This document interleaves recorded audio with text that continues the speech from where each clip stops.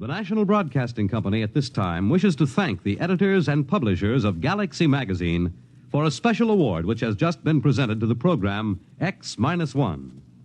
The award cites X-1 for the outstanding adaptation and the original method of presentation of adult science fiction stories to the vast audience that has shown increasing interest in this newest form of journalism. The NBC Radio Network is proud to receive this citation on behalf of X-1. NBC is also happy to acknowledge the enthusiastic response and support of the listening audience to this program. Your many letters of encouragement and constructive criticism are always gratefully received. Your criticisms carefully noted, and whenever possible, your suggestions acted upon. Please listen at the end of this program for a special free offer. And now, X-1.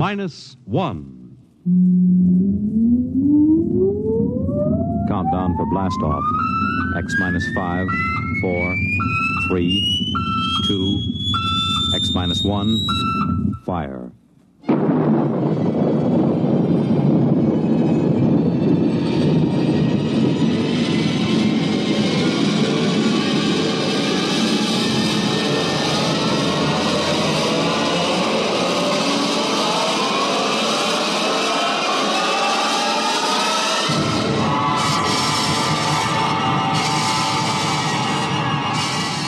From the far horizons of the unknown come transcribed tales of new dimensions in time and space. These are stories of the future, adventures in which you'll live in a million, could be years, on 1,000 maybe worlds. The National Broadcasting Company presents X-1.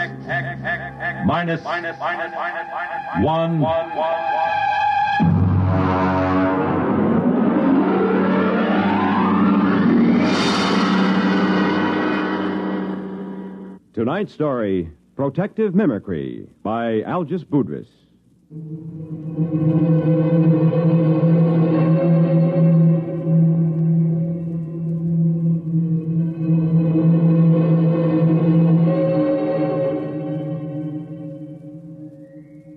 Frankly, I think I'll probably have to take my expense account clear up to the Central Gallic Civil Service Board. My friends tell me to forget it. But take it from me, a rap in the credit book like this isn't easy to laugh off. Not on a grade 4 civil service pay scale. So I've made my beef out in quadruplicate and filed it. Usually a special agent in United Galactic Federation's Department of the Treasury, Investigations Division, Currency Section, doesn't have much trouble with his swindle sheet. But this one's a corker.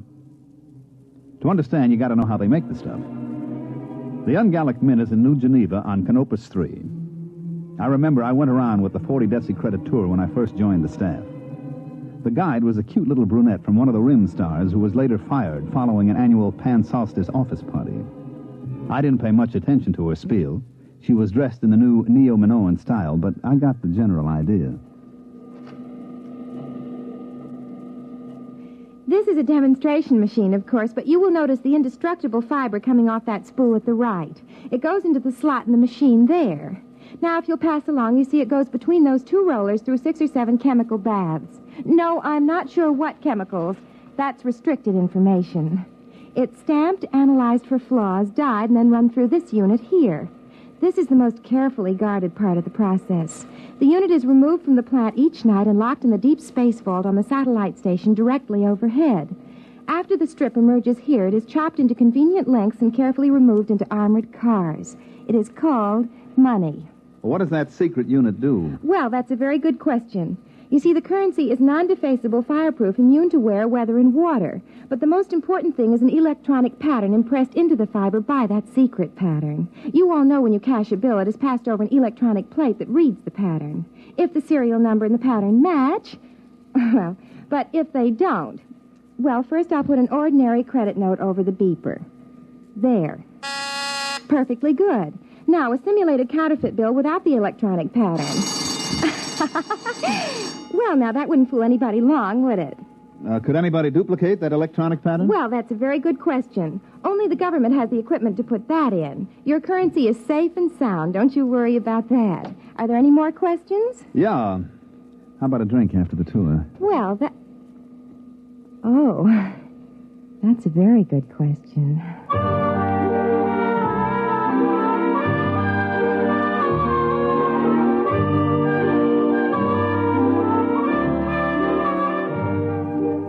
It sure was.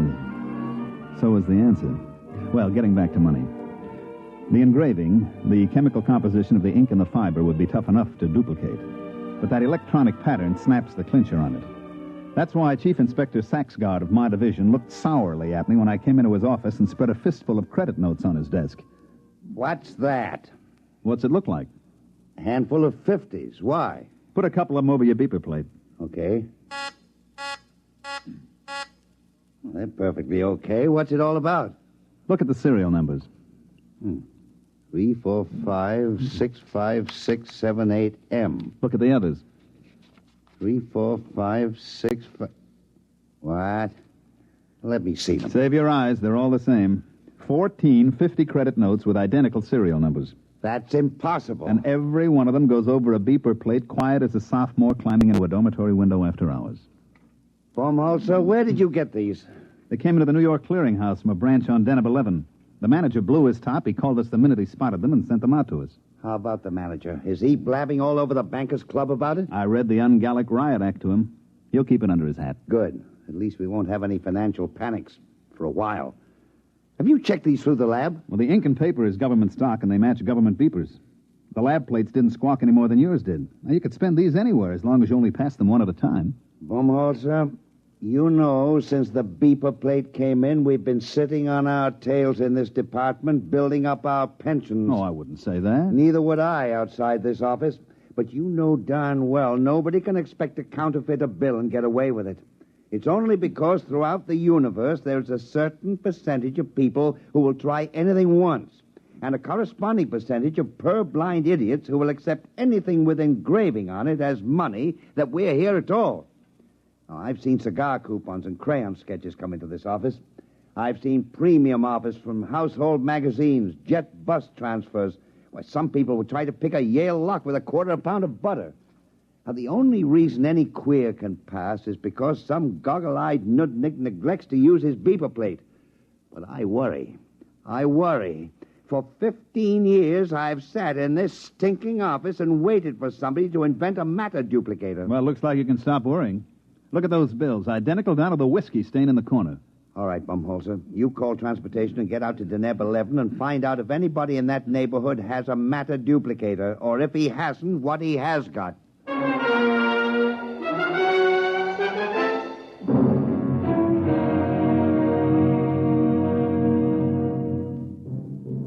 I picked up the department shuttle to the satellite and made fair connections up to Deneb 11. It's a 4-day run on drive, and I get free fall 6, so I was glad to hit the port in Glub, which, so help me, is the name of the only city on the place. Deneb 11 is what we call in the department a mud ball. It's a jungle world with an atmosphere like a swatch of Harris tweed. I was smoking a cigarette when I got off the shuttle, and the air I pulled in made the smoke taste like well-decayed leaf mold.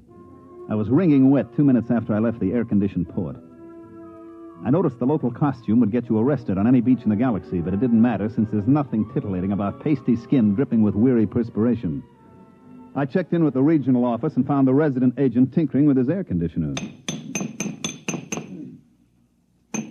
Hi, Baumholzer. You know anything about the sealed power pack on this condenser? Yeah, if you keep banging at it like that, you'll crack the seal on the atomic shielding, and your posterity will thank you. 3 heads at a time. Oh, I guess I better not fool with it. Now, take off your pants and pull up a chair. I don't mind if I do. Is it always this humid? Oh, no. In the hot season, it's worse. I'd send for a replacement part, but the fax line isn't too reliable. The last time I sent for a sealed unit, they shipped back an overaged sea lion. Yeah, I know. I was on Polar Station on Ganymede when my heater element broke down. I faxed for 3 feet of element, and they shipped me back 3 fetal elephants. Yeah. Well, I suppose you're here about the queer bills, huh? Yeah. Got any lines on it? Well, my orders will lay off and let the central office handle it. Be my guest. Any ideas? No. Where do you figure to start? Well, this is the only city. I'll have to check it out. Have you got a list of authorized beeper plates? Somewhere. Let's see here. Oh, look out. Why? There's a whittle fly on your arm. Hey, how does a thing that size get through the filters? Insects on Deneb are tricky. This one is a non-filterable virus in the larval stage, then it blows up to this size. Carve his initials in your arm if he gets a good bite. That's why he's called a whittle fly.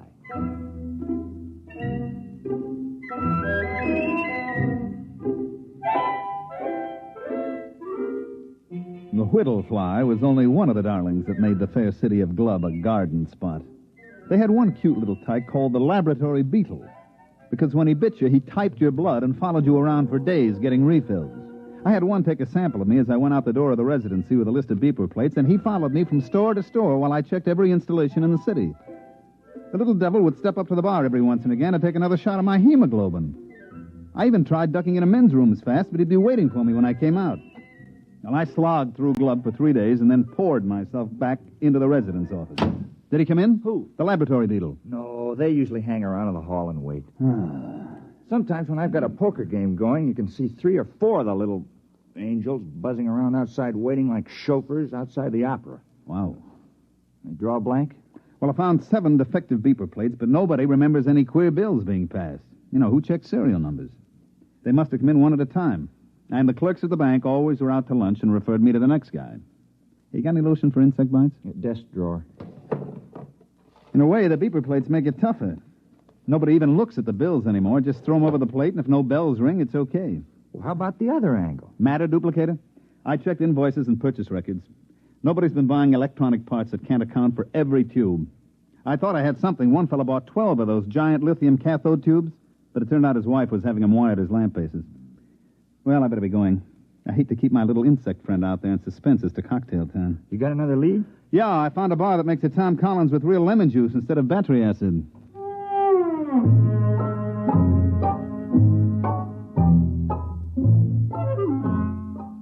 I managed to duck my lab beetle in a revolving door. He went around twice and shot out into the street, so I settled down at a table at the bar and tried to make believe that I couldn't taste Den of 11 atmosphere in my Tom Collins. I was chewing on an ice cube when I looked up. Mr. Baumholzer, That's right. I want to talk to you about money.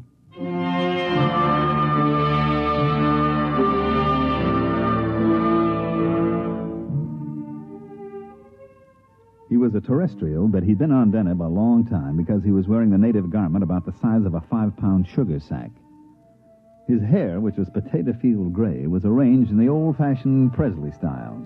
You know, the ancient long sideburns, duck's tail in the rear that vice presidents wear in family-style banks.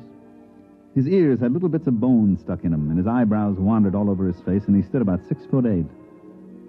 And I waited him out, and presently he spoke up again. You are the same Mr. Baumholzer who's been going around asking all those questions about duplicate ungallic notes? That's right. Can I help you, Mr. Munger, Duodecimus Munger. Now, this bid's fair to be fascinating. I was under the impression that my mission here was just a wee bit on the secret side. There are no secrets in Glub. Now, won't you pull up a chair, Mr. Munger? I'm afraid I haven't time. Well, join me in a drink. Are you really the Mr. Baumholzer that's working on this case for the Treasury Department? Yeah, sure. Hey, you're not the fellow that's turning out these duplicates, are you? Well, as a matter of fact, I am. What? And don't move.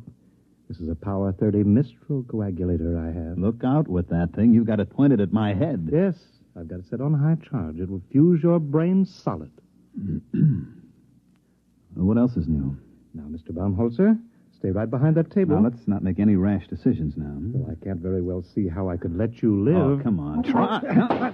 All right, now drop the gun. I'm afraid we'll be collecting a crowd. Give me that. Don't try to pick it up. I won't.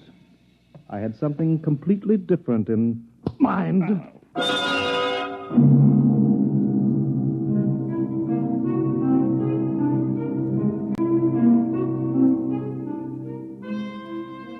Just like in those ancient legends the archaeologists keep digging up, the ones with the hard-boiled detective and the beautiful blonde, I felt the traditional roof fall in on the back of my head. As I went black, I remember thinking how odd it was that it was happening to me some 500 years after Spillane the Scrivener. I came to in the same archaic fashion with my head going around in a free orbit around my neck. Baumholzer, are you all right? I can't see. I'm blind. Everything's black. Well, open your eyes. Oh.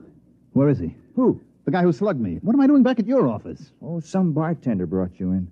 I thought you passed out from too much lemon juice. It was a guy named Munger. Which way did he go? Reach me, Munger? Tall feller in native dress? Yeah. Oh, well, you might as well forget about it. Why? Well, I can order a pickup on him next time he's in town. They'll sock him away in a psycho ward for a while. Forget it. Look, I am not an old lady calling up complaining that the nasty delinquents are teasing my cats. That Munger's tied in with the queer. Him? He said he was the passer. Well, that can't be. Munger. You got a file on him? Yeah. I get a number of complaints on him, so do the local cops. Well, I didn't want to make trouble. He's a very wealthy man. I'll bet. What does he do? Well, he's a merchant or something at a native village. Once or twice a year he comes out and paints the town, but a counterfeiter? I would like to talk to him again with the Mistral in my hand. He had a Mistral? Well, that's a violation of a municipal ordinance. You're supposed to check him at the quarantine. Look, I'm not investigating parking tickets and violations of the anti-noise laws. This is a counterfeiting case. Now, do you know where I can find him? Well, he's probably gone back to his village. Where's that? Out in the jungle. All right, get out your rubbers, friend. We're going out after him. Suppose you fill your bathtub full of mud, build a fire under it, turn on the shower, and crawl in and wallow a little. Do that, and you've got a fair idea of the Denebian jungle. I went out with Hall, the resident agent, and we started off. Stick close, Baumholzer. Visibility is about 10 feet. I'll eat everything I can see within 10 feet. Ow! What happened? I walked into a tree. Help me up out of the mud.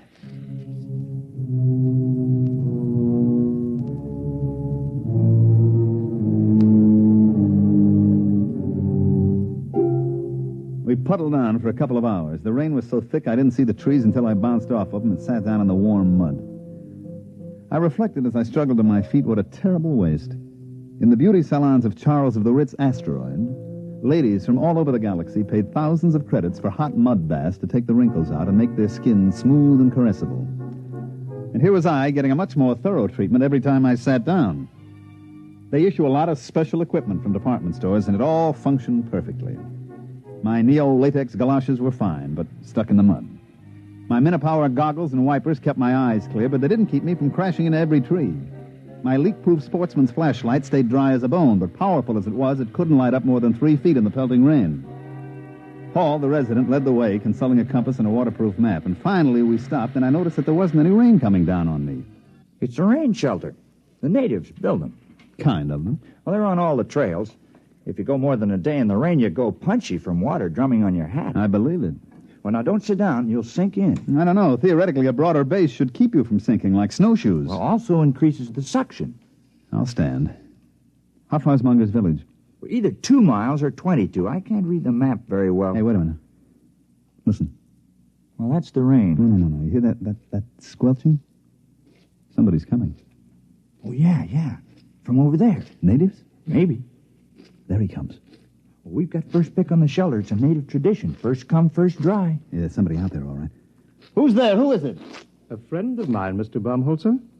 All right, Munger. Where did you come from? Don't move. I have several friends pointing long spears at your kidney.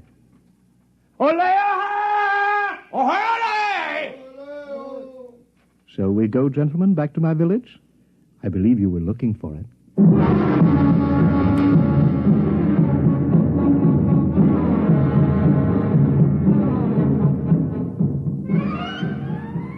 Munger was so intent on me that he didn't seem to notice as Hall sidled off into the darkness, and when he did, he set up a desperate cackle.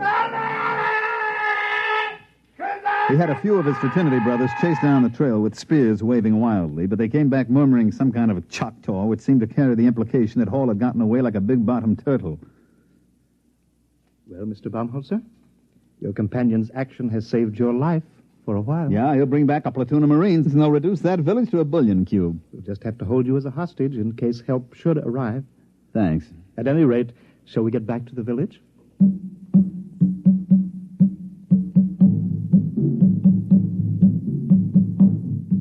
He had about 10 natives with him, each one about 7 foot tall, with those big, flat feet that evolved on Deneb for walking in primordial ooze.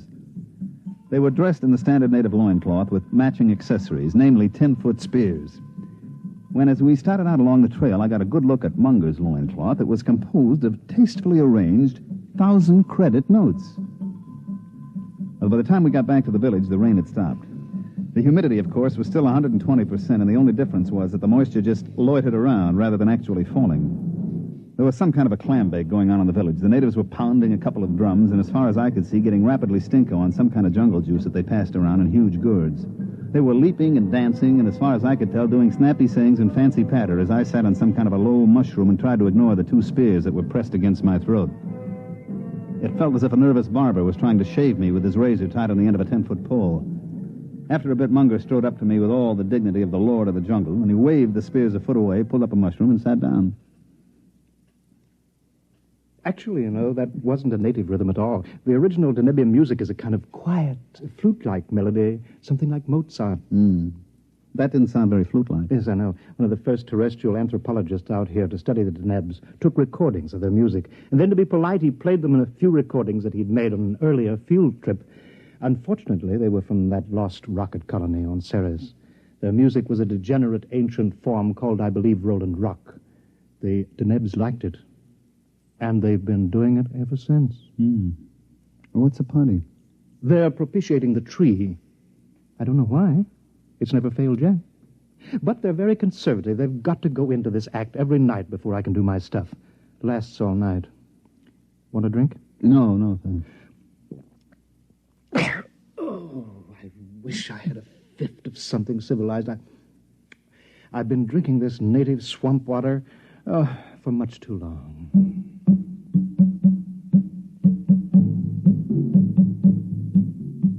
He was right.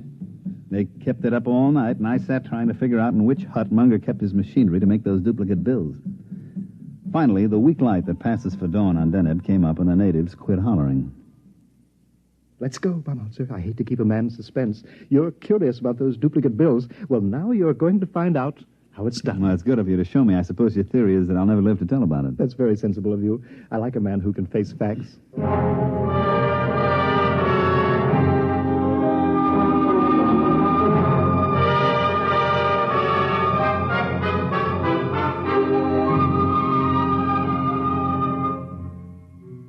We walked across the mud square to the base of a tremendous tree, which I gathered was the guest of honor for last night's shivaree.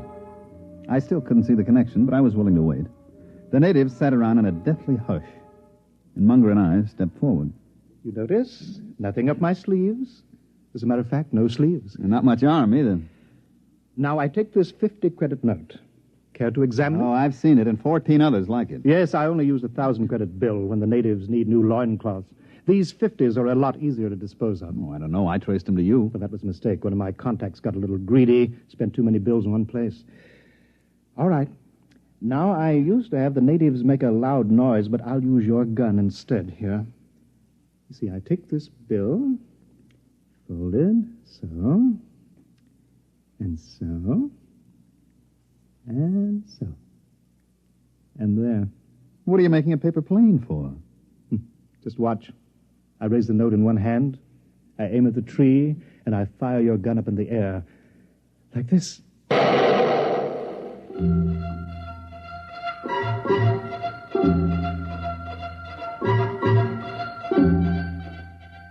As he let fly with my gun, Munger sailed the paper airplane straight at the tree, and it sailed right into the foliage. Now watch.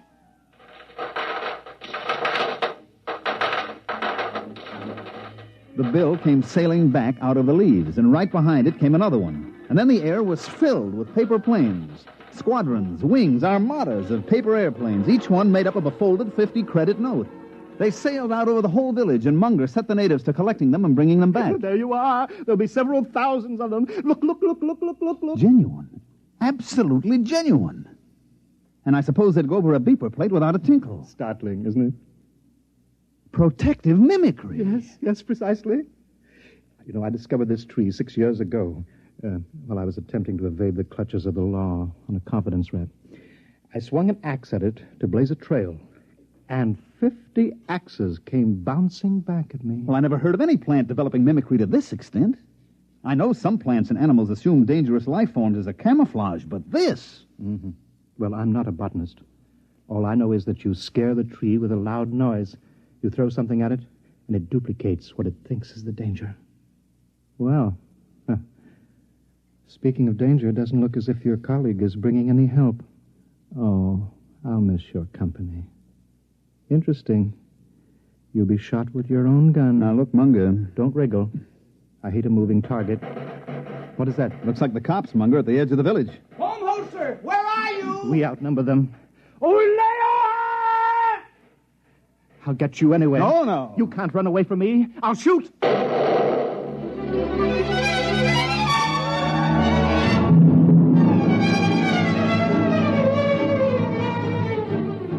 I broke for the other side of the square, and just as he shot at me, I tripped over a pot and went flying smack into the tree. Well, that's about it. Here we sit in the spaceport on Deneb 11, and I'm darned if I'll pay our transportation back until I hear that the office is going to okay my expense account. Munger? Oh, he's in jail at New Alcatraz. Once he missed a shot at me, it was all over. After I fell into the tree, he didn't stand a chance against us. That's right. Us. All 168 of me. Right, Ed? Right.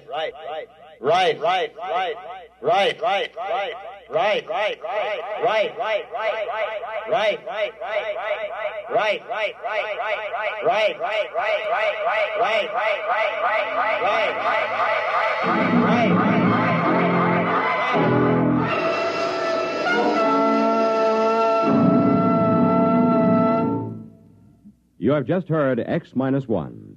Here is an important special announcement. In appreciation of bringing adult science fiction to the listening audience through the medium of this program, X-1, Galaxy Magazine wishes to make the following free offer to our listeners. For the first 2,500 who write in requesting it, we will send a sample copy of Galaxy Magazine at absolutely no cost. This is an opportunity to read the finest in adult science fiction, just as you listen to it each week here on X-1. To get your free sample copy of Galaxy, just write a postcard or letter to X-1, NBC, Radio City, New York 20, New York, and ask for your free copy. Be sure to print your name and address plainly on your card or letter. This offer can be made only once, so if you want your own free copy of this leading science fiction publication, be sure to write without delay. Here is the address again. Write to X-1, NBC, Radio City, New York 20, New York. Your sample copy of Galaxy will be sent to you without obligation of any kind. Tonight, by transcription, X-1 has brought you Protective Mimicry, written by Algis Budrys, and adapted for radio by Ernest Kanoy.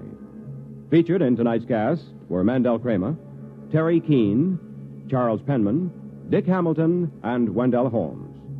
This is Roger Tuttle. X-1 was directed by Daniel Sutter and is an NBC Radio Network production.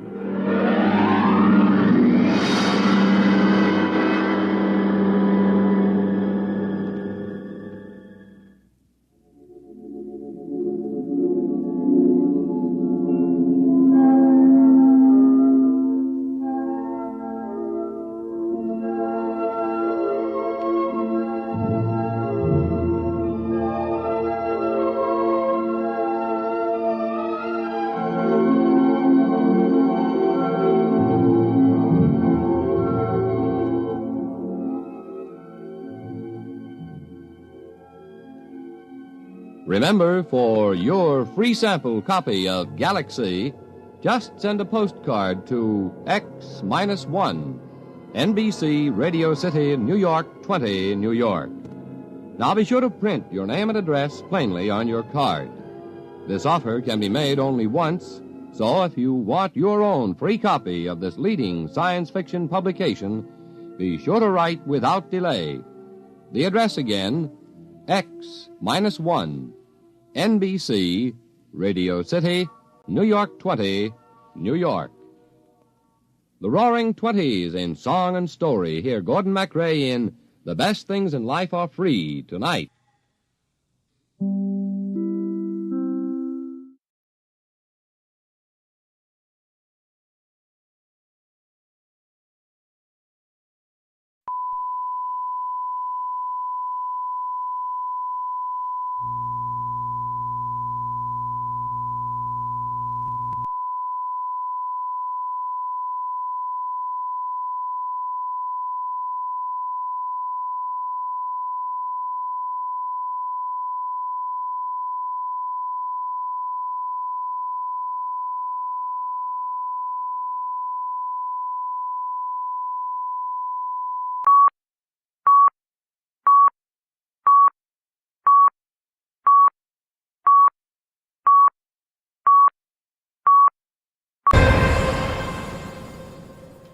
Check, testing, 1, 2, fuck it.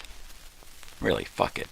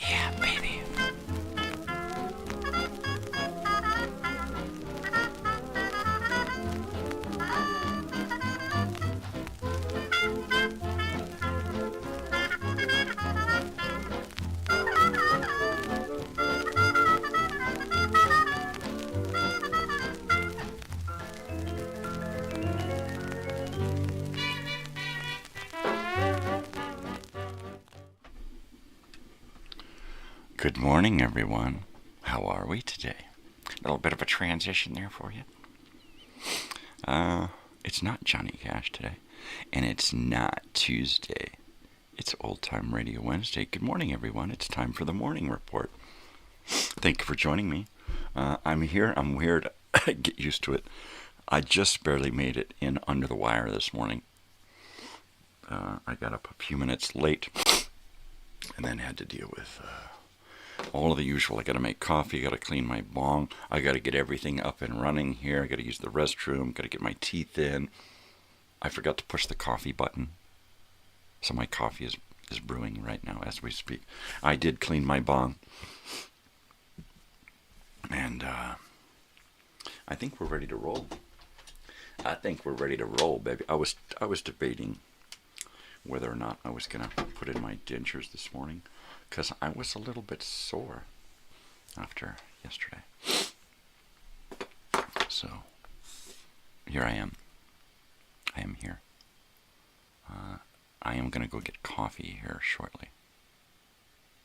As soon as that I know that it's done brewing, right? So there you go. Coffee.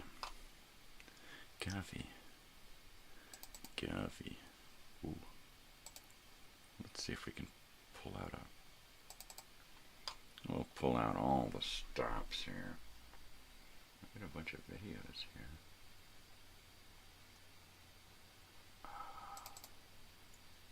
Oh, that's neat. Let's do that, because that's kind of like, it's kind of like real, but it's not.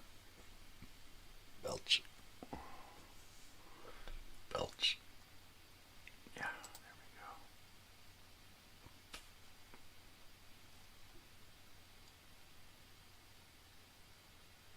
I'll do that. And this. And switch to this. This will be funny. Huh? Oh, wait. There it is. Shh. It's the live set. It is the live set. And I am gonna go get my coffee. And so I will do the usual. Get rid of that and put that there. I will be right back. Hey, it looks like my set almost. Almost. All right, I'll be right back.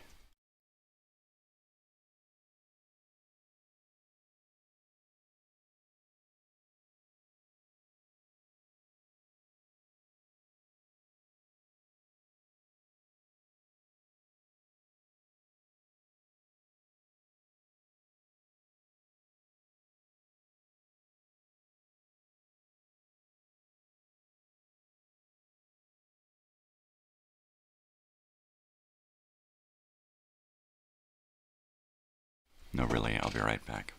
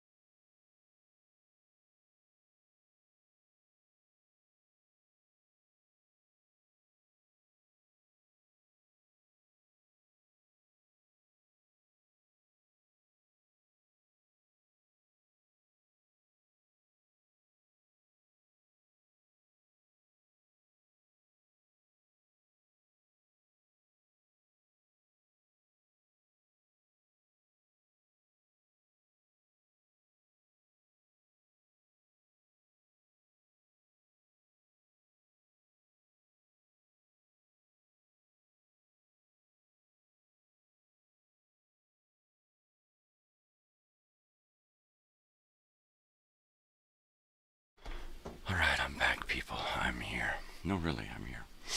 I swear. Let's try that again. How's that? That's better. And then that's better. Okay, so here we are.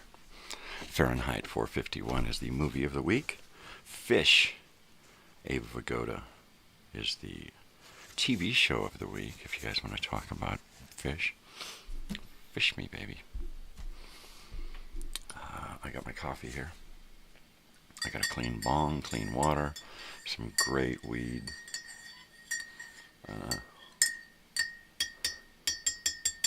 Nothing could be finer than to be in Carolina in the morning. Shut up. All right. There we go. We're good to go. We are good to go. Daughter went out to the mall last night. Well, yesterday. They left pretty early. It is a good movie. I like how... I can't remember her name. Right, where is she? What was her? Julie Christie. I love how Julie Christie plays a dual role in there. She plays both his wife and his lover. I love it. It's brilliant. Francois Truffaut directed this. If you remember him, he played the French guy in Encounters of the Third Kind, right? Right? And of course, it's from a Ray Bradbury story. Bradbury. It is great. It is great. Francois Truffaut wrote the screenplay with Jean-Louis Richard. All right.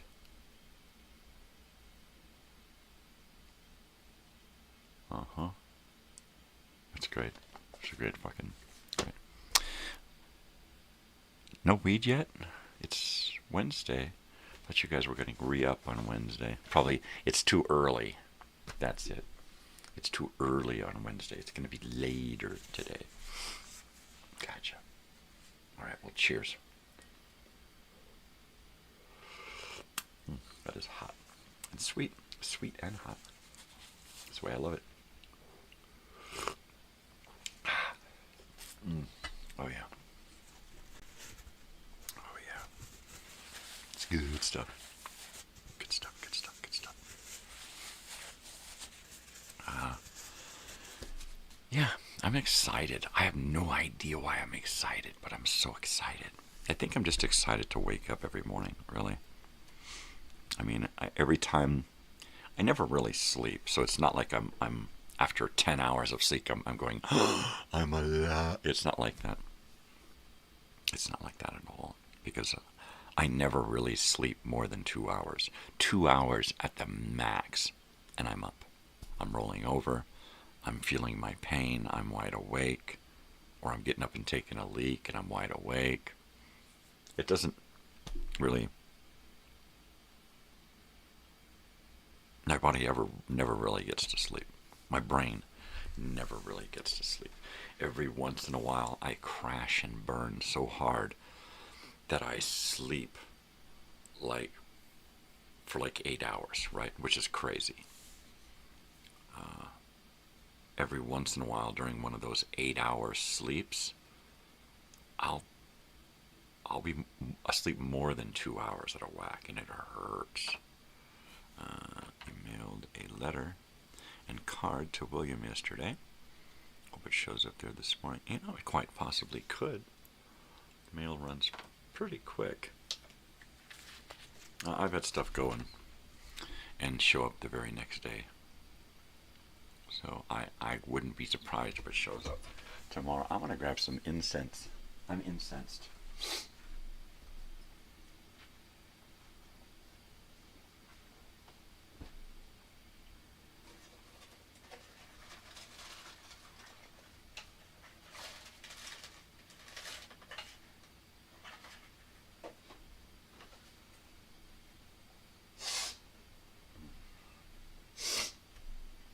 Totally. I have my wife and daughter order me incense online because I don't like spending like $2 or $3 for a little pack. at the liquor store. So I have her get me a huge box of Nag Champa, bada bing bang boom, and then those little boxes of Nag Champa sandalwood. Every once in a while we'll get like a vanilla, or we'll get something different, right? But I will usually get the 2-pack, the big 2-pack of Nag Champa, and it's a herky box. This one is how big is this? 250 grams. And the regular little ones are 15 grams. Totally. So I like to get incensed. No, really, I love a good Nag Champa. Of course, it's just more smoke that's horrible for me. What do you do? There's some sandalwood there. Put my incense, and then I've got my big old Nag Champa here. And this one, oh yeah, that's a big chunk of incense there.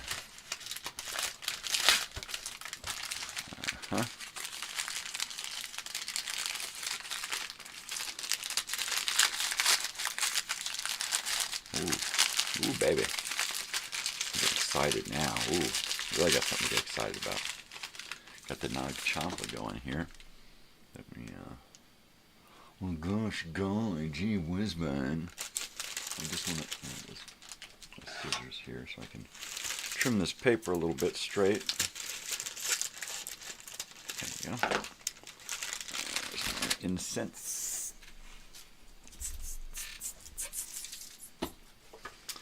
And let's see, I'm going to put a bunch in my little thing back here. And you know what I'll do is I'll take, you got these incense bags, right, that are just filled with incense, but also incense powder. And I'll take the powder and save it. I will actually save this incense powder and put it in a Ziploc baggie and keep it fresh. And then when I run out of incense, I will take this baggie that looks like it's got like a quarter of half ounce of weed in the bottom of it, and it's just all incense dust, right? And I'll take that incense dust and I'll scoop it into a cylinder, and I'll pack a cylinder. I use a little guitar slide, the skinniest little guitar slide I have. And I put my pinky in one end, and I scoop it up, and I pack it, and I hold it flat on one end, and pack it with a pen on the other, and make a little solid brick, a cylinder of incense, and then I'll push it out onto my little burner, and I'll light it, and I'll let that cylinder of incense dust burn, and it creates a huge, giant cloud of smoke. So it only has to burn for a few minutes, and it does its job. But I love to use the incense powder when I'm out of incense. And I got no sticks, so I use the powder. I use the powder, baby. And I've got some powder on my desk. Muffy, tell Lovey to bring Shotzi in. Yeah, baby. I take this business card here and float this incense dust into my incense pack, because eventually it'll make it into my little bag, my little baggie of incense dust.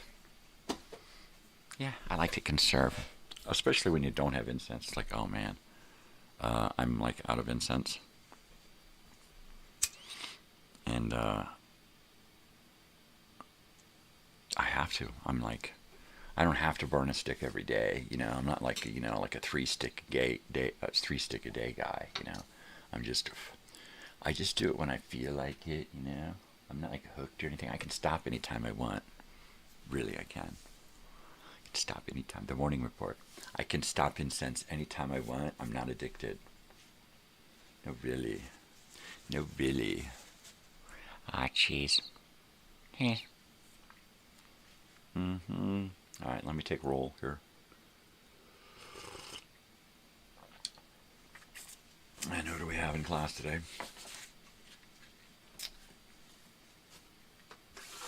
Dig out my clipboard here. This is not Johnny Cash today.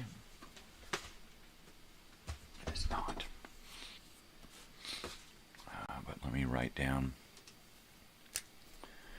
James, you are here 3 days in a row early. Wow. All week and you get a gold star. Right? And my God. So I left a bud out last night. I pulled out a couple of buds, and I'm like, all right, well, I'll probably smoke this one before bed. But this other little chunk, that's going to be there in the morning. And here it is, in the morning, waiting for me. Dried out just a little bit, just enough to want to burn in that bong really good. I don't mean to rub it in, but it's what I do. That's my gig here, you know. Like last night, I lived vicariously through my daughter as she went to the mall and to Boomers or whatever it is, and went and had fun and stuff. You'll have to live vicariously through me this morning if you're out of weed.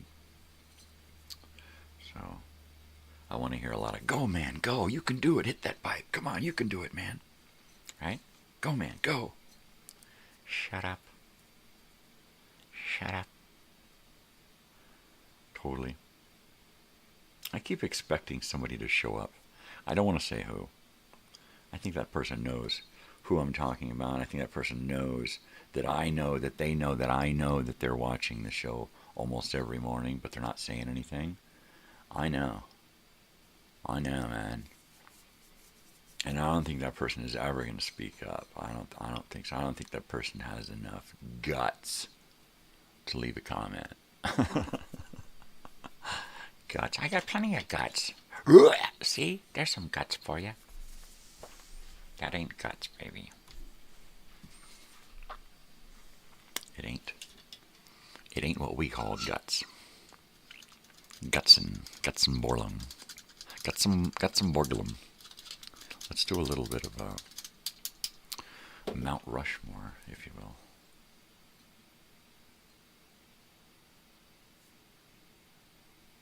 I always love a good Mount Rushmore documentary. The old ones, not the new ones, but the old ones. The ones from the 70s or 80s where they're talking about the construction of the Mount Rushmore. That's great stuff. I got to go there once. I got to see Mount Rushmore once in my life. I really want to go back. Not because I'm into presidents and, you know, I think that it's a great thing to go into the Black Hills and kick out the natives and take it over, and then take one of their mountains that they prize nature, right? And to deface one of their monuments to nature, right? I think it was a bummer. That being said, I love Mount Rushmore in its grandeur because it's just so fucking big and huge and right there. When you're standing below it looking up, it's amazing. I think we should have finished Crazy Horse a long time ago. I think there should have been enough private money coming in a long time ago to finish that fucking thing. Crazy Horse, of course, is a statue being carved into the mountains near Mount Rushmore. And it is Crazy Horse riding on his horse, holding on to the horse and, you know, shooting out across the prairie. It's a beautiful idea. It's huge. It's taking shape. It's just not happening quick enough because there's not enough money being poured into it, right? And back when Mount Rushmore was done, it was just one of those national projects, right? We're just going to do it. We're just going to do it. We're just going to keep it up. And then, of course, the guy died and his son had to take over. It was supposed to be bigger. There was supposed to be another face. There was supposed to be a lot more body. and it just got so tough. I mean, they screwed up one of the faces running into a crack. They had to restart one of the faces, which is why one of the faces kind of looks off to one side. It's it's heavy. I would really love to go back to Mount Rushmore and see it. Go back to the reservation, Pine Ridge, Rapid City,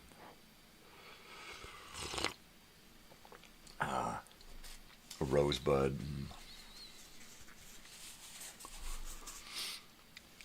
I don't think that I'm Indian. I don't believe for one second that I have any Native American blood, especially anything going back to my father and his family. I just have respect. That's all. I'd love to just go back there and hang out, right? Hey, the white guy. Hey, Towhead's back. Towhead. Yeah. I didn't appreciate being back there when I was young.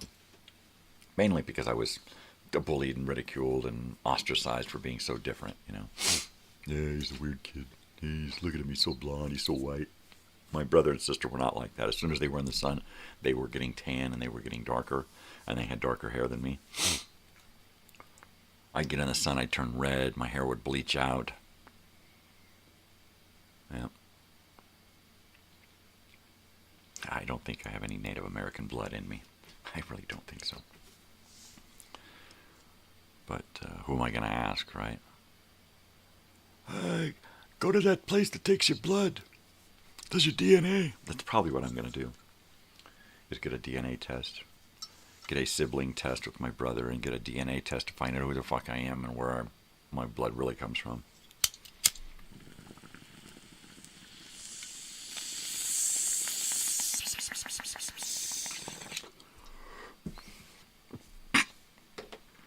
Wouldn't it be weird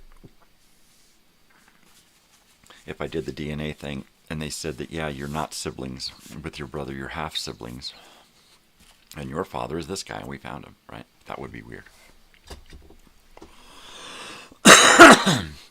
He's 70-something years old.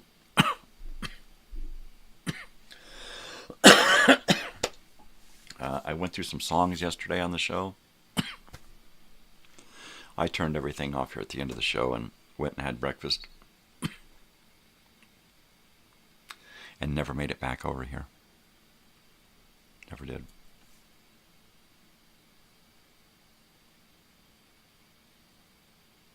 I'm listening for dogs.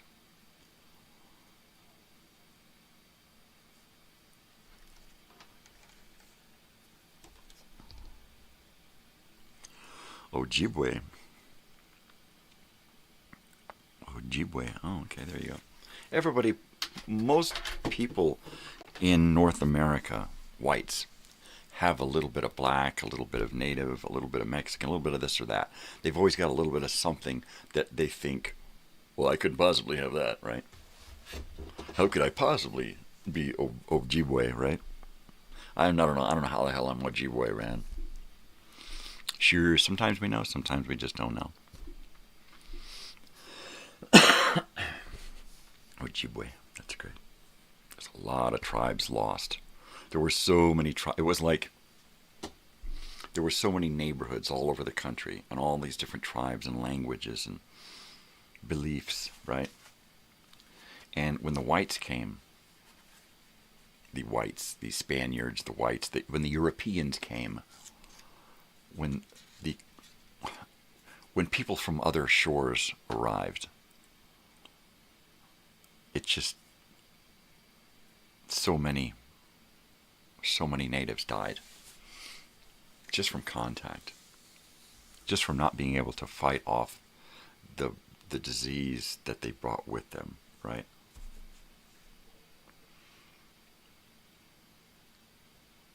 Because the Native Americans, they had illness, but they also had a long history of remedies and cures for these things using what was there, right? And here come the Europeans, and they had already given themselves over to science, so they didn't get these fuckers. You know, they were just fucking savages running around in the hills, humping each other and killing each other as far as they were concerned. I have the soul of an old black woman, right? There's always these people trying to usurp other people's, you know, like that lady in Nebraska who was completely white, has white parents, but she claims to be black, and so she has her hair permed, and she tans her skin so that she can look darker. And then she's even part of the NAACP. And there was a whole thing, and when they found out that she was really white, she was pretending, right? There's all these people who are trying to be something other than they am. They feel these things, right? But then it's like me identifying myself as a middle-aged, pregnant black woman. How can you tell me that I'm not, right? You're not allowed to tell people that they're not with who they claim to be or want to be anymore. Well, you're obviously not. No, I'm not. I'm what I claim I am. That's what I am. You can't tell me that I'm not that. But you're white. No, I'm black. I swear I'm black. Okay. There's a lot of weird shit going on nowadays. You're obviously a man. No, I'm a woman. You're a man. I'm a woman. I identify myself as a woman. Okay. I identify you as a man. So how do we... You have to identify me the way I want you to identify me, right? And that's where the whole world goes nuts, because some people are like, yeah, sure, whatever. And, you know, and I'm like, yeah, sure, whatever. And other people are like, you're a dude. You're a dude. You're a dude, you know? And they just won't allow people, just do whatever the fuck you want to wear a dress, wear a fucking dress, you know? I'm going to stick a fucking plunger to the top of my head here and claim that I'm a unicorn. You know? You can't stop me. Nobody can fucking... I can paint myself purple and be a one-eyed, one-horn, blind purple people eater. I could be whatever I want.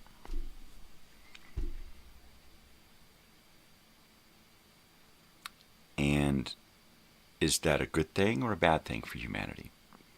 I just posed the question, man. I don't claim to know the answer. What are you going to do? We've come a long way where people have been told you can't be this, you can't be that, you can't do this, you can't do that, you can't wear that, you can't look this way, you have to fall in. So now people are like, you know what?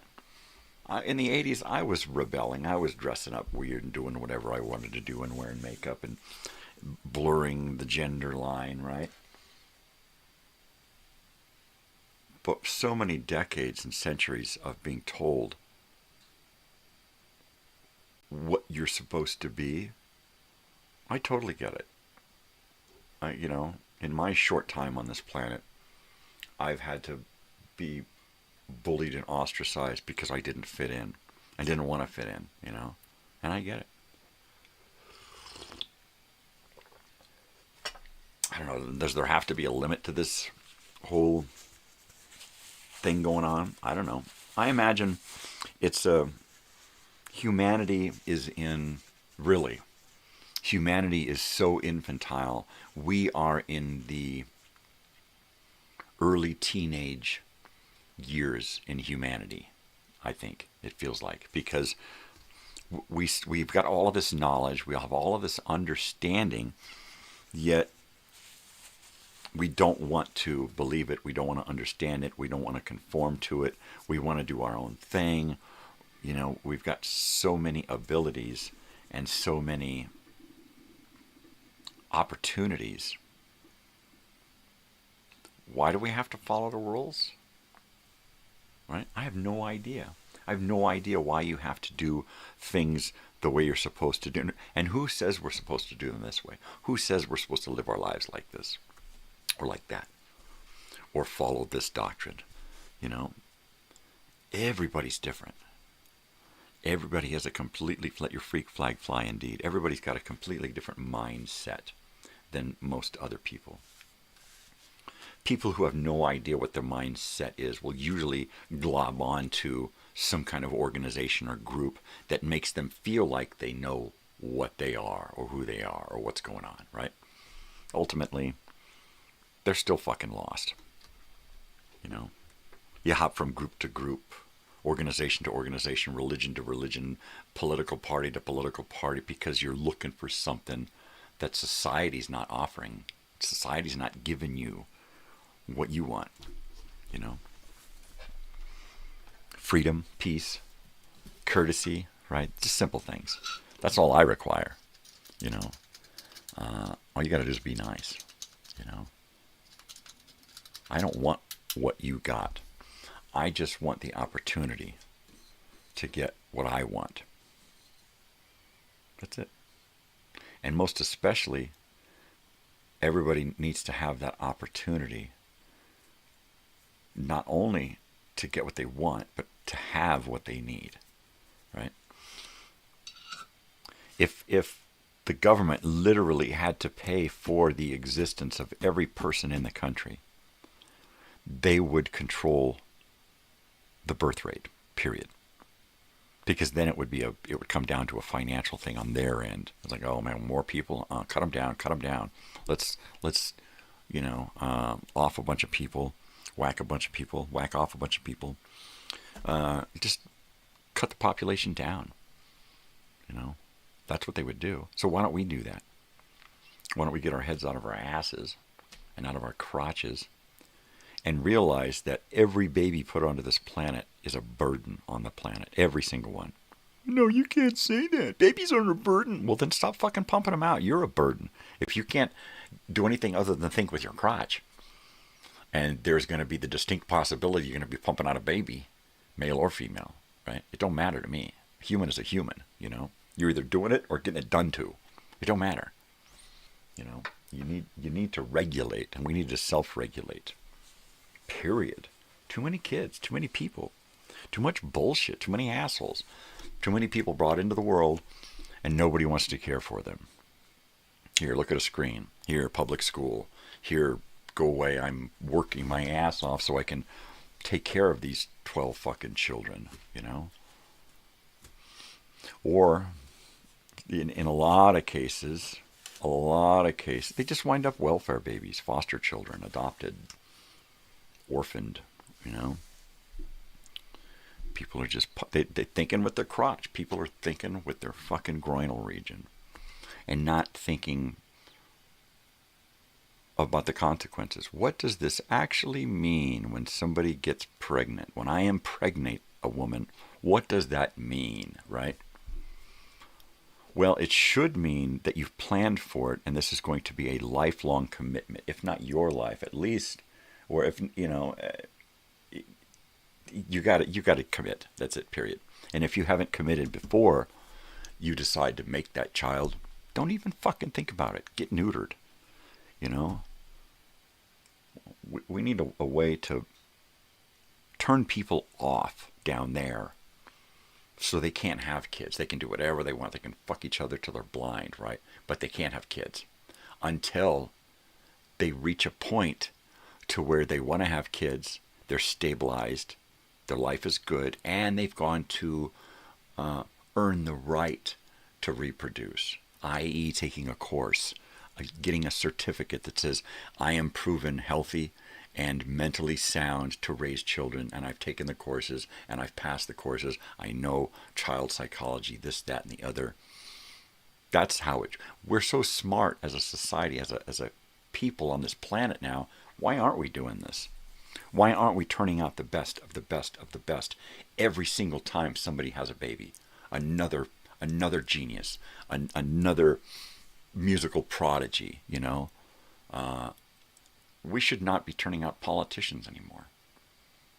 At all. There should be the line of politicians, the family names that have been politicians since my grandpappy was governor. That shit should end.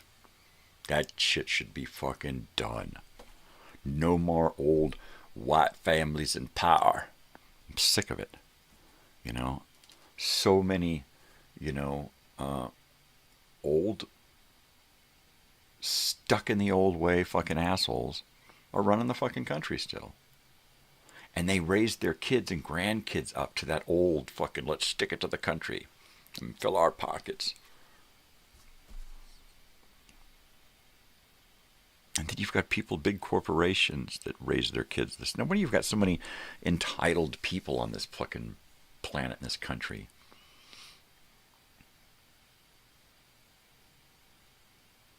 Sycophants and zealots and hangers-on. Yeah, you're the best. You're the best. Give me money. Give me a good job.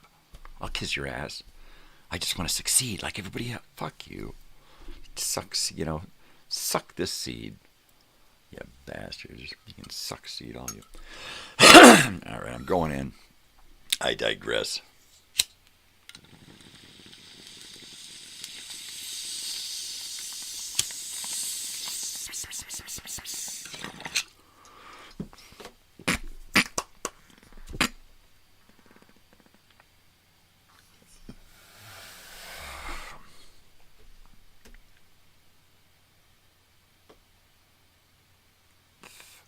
The best of humanity is usually kept down at the lower levels.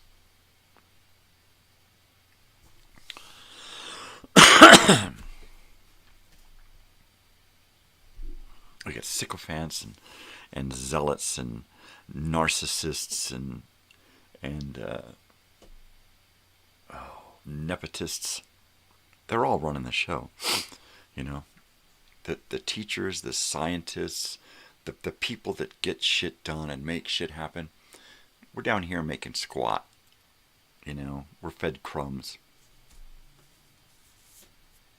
And there's all of these douchebags and assholes with all this money and power. How does that work? How are the best people down here shit on and the worst of the worst because they're the worst of the worst?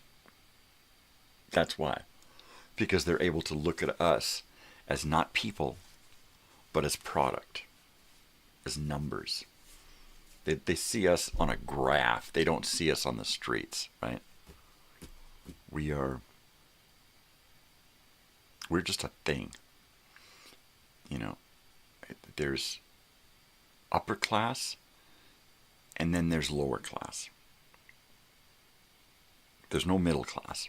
For them, there's upper class, and then everything else is below them.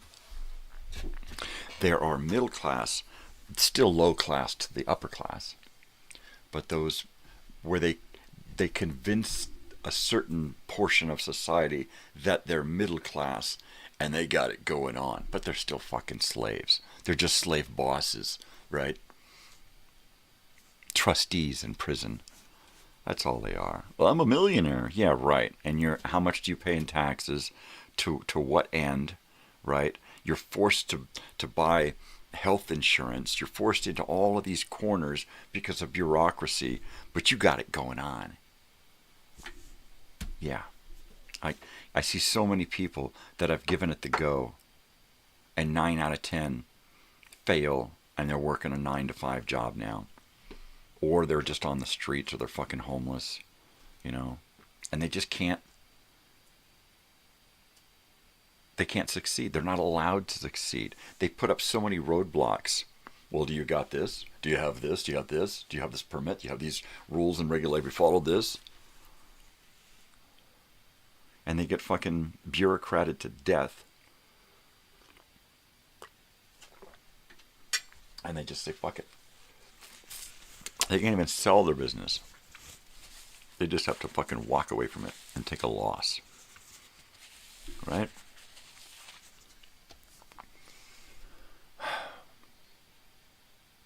It's horrible, man. It's fucking horrible.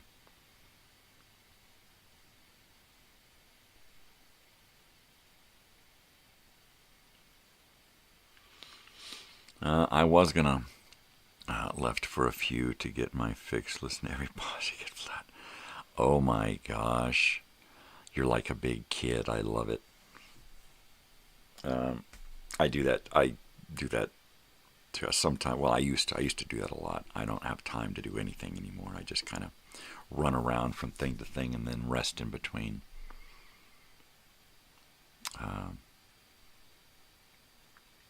I tried to eat a lot yesterday. Couldn't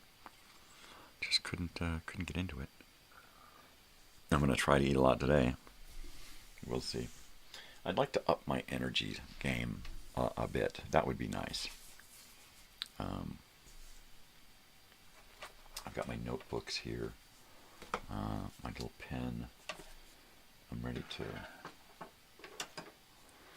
to start thinking about stuff, right? To start doing stuff. And I got my clipboard. My clipboard so that I can,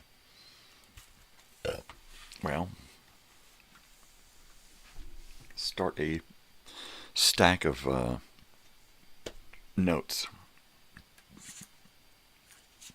And then eventually get a binder and start printing out things, research.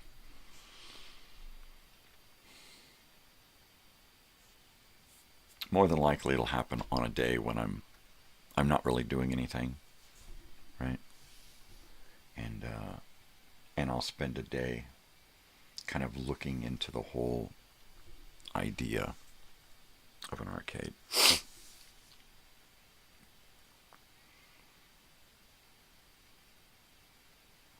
I don't want to get too deep into it until I can get my daughter involved and have her help me with some research and find out about raising money. Susie and the kids just left to get weed. Oh, yes. Yes! Yes! That's awesome. That's the shit right there. That's it. Good on you. Good on you, mate.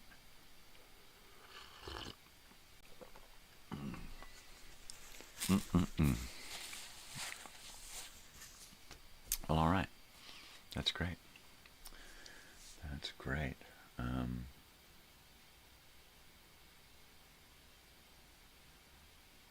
I don't know. I don't know what I want to think about today. I'm going down to university. My daughter has class today, so we'll just be gone for a couple of hours. It's a 45-minute to an hour drive, depending on traffic.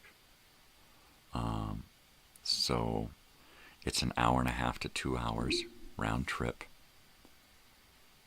to Shiznay. Excellent. And then her class is only an hour and 15 minutes. Sometimes I try to get her there 15 to 30 minutes early. And sometimes she stays 15 minutes late. So that's my day. I'll probably go down there, drop her off, run and grab something to eat, sit and watch something on Netflix or YouTube or something, and just kind of chill out and try to stay awake until she's done with class. And then come home and then just try to stay awake until dinner, right? Because I get so burned out in the middle of the day. If I don't have any energy and I'm tired and I'm kind of I won't do any more than sit on the couch or go take a nap. I won't come in here and sit and try to get stuff done when I'm like that, because I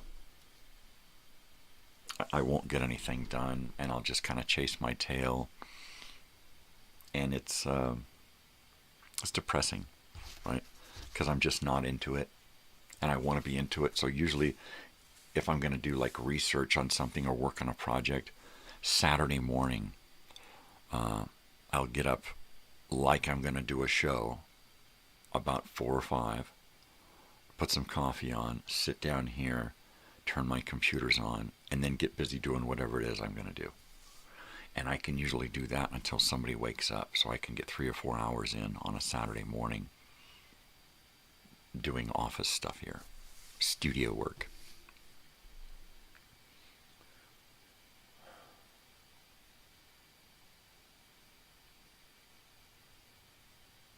I don't want to rush into a project that I really, really, really, really love. So I'm going to take it easy on this arcade thing. And then there may come a point to where I'm just going to dive into it and say, okay, look, this is, if I can start the money raising, then this will work, right? And if I can raise enough money, then this is going to happen.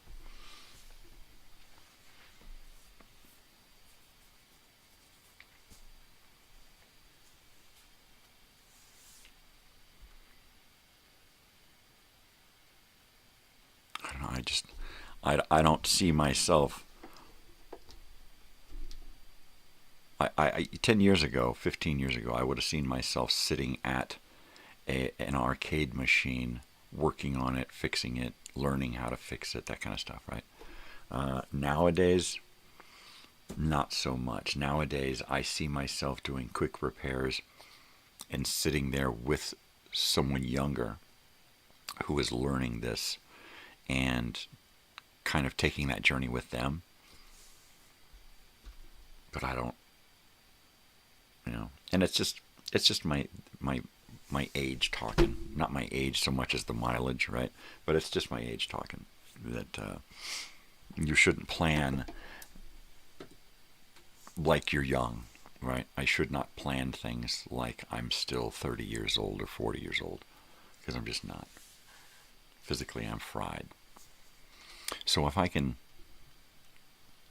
do things and plan things that I can actually carry out, or with the help of a younger person, or somebody who's physically able, right, then I'm going to feel a lot better, because I'm probably going to accomplish, or at least get to an end goal, right? If I plan that stuff for just me, it usually doesn't work, because it's just me, and I can't keep up with, my body can't keep up with what's going on up here. That's pretty much it, in a nutshell. I am going to go grab myself some heat on my coffee, so I will be right back, okay? No, really, I'm here. I'm animated now.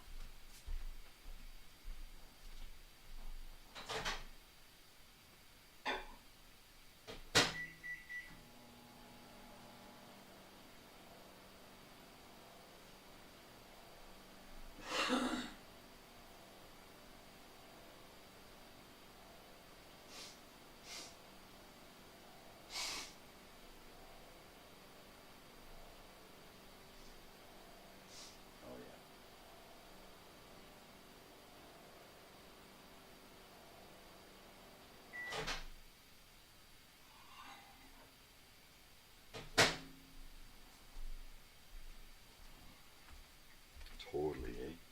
Totally.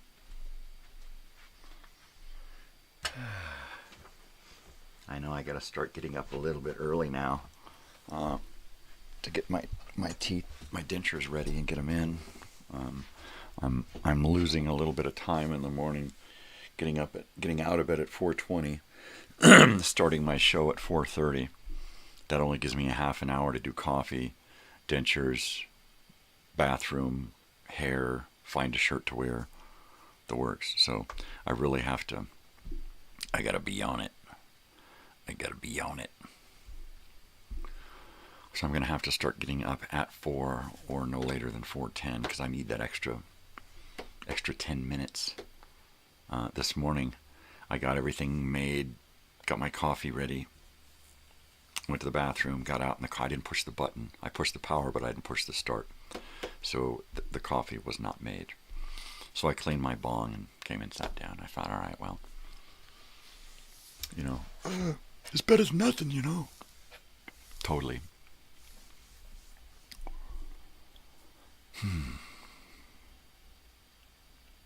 Yeah.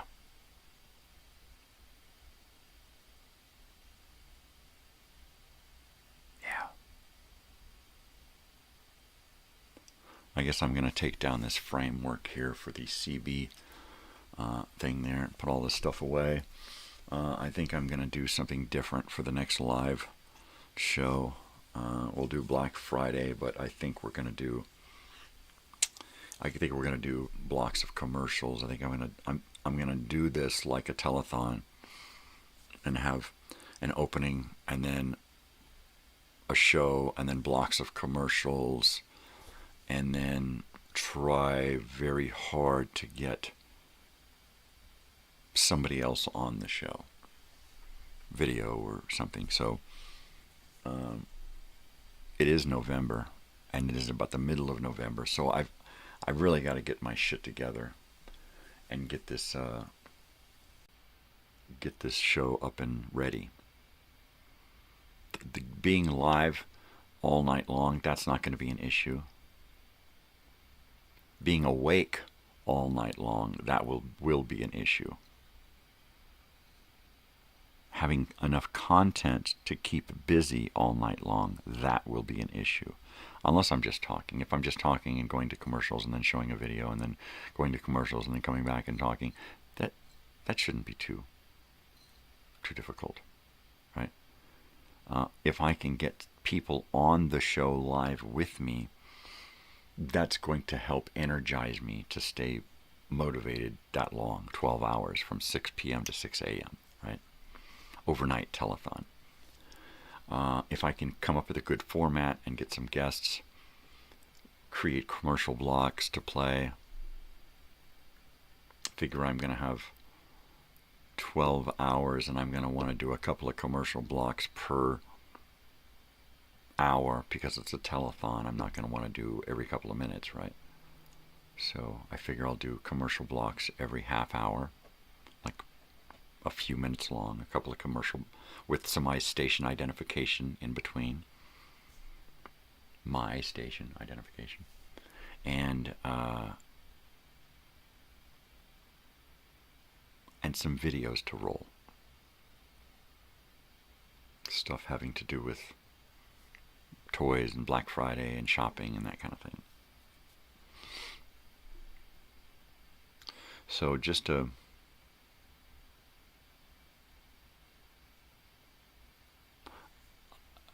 something to stay motivated with. That's what I'm going to need, basically. That's going to be rough. Rough. Now, 6 p.m. on a Friday, my daughter will either be gone or in her room, and my wife will probably just be in her room, in our room. So,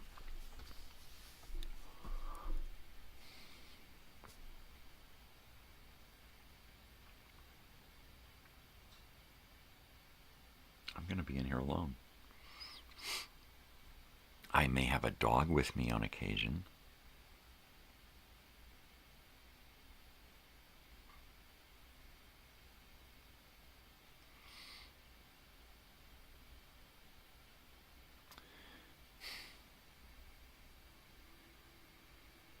I don't think I'm going to do anything different in the set this time.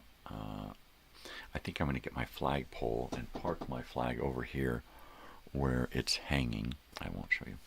This is hanging on the wall where I had it strung across. So I'll probably get that set up, and I'll probably clean and organize the place. Figure out what I'm going to wear. I may do a wardrobe change or two. Figure out which songs I'm going to play ahead of time and practice those couple of songs.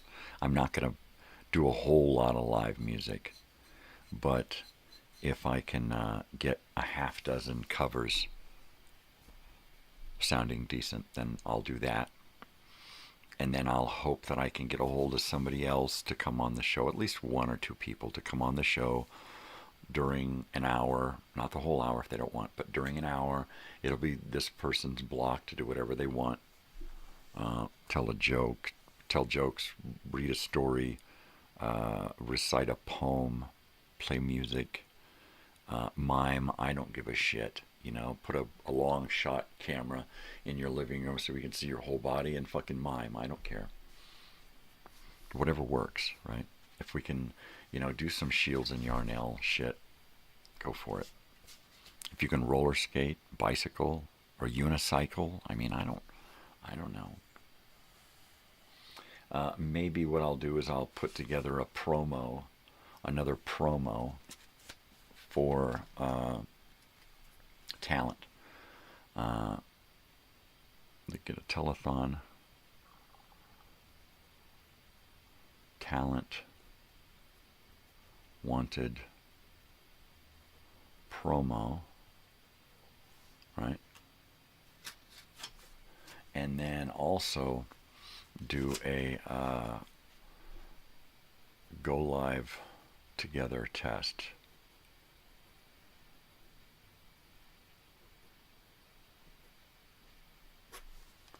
And see what that's like. doing a phone conversation is easy.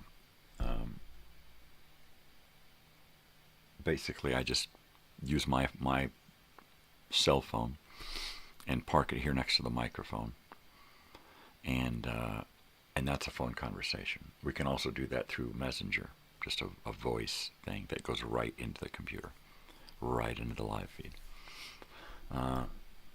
We can do a Messenger live video chat, which is real easy to do for me. On my end, it's real easy. It's real easy. They just get on their phone, and call me up through Facebook Messenger on the camera, and we're talking video. Bing, that easy. So if we can do a go live together, and I've got people's informations ahead of time, I got the whole, technical and scripted. Okay, look, I'm going to bring you on this hour to this hour, and then we're going to cut you loose and bop this person in, And if we're all on the screen together, we're fine, but I'll just focus in on one person, put them on the middle of the screen,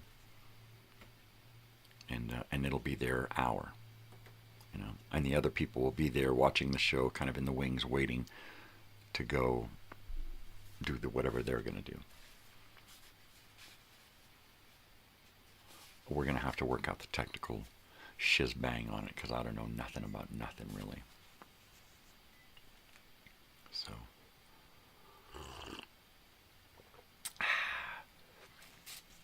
fun.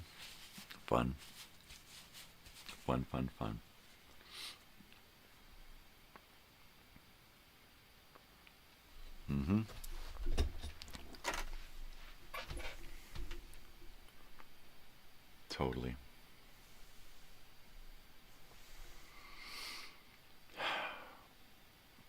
Well, it is 6 a.m. here on the Pacific West Coast.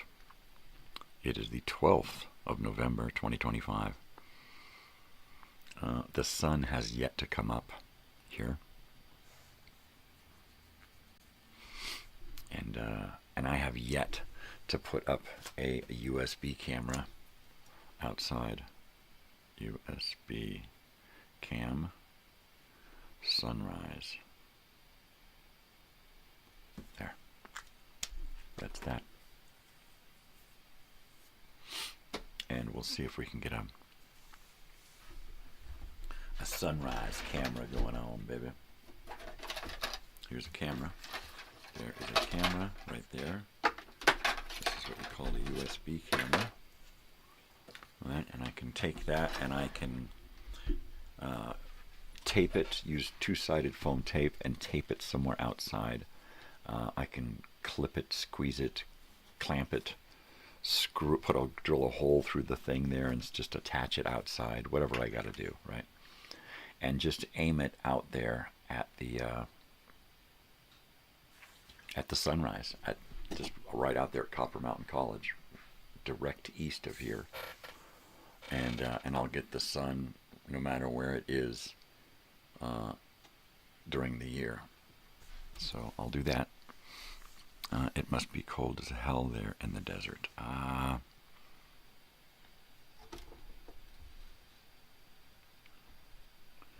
It says 64. And we're supposed to get a couple of inches rain on Saturday, which means the temperature will drop considerably. And it'll get probably a little windy. If we get a lot of rain, we'll get flash flooding. And there is a wash. We're kind of up on a hill in town, and then it goes down to a wash and up into town. So when it rains, that wash gets 2 feet deep. And we can't get off this hill here. We have to drive out of our way to get around and into town. And that's just the way it is, baby. So usually when that happens, we'll go outside and we'll watch people driving up the main road where it really floods. And we'll see them stall out and scream at each other. And it's hilarious. When it gets into the 60s, it feels cold because we're used to the hundreds. hundreds. We're used to the, the 100 degrees, 90 degrees. When it gets to 70 or 80, we're like, wow, this is a miracle. When it gets into the 60s and the 50s, we're like shivering because it's like, oh, this is weird, man. When it gets down into the 30s, it's crazy cold, and then you expect snow. Cool. We get snow up north. My friend is in Mammoth Mountain, Mammoth Lakes, and they've already gotten snow this year. I don't miss it. I've been cold and I've been hot. When it's cold, you can put on more stuff and get warm. When it's hot, you can only take off so much. And then, you need technology to cool you off. Or water, a lot of cold water. I don't like either extremes. I would prefer to be in a temperate climate that's really nice and easy on the body, right?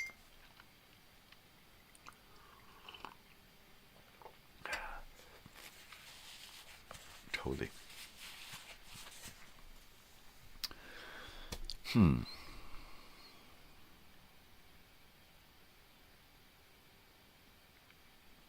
going to have to hook up a USB camera in here and start doing once I get rid of this framework here for the CB truck stuff, I'll have a camera back here pointing into my living room so you can actually see my living room and in all its glory, because it's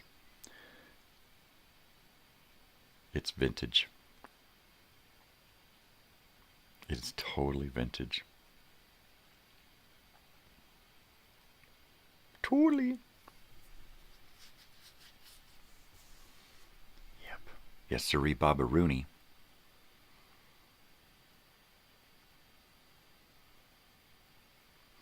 I'm just spacing out here. In the morning time is when I've got all my ideas and imagination. And after I eat breakfast and start to come down off the coffee, it kind of all goes away, It's nice when there's somebody around who gets it, and when the coffee wears off, we're still going at it, going, yeah, let's do this, and let's do that, and let's do this, and let's keep, whatever it is. And I don't get so much of that at home because everybody's got their own things going on, and their thing is not my thing. My thing is definitely not their thing. So I really do spend a lot of time alone going, now what? And it's not as exciting to go on these adventures alone. It's a challenge. I like getting done with one of these little projects or adventures and then sharing it with my wife and or daughter and other people. But I want to get people in on that journey, creating stuff. And maybe some of these live events will help me to find people who want to do that. Like, okay, let's plan for the next event next month. And what are you going to do then? And what's your thing? And how are you going to set up your camera? And, hear people excited that they went out and got, a light and a microphone and a tripod and are ready to go and do some fun stuff, right? Now that excites me too. So I'm hoping that I can get people like that who want to just jump in and start playing, Little Rascals style. I got a barn, I got some curtains, I got a hammer and some nails. Let's build. Let's do it. Let's have a show. That's what I want. That's what I want the show to feel like. Or at least those live events, like it's a group project. Everybody did their little part, and we kind of pull it together live. Killer.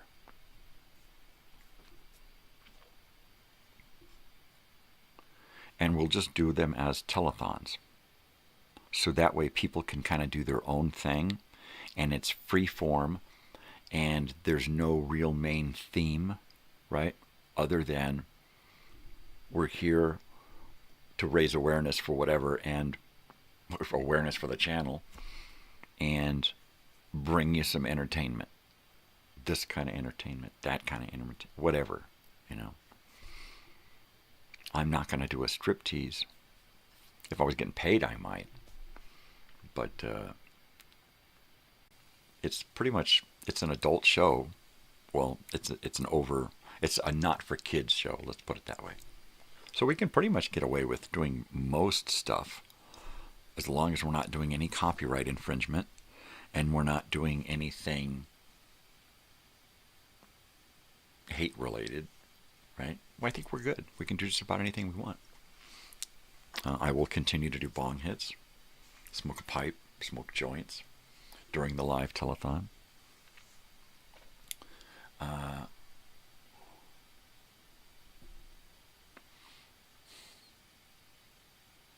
I will probably have my coffee cup warmer in here. I may even just bring a coffee pot in here, because I'm going to be getting up from a long sleep after the morning show on that Friday. I hope my schedule allows me to do this show properly. Meaning I hope I'm allowed to get some sleep before the show, and people don't require me for other stuff. Life isn't going to pull me away. So, yeah, I'm going to take a nice long sleep, get up, eat, get ready, start the live show, and then by 6 p.m. be here doing my thing.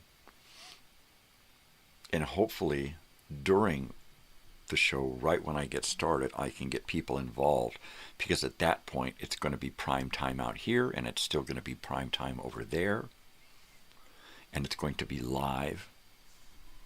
And I want to go after that audience that's sitting at home watching some stupid cheesy sitcom or NCIS or something, that we're watching the new episode. Fuck that new episode. Stream it. Watch me live, because your friends are going to be on there and you need to check it out.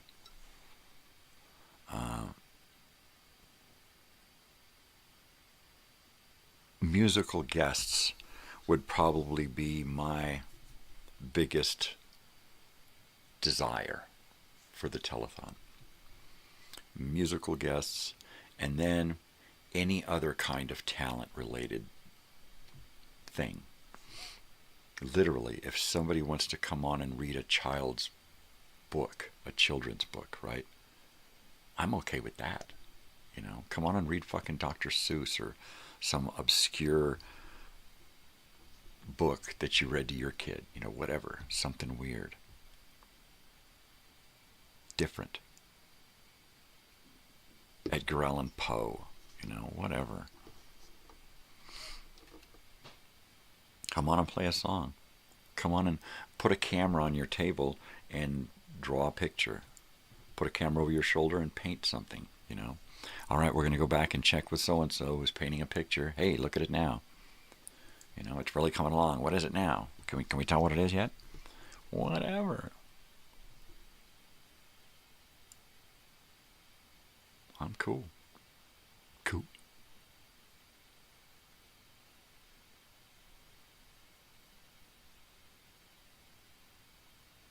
I'm going to have to do something with that.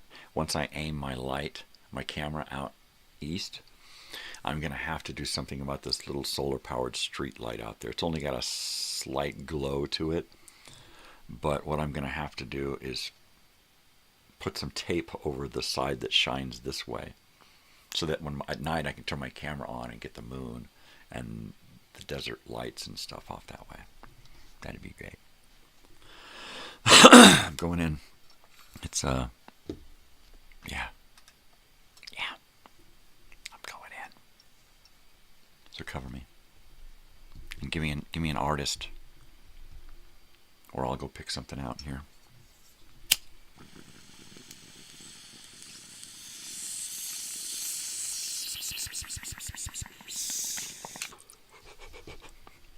keep waiting for somebody to show up and say, hey, man, where's the live music? How come everywhere it says live music, man? Where's the live music? And then I will oblige them by playing live music. But I'm not just going to sit here and play hoping somebody comes by, right? I wouldn't have a voice left. Totally. I may pick it up and fiddle here in a bit, though. I'll noodle.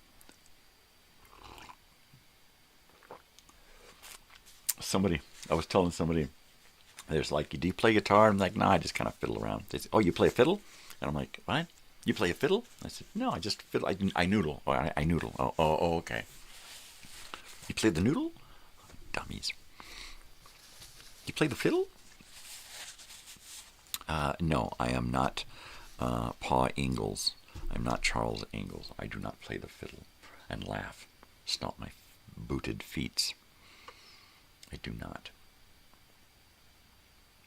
Half pint, get my fiddle. I do not say that. That is not me. Let's see, around here somewhere, I've probably got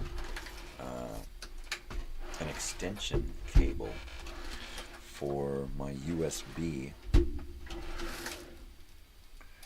but it is, oh, there's another USB camera. I know I've got several USB cameras that I can kind of set up anywhere. My intention was to use USB cameras for my mixer. It would not take them. I couldn't use an adapter, and it just wouldn't accept them. So I had to get HDMI cameras, and I just found the little tiny little digital camcorders, and I found that those little ones worked, and I already had a few of them, so I just had to get a couple of more. And I still have more of these HDMI cameras to use for other stuff.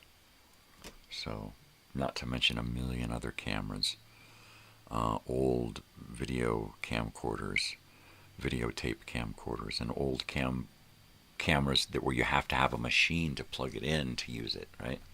The old school video cameras. I'm waiting on a project, right? I'm just waiting on the energy and the gumption to get into a project of that caliber where I'm going to use old video cameras. It's like breaking out 16mm and 8mm and shooting film and developing it and then digitizing it and using that in a project, right? I can recreate that effect. You can't recreate an effect where you're looking at something and then when you move it like this and do that, there's these light streaks on the thing that kind of fade away, these ghost images, right? You can't, it's hard to fake that without a bunch of digital crap. And then it looks fake. So, yeah, I really want to, you know. When I was at the record store, Dale's, in Palm Desert, I left some of my cards. I just took like a half dozen cards and threw it up where a bunch of other cards were, thinking, what the hell? At least it might get me somebody on the show. Nobody's going to call me. Somebody might actually call me, hey man, do you actually have these things? You know, reel-to-reels and projectors and that kind of stuff and cameras? Because, yeah, it says Mondre Media Productions, retro videos using vintage equipment. Retro videos using vintage equipment. That's what I do. So, and it's got on here where to find me on YouTube, where to find me on Facebook. It's got my phone number. Nobody has ever called me from one of these cards that I created. They're not a business card. I call them my hobby card because I don't own a business. This is just my hobby card. This just directs people to my YouTube channel. And if they want to get together with me and talk about retro videos using vintage equipment, I'm happy to go there with them. Right? Totally. My stomach is growling. I hear a siren. We live on a highway. The main road through our town is a highway, like a lot of places. And there's always something going down. There's always ambulances and fire trucks and stuff because they use this to get to wherever they gotta go. there was a fire down the hill coming home Monday, and it was way down the mountain close to the 10 freeway from the 62. And it was a little bit of smoke, and they had a bunch of emergency services there already from down here in the desert. And as we're going up the hill, we get almost home, and here comes a fire truck. It's like, really? From way up here, they're going to go way down there to help when there's so many stations down there. And then there goes another one, and I'm like, come on, what is going on here? Go home. Nothing to see here. It's done. Game over. Just do it. Just do it. Just fucking do it, you know? Yeah. I'm gonna stay on as long as I can today. I gotta go into the desert, so I don't wanna have to lay down and take a nap.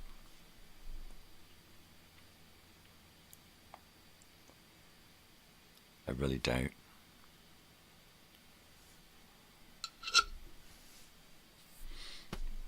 I hate getting sleepy right in the middle of the day.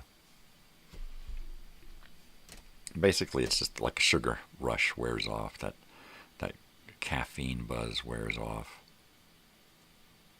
And then I'm sitting doing nothing. It's still warm down there in Palm Springs. I got out of the car to go use the restroom a couple of times, and the sun was hitting me, and I started sweating, and I'm like, geez, really? Really? It's in the 90s? It's 100 degrees down there? My thing said 100 degrees. Sitting there in Palm Springs the other day. It's the middle of November. I did not enjoy working down there when I worked in Palm Springs. It was not fun. It was always hot. And, you know, heaven forbid it was humid. Sheesh. Because, oh man, then you're in trouble there. It's that wall of steam that hits you. Then you feel the heat. When it's just the sun, it's not so bad. When it's just the dry heat, it's not so bad, really. I've lived in Arizona, lived in the desert. It's that humidity, the monsoon season, when the moisture is in the air. And it literally, the heat is in that moisture in the air. And so the heat just kind of loiters around and harasses you all the time. It's always there. Oh, horrible.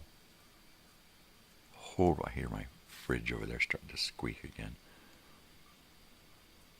Yeah.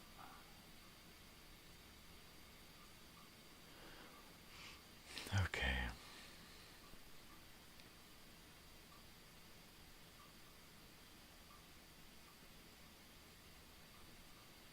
I guess it's going to be when I'm finally ready for a change, right?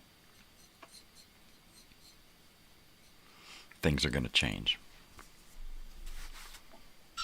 I will in some way facilitate some kind of change, but it'll pretty much just happen on its own. I try not to force shit. When shit happens, I just kind of start something and then kind of ride it and see what happens, right? And just try to ride it and rein it in and keep it going in the right direction. And that's all if I try too hard, it becomes fruitless effort.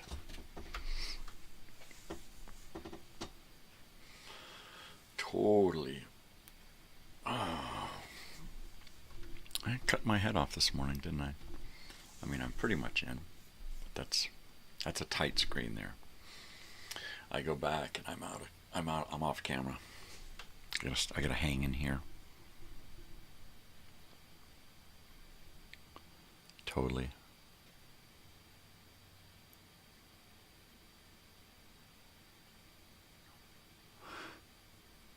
When you know that you're not always going to be there, and you know that there's an end on the horizon,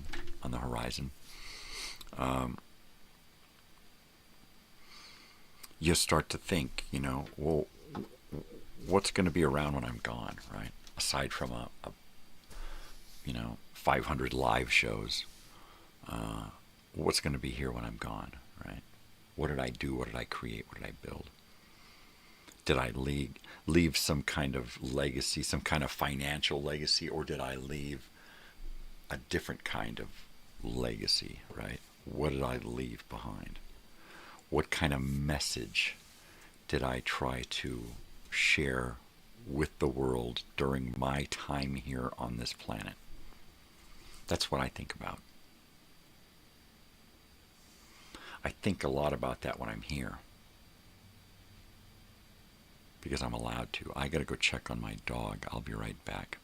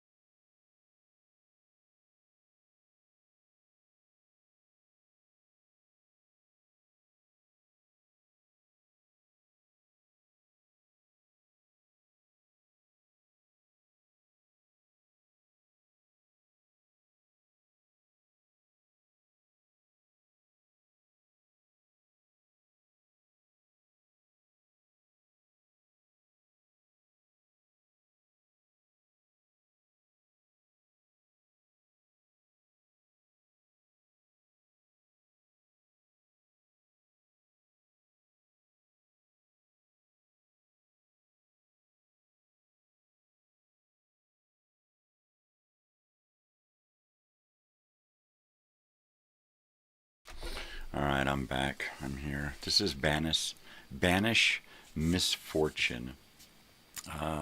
This is a hammer, dulcimer, and guitar, Anglo concertina, flute, whistle, recorder.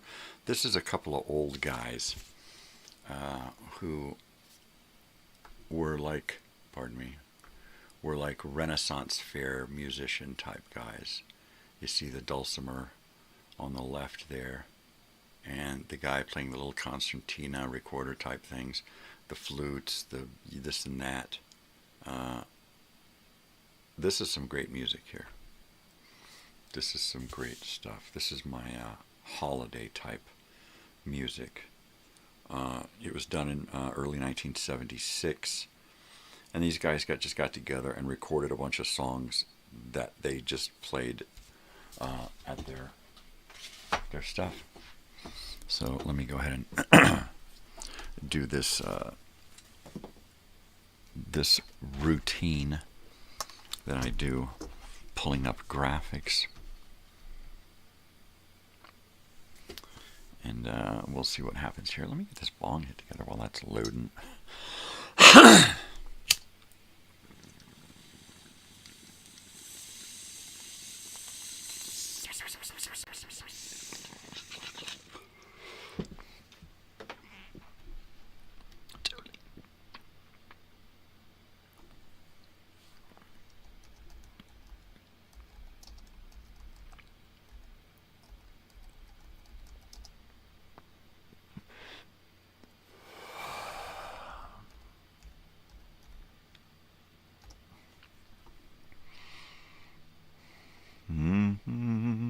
Hey, there it is.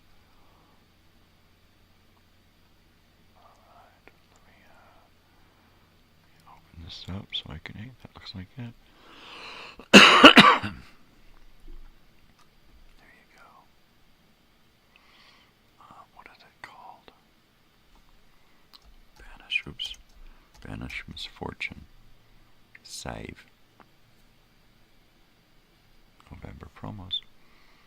That's where we're pulling graphics from. And then I'll see if I can get on my other computer over here and pull up the YouTube and see if there's something on YouTube. And there you go. It's as easy as 1, 2, 3. 1, 2, 3. Banish Misfortune. Venice. Totally. Looking through files, November promos.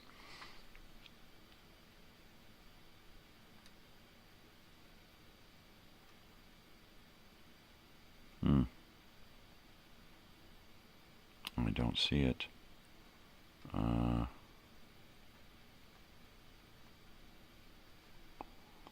Okay. BM. It's not there. It's just not there. Okay, so we'll cancel it out. We'll go down here. We'll look in November promos. And there it is. And we'll bring it up. We know that it's there. Close it back up. Come back to my live feed here. And oh, wait a second. It's already here.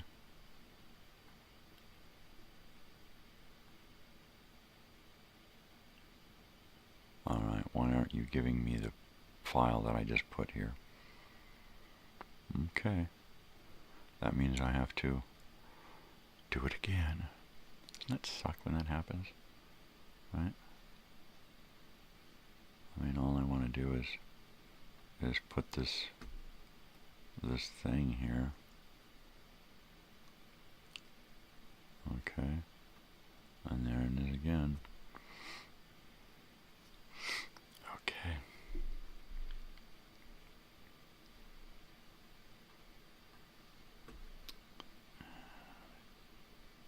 See if it'll... Oh, there it is there. Alright. Hey, alright. Let me shrink it down. Put it into its place here. Put it into its proper position. And that is the album of the day. Banish Misfortune. Malcolm Daglish and Gary Larson. Let me see if I can find it on YouTube now and share it with you all.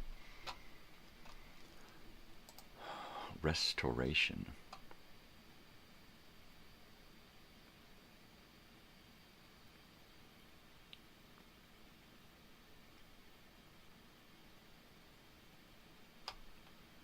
Alright. Just switch keyboards here.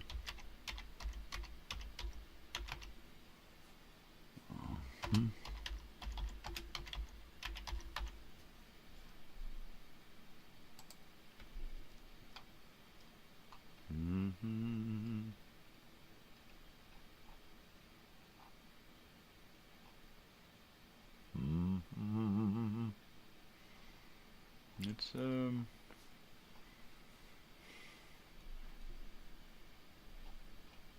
finding a lot of crap, a lot of live stuff, but not the guys that I'm looking for. Alright, so let's see.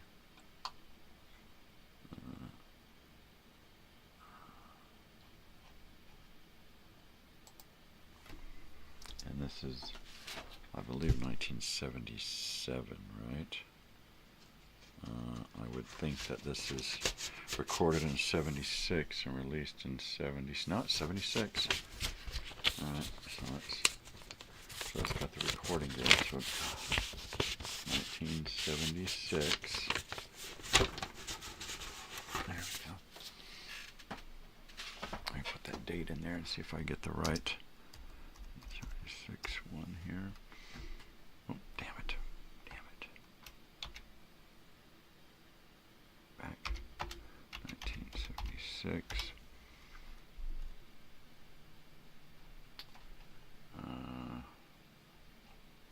Still nothing. Alright, let me go back and let me add in Malcolm Daglish.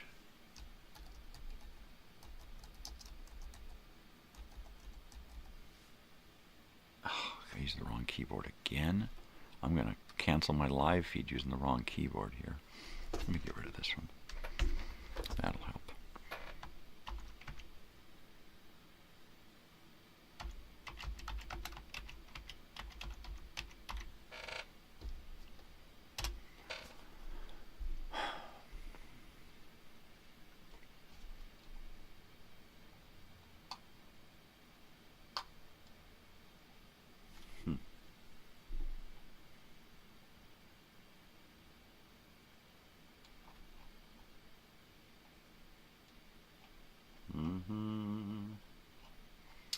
Yeah, unfortunately, it's a lot of people playing this song or other stuff.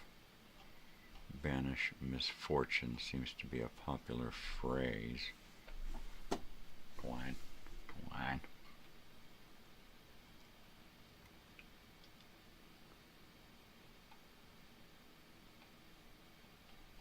Huh. What are you gonna do here? Not much.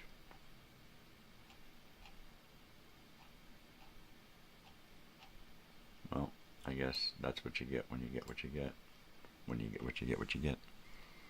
So there you go. Oh, coffee. Look at that.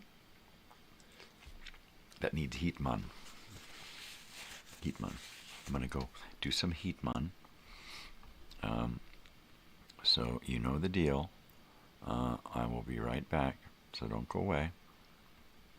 All right? Don't go anywhere. Oh, wait. That's not right. That's the wrong stuff, baby.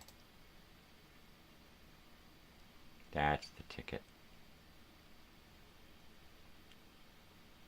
That's it. I'll be right back. No, really, I'm just going to heat up my coffee.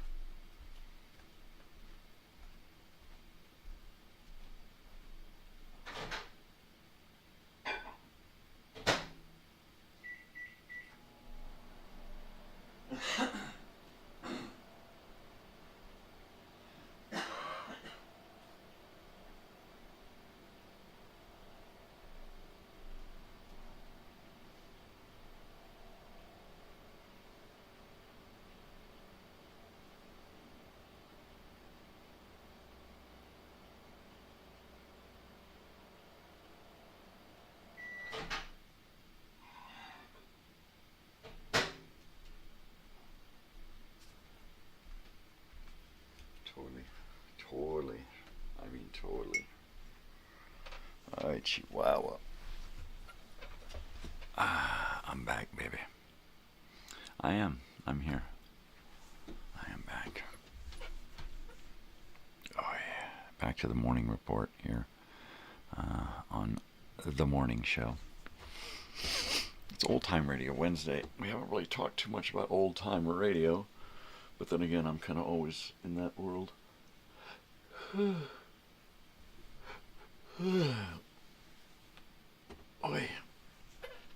Oi. Oi. Oh, man. Cold, huh? It's snow for the past few days, very cold. Howdy, brother. What's going on? Let me put you on the roll. Let me put you on the roll here. Get my webcam out of the way. My other clipboard out of the way here.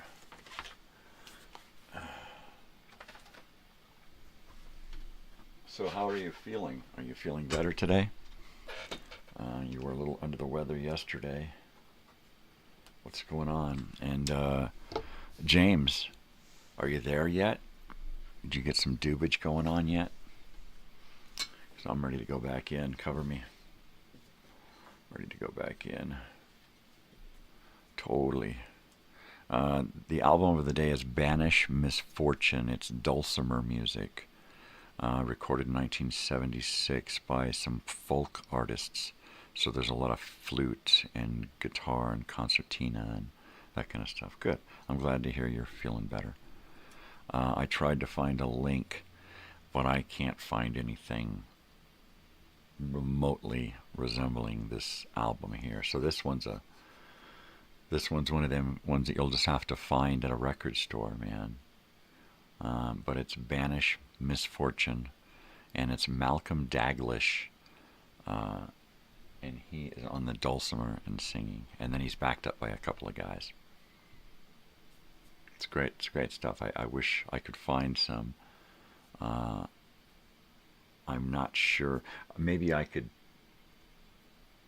YouTube this and see if I can get it to fly with the copyright. Right? Let's do that there. And let's talk about banish misfortune, because we want to Banis. Banis. To me, it's Renaissance fair music.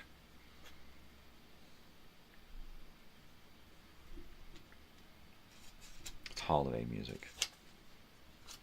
It's different. It's different, man.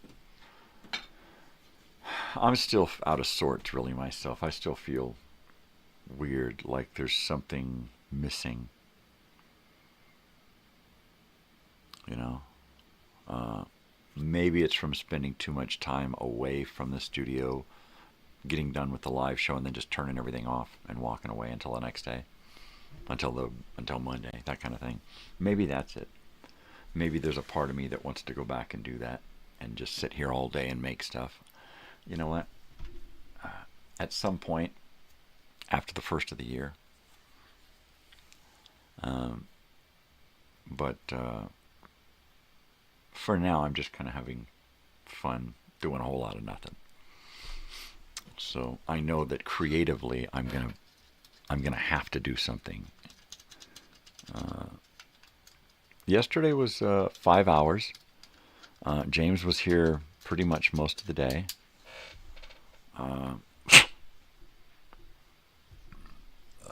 And it was just a lot of talking. That was it, just me and James most of the day. You were here for a little bit, but nobody else. And James was here early this morning, and he's been here, and nobody else has been here, and so you're the only other person that's been here this morning. Yesterday it was another day. It was another 5-hour day. We talked about a lot of stuff. I'm beating a dead horse with this arcade thing. I just keep beating it and beating it and beating it. Hopefully it'll come back to life, and it'll actually be a dream. But right now it's just a whim, a fantasy, a mirage. It would be nice if I could get to a point to where the mirage solidifies, but as of now, nothing. I don't want to get too deep into it. I know that financially, if there's no way it's going to happen there's no way it's going to happen at all, so I don't want to get too involved in it. So, but I did start writing notes about it, and I was gonna do some investigation yesterday, and I just didn't. I just walked away from it. And I don't want to do too much too quick. I don't want to beat a dead horse. I want to wait until it really feels like, hey, I've got people interested. This could work, you know.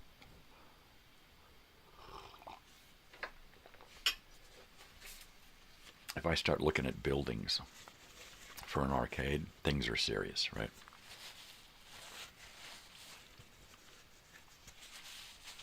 It would literally have to be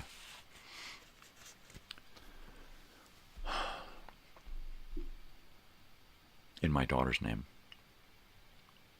so that no matter what happened, it was all hers, right?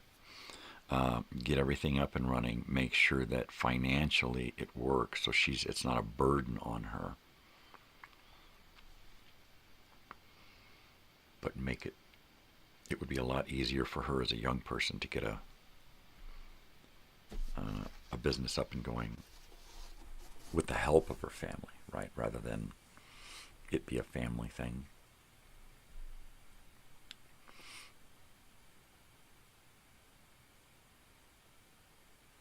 She's already got a lot going on with me, not even in the picture, so I want to make sure that she knows that she doesn't need me for anything. She can do anything herself, you know.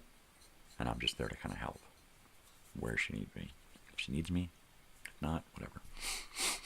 But I think it would be great to get an arcade up and running and then just hand it off to her. And then she doesn't really have to do anything, right? Just keep it running.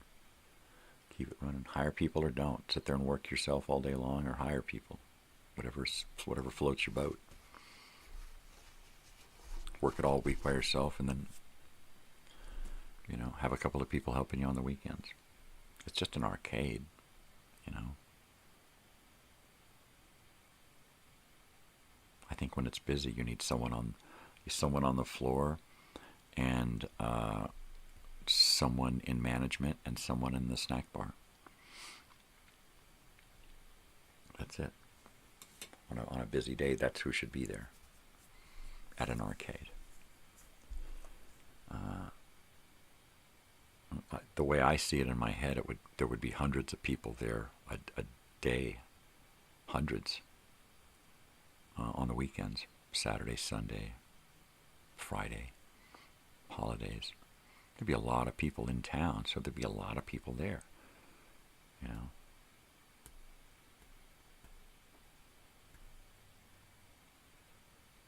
You would have to have somebody literally going around emptying machines and filling up the quarter, the change maker, regularly.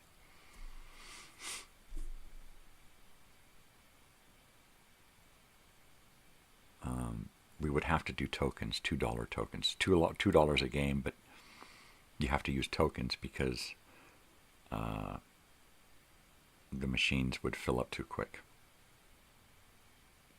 You know. That's 8 quarters a game. $2 for a really good, you know, video game is not bad. She's kind of like, she's into video games. She loves video games. She loves old video games. She digs all of that shit. So, yeah, but she's thinking about school. She doesn't like to spread herself out. It's like school. When she's done with school, it's like, what's the next thing? I've almost got her talked into that intern thing where she's going to work with me for a couple of months and try to help me make my channel.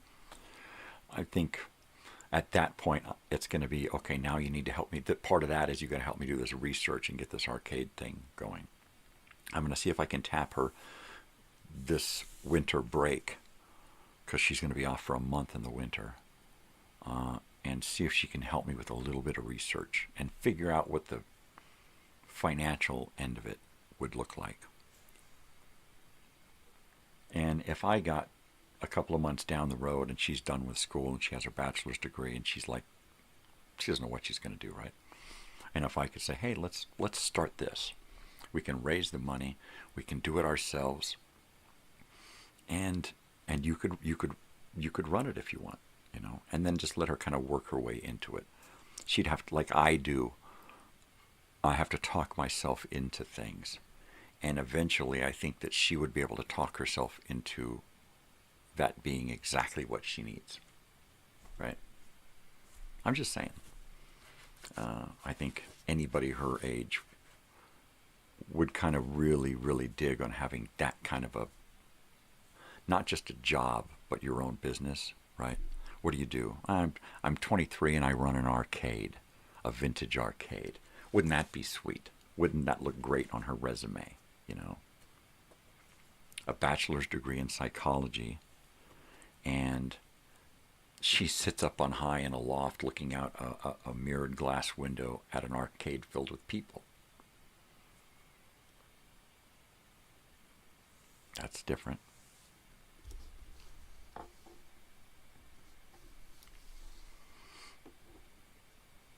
Just having that bachelor's degree is going to offer her possibilities. They'll have nothing to do with psychology, probably. And she'll be able to go back and use those other couple of degrees to go after another bachelor's, right? It won't take much to switch majors, pick up a few classes, and get another bachelor's in something else, right? Take a couple of years off, work, start a business or something, and then go back and do something in school that's going to enhance what it is you're doing. A BA in art would be really cool. Do some classes at the college to enhance your Associate of Arts into a art major. Transfer to the university, take a few classes in art, get a BA in art. some art history, this and that. I don't know. She's probably done with school for the rest of her life. She had so much of it. I see the potential in her being able to do more with what she has than most, and being able to parlay those other two Associate of Arts degree and Liberal Arts degree into more, right? So we'll see about that arcade thing. We'll see.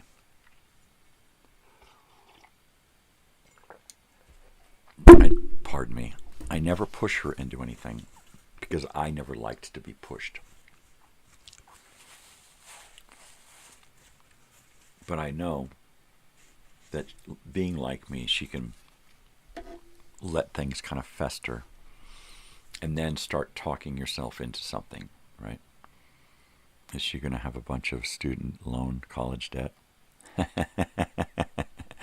No, not one penny. In fact, she's coming out of here with a substantial earning because she lives at home.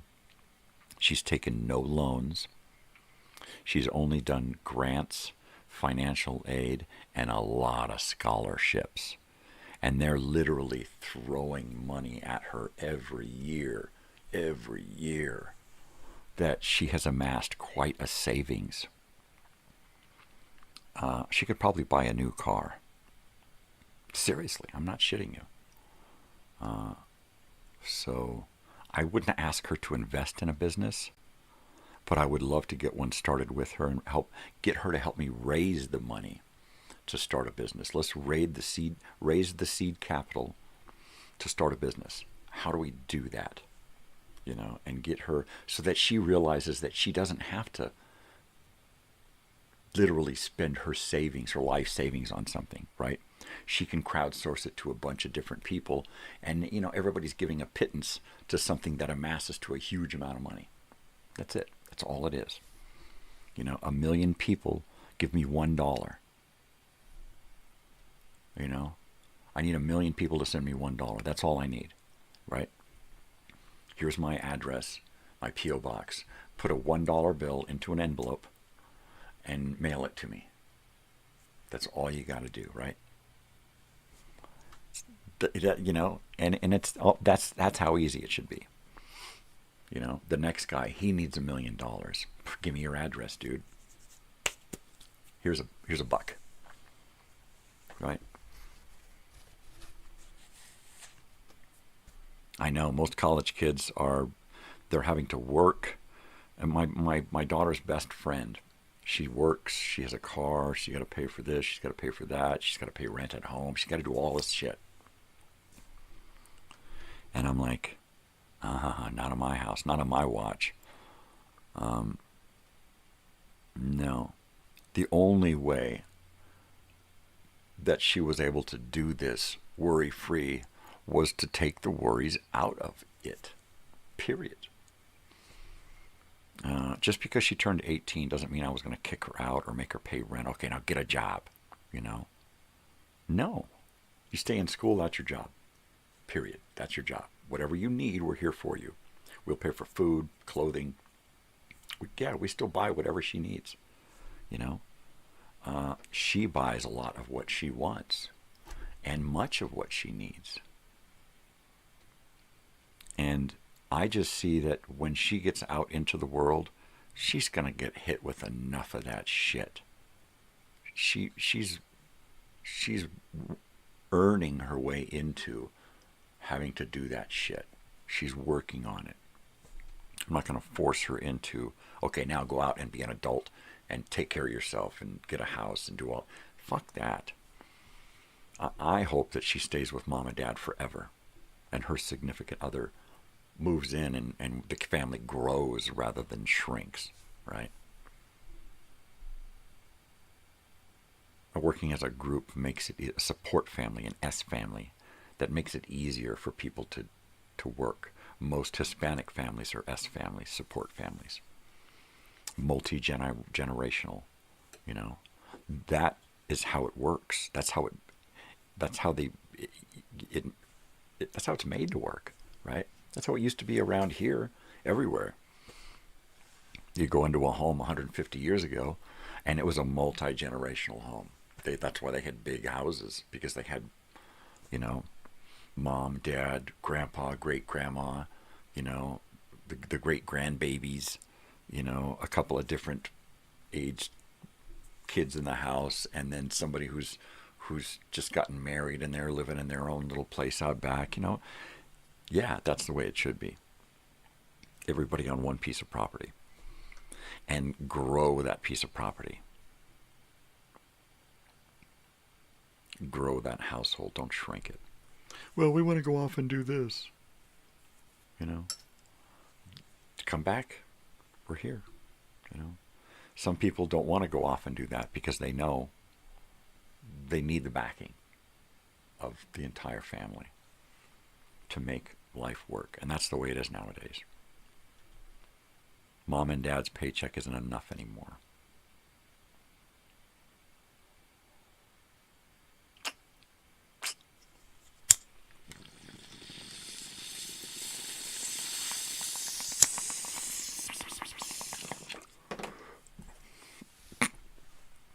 My daughter knows I'm a dreamer. She knows I dream really, really big and have all kinds of fantastic, outrageous, outlandish ideas. But she also knows that she's seen some of these things happen. And that if you want to, you can do anything. Right? If you try hard enough. I want to do a lot, but I usually try hard enough. When I do try, I can usually accomplish what it is I'm looking for. So, she sees that. She sees Dad's lazy and he don't like to do a lot of stuff, you know, and he's in pain and he's like, fuck this. I'm done. I'm old. I ain't doing that again. But she also knows that even in that condition, I'm able to and get shit done. And make stuff happen. You know, I'm going to take off for a second. I'm going to go heat up my coffee and see if my wife needs to wake up. The alarm went off, but I don't know what she's got going on today. So I'll be right back.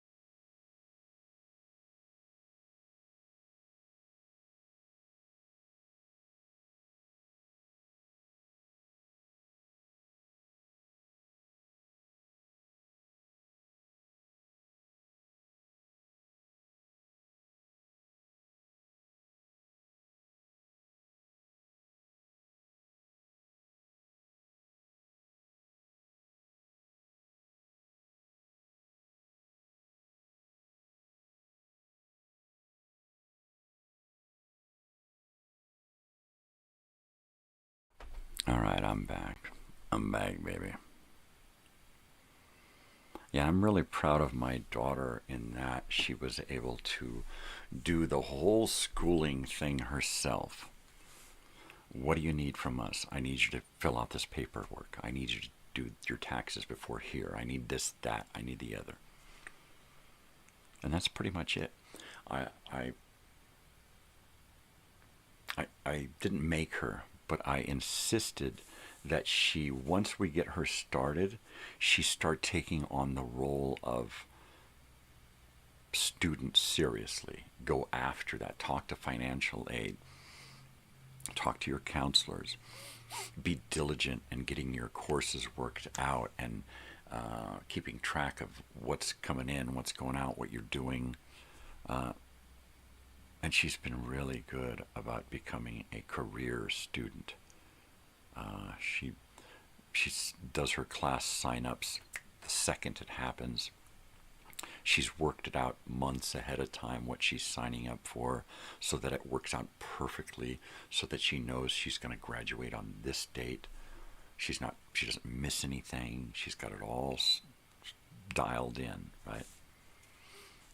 And all I did was insist that she take control, right? And that's it. That was my role, was to make sure that she take control, and I'm there to help however I can.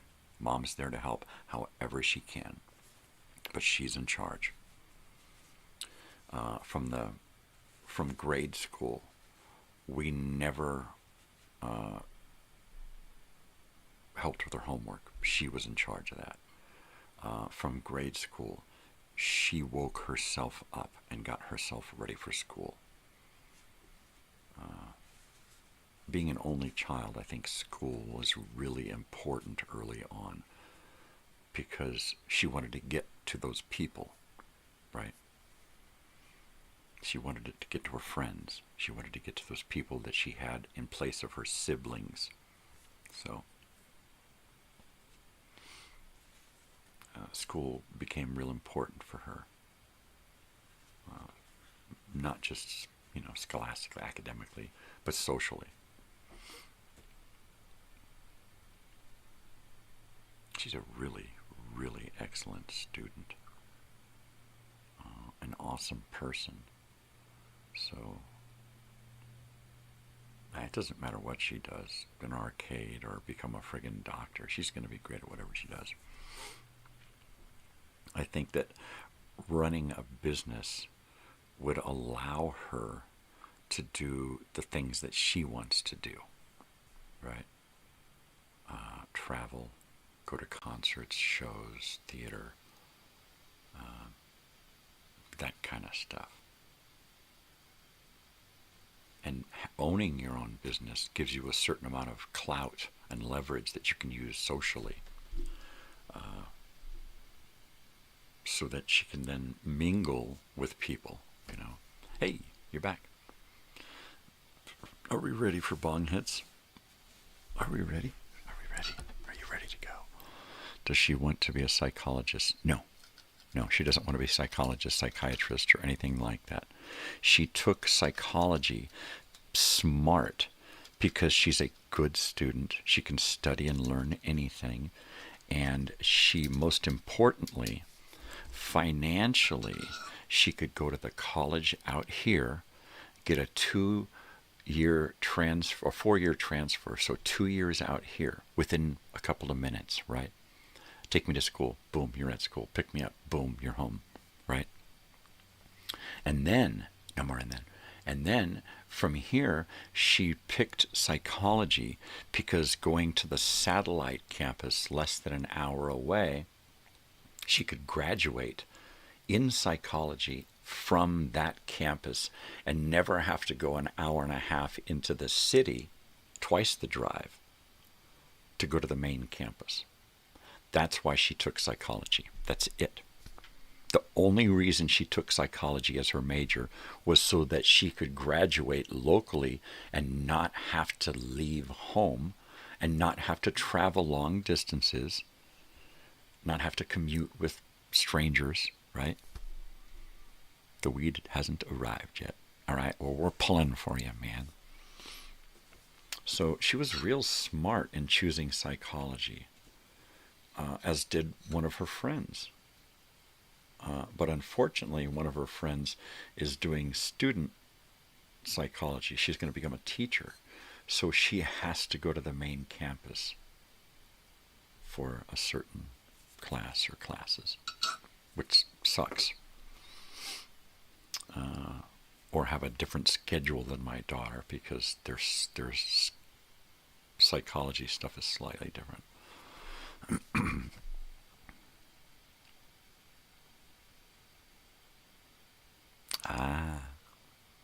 Traffic. Totally.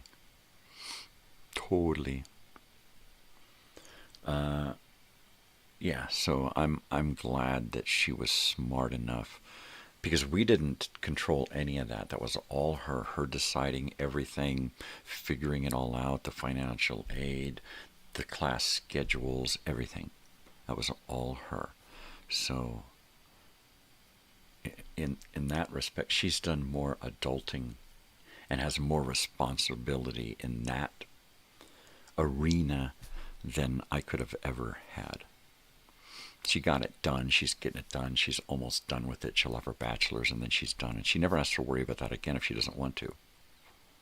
She has the stepping stones of her Associate of Arts degree and her liberal arts degree along with that transfer degree that she got. So she got 3 degrees at this college. And then she's going to get a bachelor's. She has the option to go back and get more if she wants.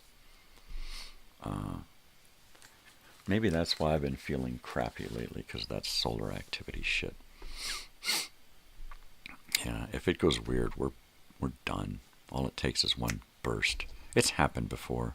It happened during an ice age, right? And we got a solar burst that just totally melted the ice age in like one brief instant and just totally wiped out a bunch of civilizations, right? The flood. Space weather and sun abuse. Oh, see? There you go. I try not to follow that stuff because it scares me. No, I just that would give me just one other thing, right? And I just can't. I've already got so many rabbit holes and so many mountaintops I'm climbing to. Yeah, I try not to get into much at all. Much too much. Oh, that's good stuff. All right.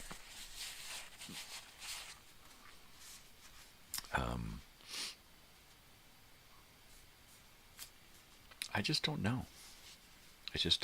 I don't want to get too wrapped up in what's going on in the world because I don't know. I try not to worry about what's going on in the world. I try not to worry about what's happening to the world because I can't control it. Nobody will listen to me, right? I'm just one kook.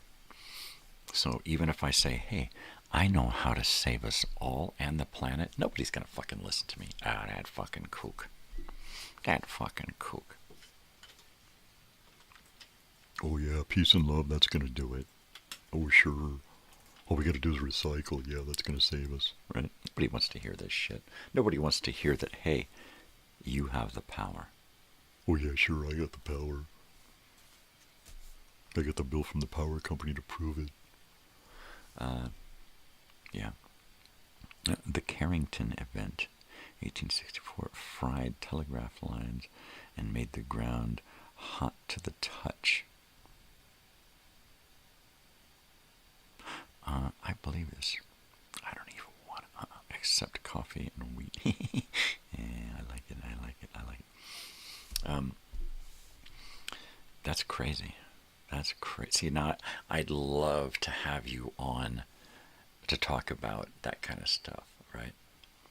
Get you guys on the show during the telethon to tell us about certain things. You know, what are you going to talk about? Okay, you're going to talk about this. I'm going to research it and find a bunch of photos and maybe video. And then while you're talking about it, I'm going to interject videos and photographs and stuff of whatever it is you're talking about. Or you're just going to come on and play a song. Or come on and talk about, like, I don't know, the Allman Brothers or something. Almond? Really? Yeah, they own the almond plantations out here. The Allman Brothers. The almond growers of America. Shut up. That's not it. All right, I'm going to do this Bong hit because I got to.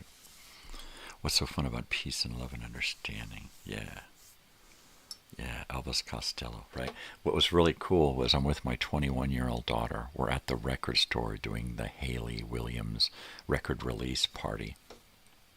We're taking quarters and we're jamming them into this machine and getting those little balls out, busting them open to see if we won something, right? So one of the things that we won beside a t-shirt was a button, right? And a sticker and that kind of thing. So we're standing there And my daughter's looking. She says, well, let me know if you see something, one of the buttons that you like, right? I'm allergic to almonds. Ooh, there you go. Now, that's a good FYI. I'll write that down. So she says, I said, well, I like this one and I like that one. She says, well, if you don't want one, get me that Elvis Costello one there. And I went, oh? 21 years old, and she's like, yeah, give me that Elvis Costello button there. I like that one. I want that one. I'm like, yeah, that's my girl. That's my girl.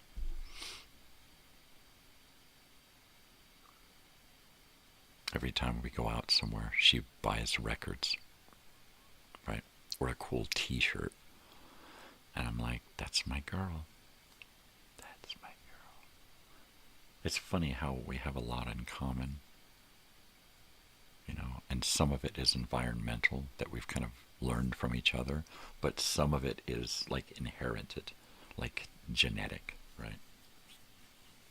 Like our intelligence was so very smart. Yeah, I'm a smart ass. She's a smarty pants. Smarty pants, smarty pants. Buckle your shoes.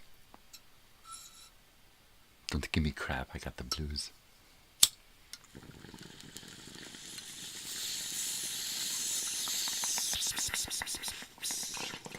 What if we did a day of nothing but rhyming? That means that everybody would have to have very good timing. We'd rhyme all day and we'd rhyme all night. And we'd rhyme and re-rhyme until we get it right. Nonetheless, we would just whittle our words so that they feel good in our mouth. And loin our girds? No, yeah, right. And everyone from the north and the south.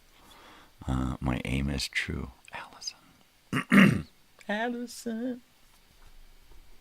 Totally. Wouldn't that be something? My 22-year-old son likes to play and sing Praise the Lord and pass the ammunition. Nice. Was that Arlo Guthrie or Woody Guthrie or something? No, man, that's Metallica. Cut that out. Now cut that out. Yeah, hear me now and think about Metallica later. It's crazy. You're killing me. Oh, you're killing me, buddy. Yeah, buddy. I stuck my head in my wife. I said, hey, honey, you're going to get up? All right, well, that's it. Okay, I guess you're going to stay there. The dog's looking at me like, hey, shut that fucking door. I'm trying to sleep here. Sheesh. Sheesh. I keep meaning to bring my electric guitar over and plug it in and crank it on and do that kind of shit. I'll step on your blue suede shoes with my leather moccasins. That's what I'll do. And you go, ooh, that didn't hurt. It scuffed my suede, but it didn't hurt. I think I have a pair of leather moccasins. I have so much crap just piled away in boxes and bags and storage and here and there. I really need a bigger place so I can go through everything and catalog everything, get it figured out. You're killing me over here.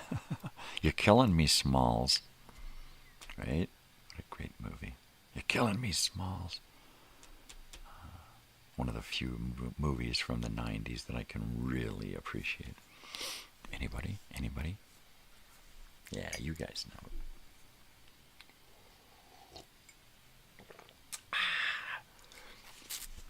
Oh, yeah. Mm-hmm.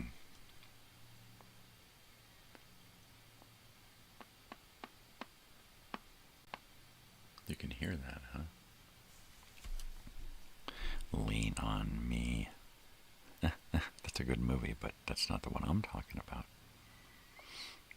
You're killing me, Smalls. Come on. Lean on Me. That's with Lou Diamond Phillips and don't tell me. Not my Selena. Edward James Olmos. Morgan Freeman. Okay, that's the other one. I'm thinking of a different one, all right? Lean on Me. You're Killing Me, Smalls. That is from the movie, kids movie. It's summertime, no school. Little Rascals Like movie. And the name of the movie is Sandlot. I love that movie. I could watch that movie anytime. Any fucking time. Lean on Me, not so much, because it's pretty heavy. It's drama. It's like that movie 187. Oh, that's a crazy school movie. Ooh, 187, watch that one. Ooh, ooh, ooh, ooh. Isn't, Sam Jackson in that one? Yeah, Jam Saxon, that's him. Totally. They say that in the movie, too, the kid who's always getting in trouble. Yeah, they said, yeah, you're killing me, Smalls. You're killing me. You're killing me over here. You know what? Yeah. An arcade during the day. There's old movies playing. Old commercial blocks, right? At nighttime, it's MTV music videos from the 80s. Of course, a lot of that was 70s stuff, because when they first started MTV, there were very few music videos from the 80s. So they used a lot of music videos that were already created back in the 70s and earlier. Yeah, I like that one. I like the one with James Belushi as the principal. That's a great one. The motorcycle and the bat, right? And he's got Louis Gossett Jr. working with him. That's a great fucking movie, too. I love that one. Yeah. Yeah. I've been watching a lot of Square Pegs lately, so high school stuff, you know. I dig that high school stuff. It just takes me back, man. The classrooms, the teachers, the dress, the hair, you know, it just really, it's very cool. Imagine spending all day in an arcade where everything around you is 1980s and earlier, and you're just constantly in that world. It would be weird to come out into the world after that, you know. Go into the office, and on the desk is like a Commodore 64 computer. Right? Seriously. You know, of course you pull out a laptop and you do your shit there, but the whole office is done in the past. You know, the Buggles video killed the radio star. Oh yeah. Was the first MTV music video. Yeah, August 1st, 1981, at midnight or something, MTV went online. And yeah, I've got that first 4 hours on my computer somewhere. And it's just filled with all kinds of glitches, technical errors, all kinds of shit, right? It's crazy. It's crazy. It's crazy. It's crazy. It's crazy. But yeah. Let me go here and do this. Click on that. Search this. And click and just type in MTV. See what happens on my computer. See if any files come up. Video killed the radio star. Radio, feel the radio, sir. This is Sir the Radio to the radio, sir. Excuse me, sir. Do you kill the radio, sir? Sorry about that. I got that little weird. 2 hours and 55. Here it is.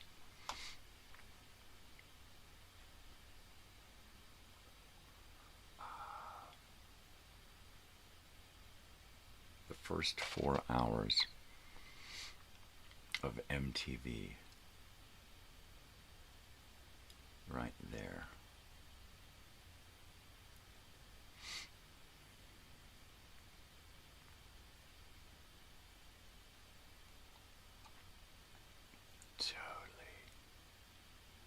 And what I could probably do is not play the music, but play some of that opening, right? Because it's pretty crazy. So let me stop. Oh, I screwed up. Let me do it again.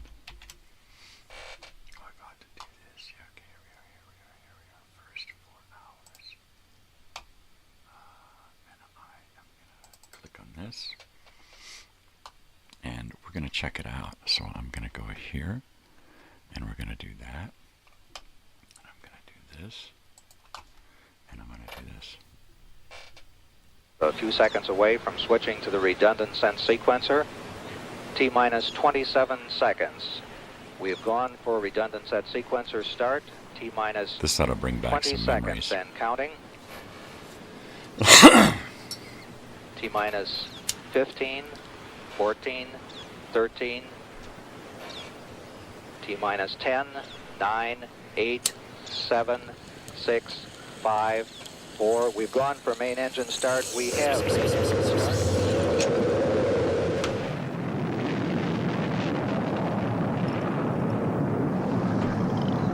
Ladies and gentlemen, rock and roll.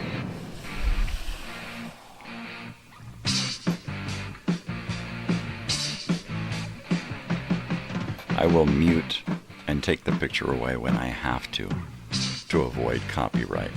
So, just to let you know.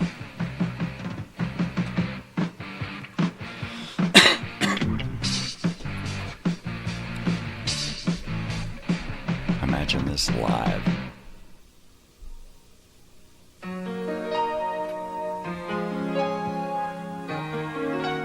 Okay, I'm going to do that. And there's the first song right there. You're absolutely right. So there is that. I am going to skip ahead until I can get to a VJ. And I am going to go back. Here we go. Let's see what happens. Okay, my show didn't get canceled, so there, I think I did it quick enough. Let me do this here. There we go. In the beginning was the music, but there was no one around to hear it. As the population grew in numbers, music grew in popularity. Nice. Man invented the radio and the phonograph. High fidelity made quite a splash. But it was full stereo sound that made the explosion.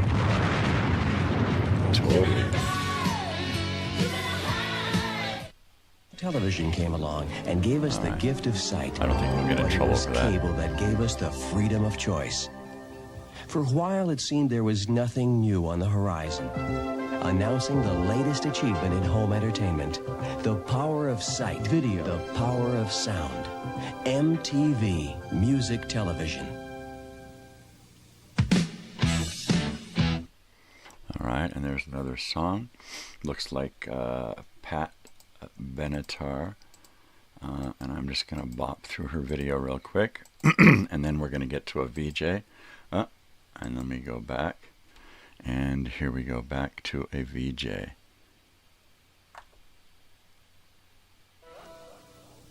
Hi, I'm Alan Hunter. I will be with you right after Mark. We'll be covering the latest in music news coast to coast here on MTV Music Television. I'm Martha Quinn. The music will continue non-stop on MTV Music Television, the newest component of your stereo system. I'll be with you right after Alan. Well, all right, I'm J.J. Jackson, and I'll be sitting in with the latest video music performances the way they were meant to be. That's in stereo on MTV Music Television. You'll never look at music the same way again. Never. Hi, I'm Nina Blackwood, and I'll be with you after JJ right here on MTV, the world's first video music channel, all day, all night, in stereo. This is it. Welcome to MTV Music Television, the world's first 24-hour stereo video music channel. Now, just moments ago, all of the VJs and the crew here at MTV collectively hit our executive producer, Sue Steinberg, over the head with a bottle of champagne, and behold, a new concept is born. The best of TV combined with the best of radio. Your favorite tunes are never too far away anytime you tune in. I'm Mark Goodman, and I'll be here this time every weeknight with the latest concert information and music news. Now, starting right now, you'll never look at music the same way again. We'll be right back to introduce the other VJs and the other folks who are going to be with us on MTV. History was made at Central High when Billy Weston stuffed the bulk with science notes, a book, his week old sneakers, a locker lock, a ping pong paddle, a puck, another puck, a radio, and a half-eaten tuna fish sandwich. Or was that his science experiment? No other three-ring binder expands like the bulk. History was made at Lincoln High when Mary Beth Hickey stuffed the bulk with math homework, a hairdryer, hot rollers, sunglasses, a compact, pistachios, Herb, Steve, Andy, and 84 letters from George. The bulk. If you want to make history, stuff it. The bulk and other fine, majestic products available at most stores. Superman 2 is taking off all over America as the adventure continues to explode across movie screens everywhere. Soaring to new record-breaking heights. Audiences and critics agree there is only one film to see this summer. Superman! General, get it! Superman 2, the most exciting movie event of our time. Rated PG. Now playing everywhere. It used to be difficult to play recorded music without hearing hiss, hum, and other noise. Then Dolby Laboratories invented a system which suppresses the noise and lets the music through. Today, almost every time you play a recording, turn on the radio, or go to the movies, Dolby Noise Reduction has helped make the sound more real. While we like to make as little noise as possible, the Dolby trademarks seem to have earned applause. Dolby Noise Reduction, the silent performer in quality sound. Where's your sound? Are those guys the best? We all are so excited about this new concept in TV. We'll be doing for TV what FM did for radio. And let's get into it right now at MTV. All right, there we go. That's some more MTV. You want to do that on the telethon? I've got a version of this where I edited out all the music, and it's just the live stuff and commercials and some of the openings to the songs, right? So maybe we'll do that. Maybe we'll think about doing MTV stuff for the telethon. MTV video. Because I've got, like I said, I've got a whole 4 hours of this condensed down to just the VJs and commercials. There's a great interview with Bob Dylan, Martha Quinn. Ooh, that's great. Martha Quinn, she interviewed a lot of people. Her and what Faceberry there, what Tom Hicks, or what was that guy's name? Phil Todman, Bill Goodman. Yeah, Mark Goodman, he and Martha Quinn and a lot of those guys just got to do so many great interviews with so many people. It was awesome. Yeah, good stuff, man. I mean, like, just 12 a.m. on Saturday morning, August 1st, 1981. So that simulcast 10/31/81. That's just literally 2 months later. Literally. I'm getting literal here. By the way, WW, I'm watching Rango on mute right now. You know, because that's what I do. And he just bounced out the back of the station wagon, sliding on glass.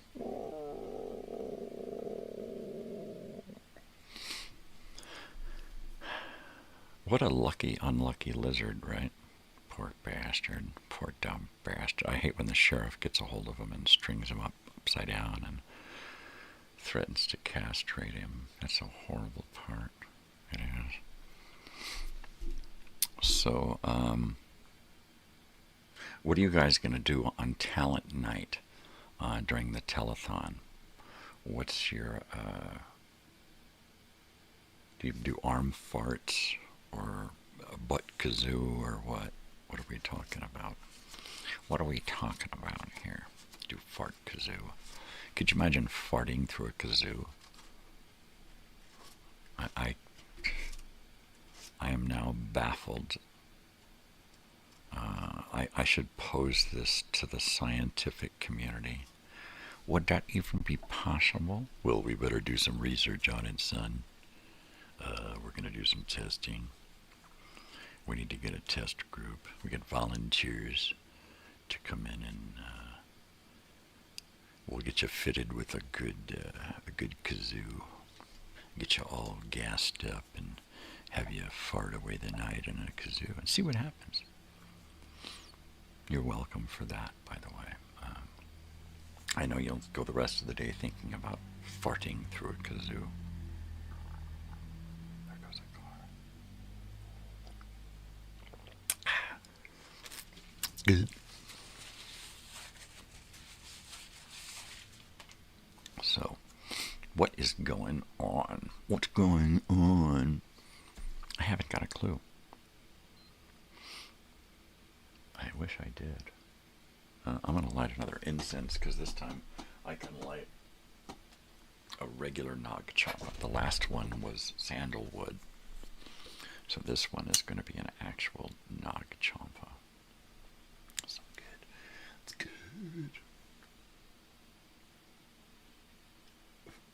Yeah, just the regular old stuff here.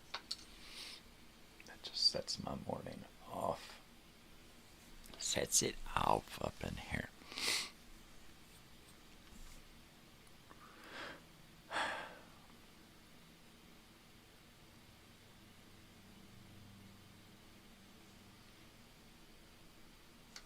What is it exactly?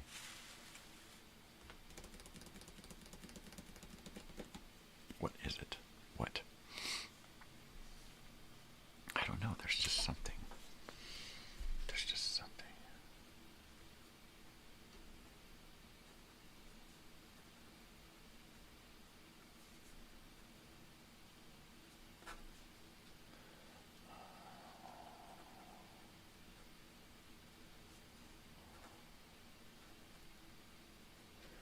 There's just like, I don't know. Maybe that's it. Maybe I'm just missing on working on something, a project. I don't miss being able to work, right? A menial job. I don't.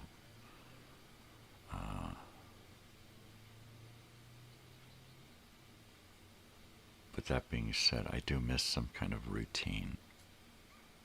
Sally Kirkland. Oh, another one. Yep. Let's see. Are we talking? No, that's Sally Kellerman. Sally Kirkland. You're going to have to refresh me. Who is Sally Kirkland?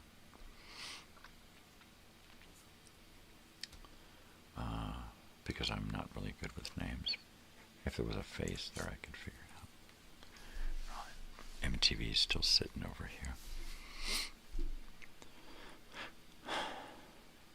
Yeah, totally. Wow, I still got my live screen is missing here. How's that? But it was cool because we were looking at Chiquita here. Good old Chiquita. She's a good girl. She's a good banana dog. You know, you got to have a banana dog. If you don't have a banana dog, you haven't got anything. So there you go. Those of you without a banana dog. My apologies that you're without one. It's like the meaning of life. Banana dog. Muffy, where's my banana dog? Lovey, where's Muffy? Muffy, where's Lovey? Oh, look at that. I gotta change. I gotta change it up.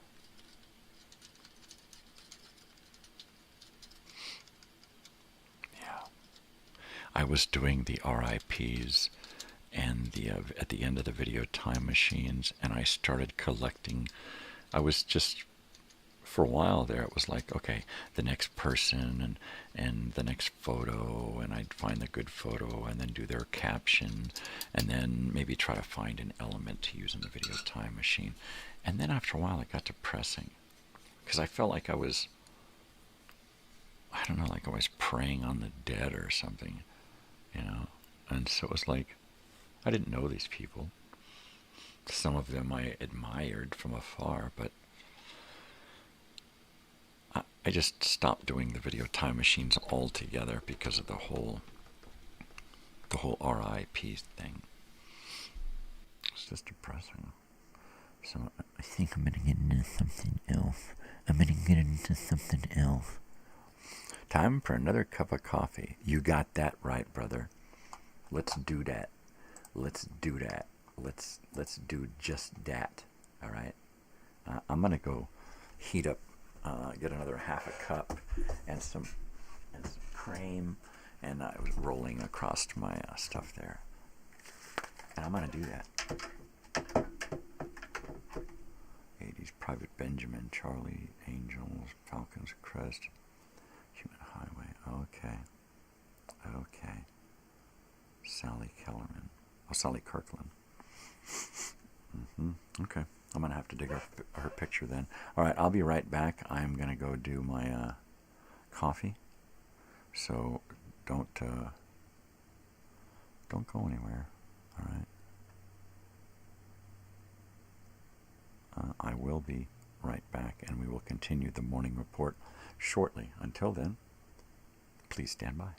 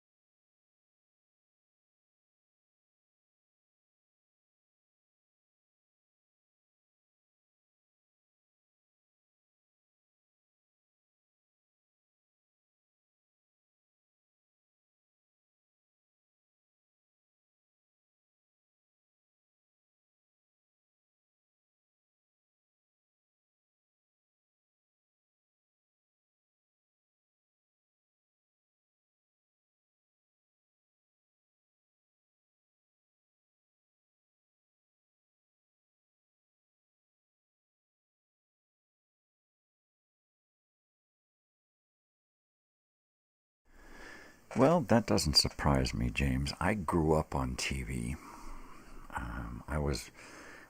We didn't always have a TV or access to a television and the movie theater was quite often my babysitter.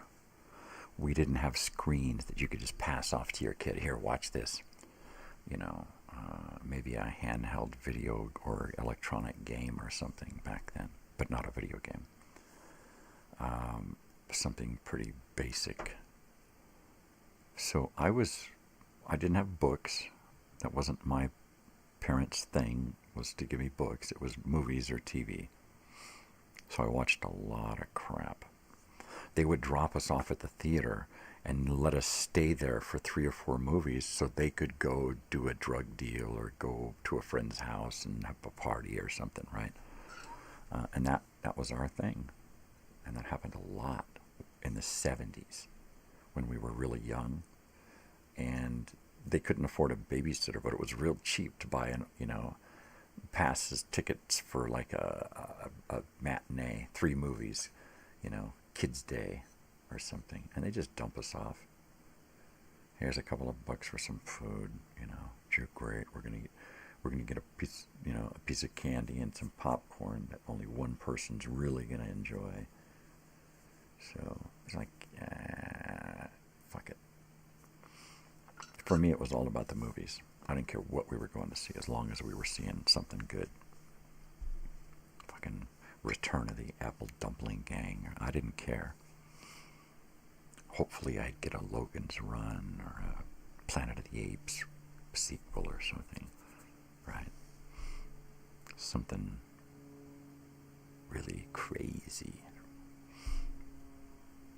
Usually I had to settle for what everybody else wanted to watch, right? I didn't even care. I was watching something. Was out of the van or the motorhome or the tent or wherever it is we were living. I was out of that and I was in a nice theater, right? I think when I was young, I probably would have loved to work in a theater, especially when they were still doing the film projectors, right? We are freaks. We need a shirt that says we are freaks. I need a fucking screen printer. I'm gonna make one. I'm just gonna make my own fucking screens and start doing my own shit. You can do that, right? It's just a fucking one of those things you can learn in a garage, right? Arts and crafts day. Man. I wish people like you were closer, right? People who just wanted to come over, hang out, have a drink, have a smoke, work on a project, and go, check out what we did, dude. Look, we're all wearing the same shirts. Here. Right? That would be awesome. That would be awesome. I get done here, and it's kind of a letdown. It's like, all right, now I'm just back here at home. I'm not traveling the world. I do. I travel the world from this chair right here. Get to meet all kinds of purple. Yeah, all kinds of purple. Totally. Because if I could use these dentures correct, then I wouldn't make so many faux pas, right? Sheesh. Some mornings I feel like I can't even speak with these teeth in. But then in the evening when I take them out, I can't speak with them out, right, for a long time. I want to keep them in longer. I do.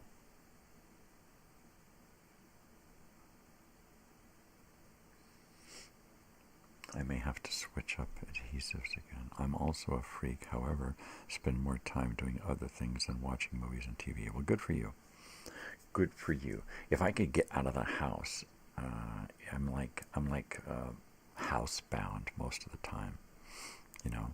My pain level is up here, and in order to go out and do something, I need a pain level down here. So I don't volunteer a lot. If somebody says, hey, let's go do this, I'll usually say, yeah, and I'll bite the pain and go do it. I like to watch hallucinations on magic mushrooms and acid. Well, that's great. I used to do that. I used to do that a lot. Take mushrooms and walk around in the snow, and you wind up following a heffalump around a tree for hours, right? And it's just fucking great. And you're just walking and walking and crunch, crunch, crunch. and the snow is like following so slow that it's just in trails, like string hanging, right? You're going to make me flashback. Modern life is all about screens. Exactly. How fucked up is that? I try to avoid that. But even when I try to avoid all of this hoopla, I'm watching my TV. The only thing I do is I try to keep it old. I try to watch old crap, old vintage programs, you know, old TV shows, old movies, that kind of crap, or documentaries about old stuff. So, for me, it's kind of like research for my channel, right? I can write it off as research. So it's not so bad. All the knowledge that I have, I'm just putting to use here. Yeah. Totally. The snow was so pretty the last couple of days. Totally, huh? The internet, is it addictive? Like, it is. Television, the streaming, anything you want. Smartphones, where you've got so many videos and swiping and left and right and up and down and sideways. And then the internet, where you can do anything and find anything and buy anything and learn anything right there. Right there. How would you not spend all of your time there, right? Fuck the real world. I can do anything right here. Yeah. When I first got on the internet back in the 90s, late 90s, I was addicted. And it was rudimentary back then, it really was. The ARPANET or something. No, it was the internet, but it was new. It was in its infancy. It was still hadn't developed into what the smartphone made it. Right? The smartphone just doubled down on the internet. Sorry, enough snow last night. To last a lifetime when you lived in Michigan. Yeah, very pretty. Totally. You know, I'd like to visit the snow, but I don't like to live there. You know, at least not yet. If I were living in a place where there was snow, it would have to be a place up north, like Oregon, East Coast or West Coast, someplace up north, where you're on the coast. You get a nice summer.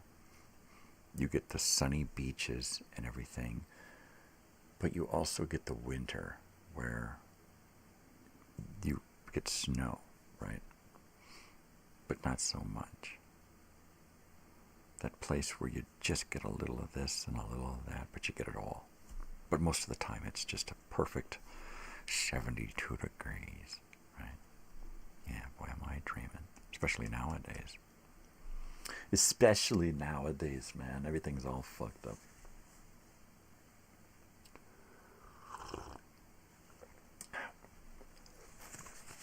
Totally.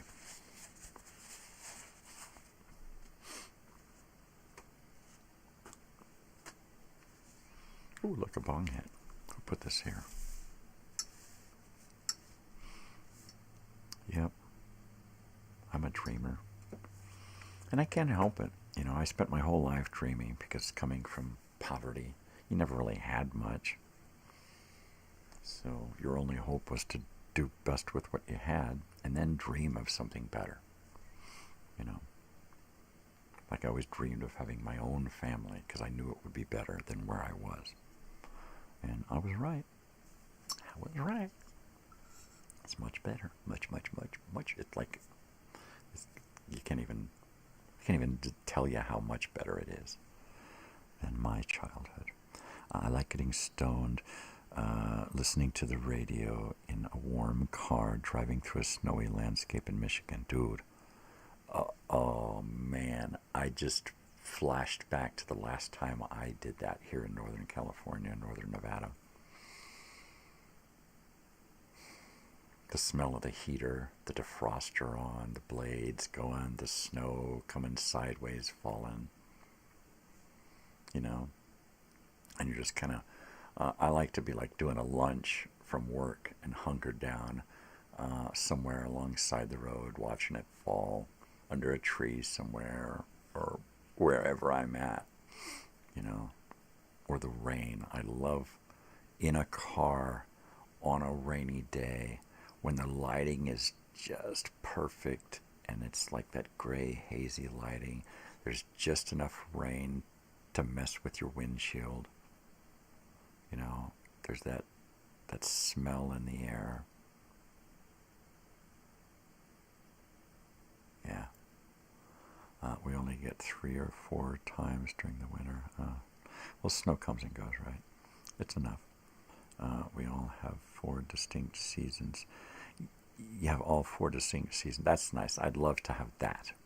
I'd really love to have that. You don't get that so much here in the desert. You get summer and winter. And it's just like, boom, you're in winter. Boom, you're in summer. Where'd spring go? It just happened yesterday, dude. That was it. We had spring yesterday, and now it's summer. Seriously, it's just like that.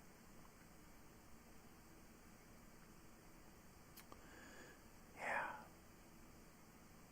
I don't know. I'd love to live in a better climate, a better place with trees and mountains and lakes and that kind of stuff.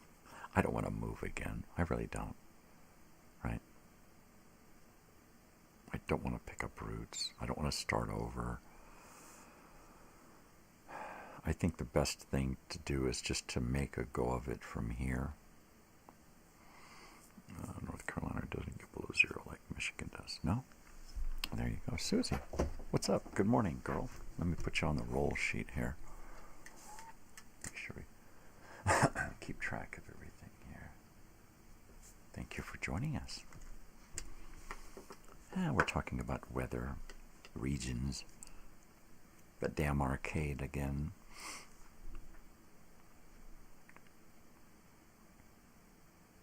At this point, I don't know whether to try to raise money to get a different house, or to raise money to get a business and then hopefully use that to get into a house, which is probably the better idea. Since we've already got a place, we just need a better place. Let's do that. I mean, even if this place turned to crap and fell apart and we had to move into a trailer for a while, at least if we had the business, we would know that it's going to get better at some point. So, there you go. So does this mean the weed is back and we're all getting high now? Because I'll smoke to that. I'll smoke to that.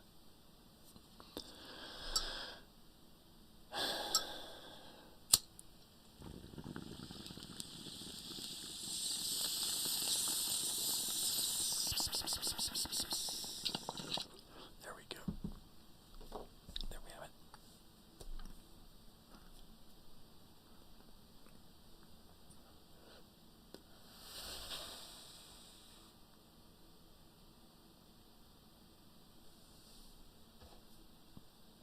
Totally.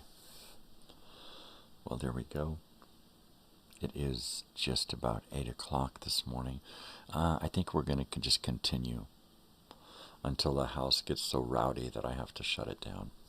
I'm going to the university today with my daughter, so I'm just trying to stay active and motivated. Maybe if I get done here and I've got time, I'll do a little bit of research. I think once the place really starts to wake up, I'll have no choice but to shut it down. Shut it down. You've got to shut it down. Shut it down, man. Yeah. And then I probably will.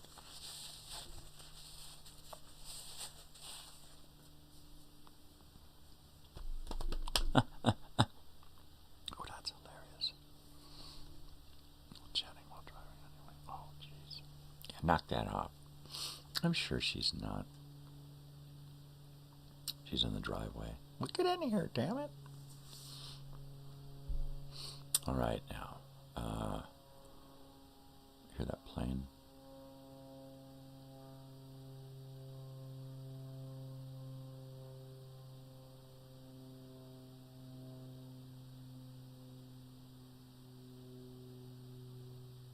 Sounded too big to be a drone, but you have to expect that now too.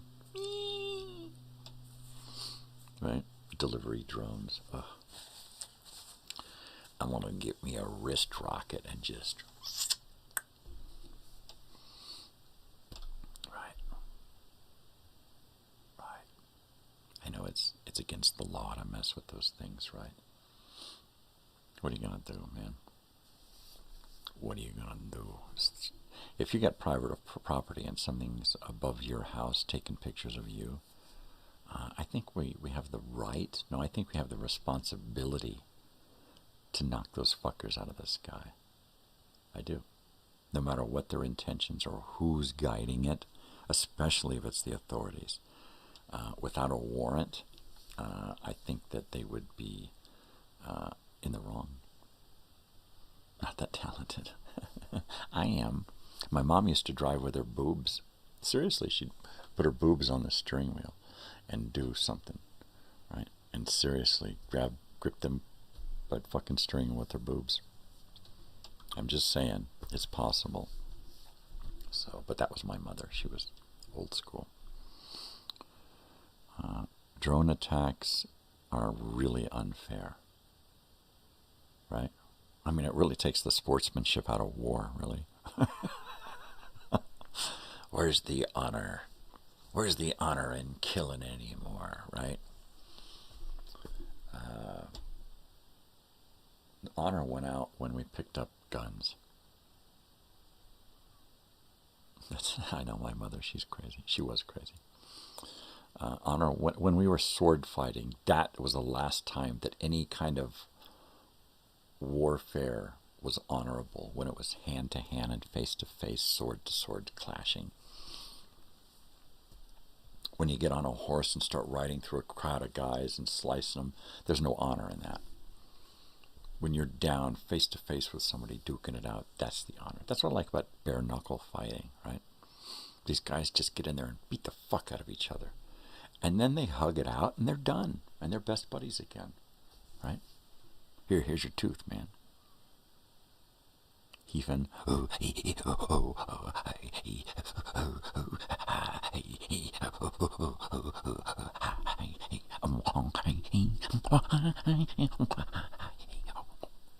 That's the best I'm gonna do. I'll heave myself into. I better start breathing into a paper bag. He hyperventilated to heefin. What the fuck's heefin? Is that sniffing paint? No, that's huffing. Heefin. I can't believe you said that. Do some heefin, dude.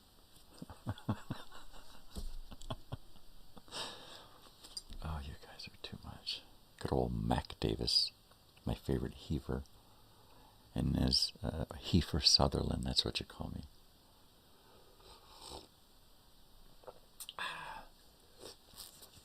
Totally. You're welcome. Worf in Klingon. There you go. Chokwa dechmatola. Right, I don't even want to let you know what I just called you. Oh, jeez. Your mother eats what? Grapefruit at sundown under a cranberry bush. Oh, shit, what an insult.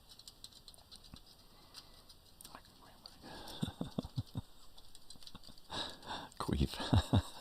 And you can, I kind of thought that's what you meant. You can queef, but not heave. That's funny. That's funny. You know, that, my mother, too.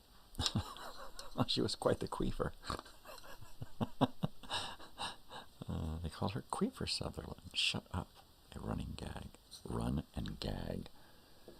Get away. Save yourselves. For some reason, Four Corners just flashed into my head. Not the Four Corners that I grew up near in Lake Elsinore, California. There was the part of town called Four Corners. at a market and a gas station and everything.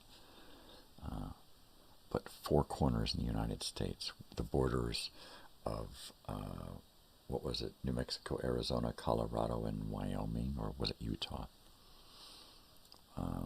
Navajo Indian Reservation territory. Driving through four corners, there's like casinos and stuff, and well, back then, back in the 70s when we drove through, it was like out in the middle of nowhere. There was this big giant hotel and casino with, you know, Wayne Newton playing or somebody like that. And I just flashed back to being there. And it was in winter time. Did you hear that? Did you hear a voice?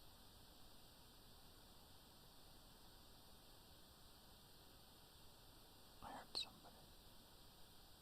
Did you hear somebody? It's daytime, so there's shit going on outside. But it was weird being there, you know, and they were saying, yeah, right here is where these four states come together. And, of course, we were just passing through on our way to Nebraska to visit family on the reservation. But I remember that every time we drove out to the reservation from Southern California to Nebraska, we'd drive out a different way and come back a different way, and it was always weird. Sometimes when we first went out there, we came and we went straight out there up diagonally across to South Dakota and Nebraska for the whole Wounded Knee thing in 1973. Coming back, we shot straight across Montana and Wyoming, Idaho, that kind of shit, right? Into Washington and then down through Oregon and Northern California. And then every time we went out, we'd go out like a slightly different way from California. We'd always wind up kind of on the same route, but to get to that route, it was always something a little different. Been there in 88. Cool. The Four Corners was weird. It was weird. Because it was just like, you probably were there like, that sounds like 10 years after I was there. Because when I was there, there was nothing. There was like this huge complex that was the casino / hotel / show / RV park / this or that gas station, restaurant. It was all this huge, big, giant. And then there was nothing else. A truck stop, I think. It's crazy. I need weed at Susie Fair. I love it. Bring it on. Bring it on home. Bring it on home. Bring it on. Bring it on. Bring it on. It's 8 o'clock. It's 8 a.m. It is November 12th, 2025. 8 a.m. Pacific Standard Time here on the west coast of the United States. We're hanging out. We're waiting for a weed delivery. Yeah, it's great. You can stand right now. There's like the town where they say this is Four Corners, and then you go to a place where they actually built a town center. It's funny because here's the town center that says this is Four Corners, and then you realize that the actual Four Corners is built way out here in the middle of nowhere, and you're going to drive to it, and there's a parking lot and all of the actual lines. But there's a downtown area that they say this is it, and it's not. You have to go out to it. It's weird. Waiting on the kids. They're getting their shit together. Fucking kids, get your shit together. Get it together. Get it together. Shut up. Yeah. Totally. I'm having trouble with my denture adhesive. I don't know if it's a bad batch or the coffee is screwing it up and making it not set right. So I don't know. I've already got a little bit of squishiness going on, and I think I might just pop them out, clean them, and put them back in, and not try to fuck around today. You know what I mean? Because I don't want to go out and try to eat again with squishy teeth and have to take them out. Like I did the other day. Monday I had to do that. As soon as I ate, they just went wonky on me, and I was like, "Can I fuck them?" I grabbed my kit, took them out. It's done. Always with the shit show. Right? So I don't know if it's the cream in the coffee, the heat, the acidity of the coffee, because I noticed lemonade can have the same effect. Maybe orange juice. I'm going to have to research.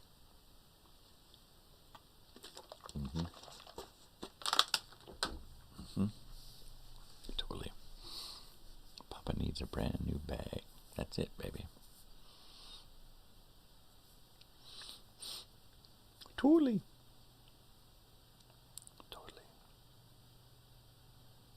Yeah, I don't know why I flashed on Four Corners.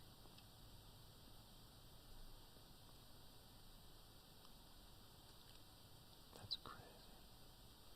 And I was there, and I never knew that it was in the heart of Navajo country, right? Because they're like a whole bunch of the area there where the states come together.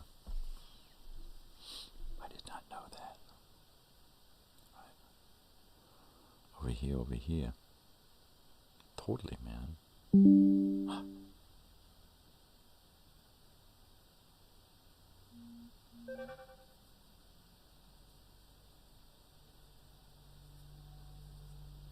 Okay. Messages popping up.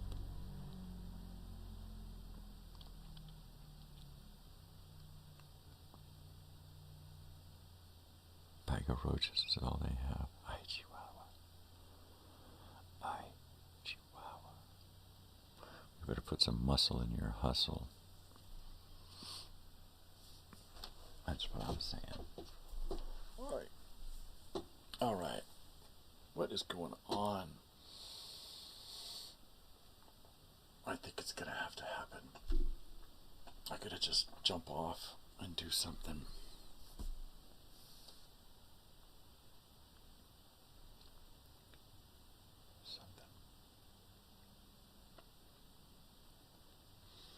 Yeah, at some point I've got to do something big.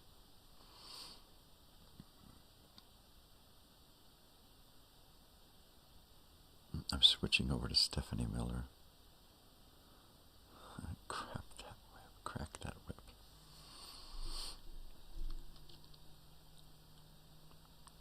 Stephanie Miller.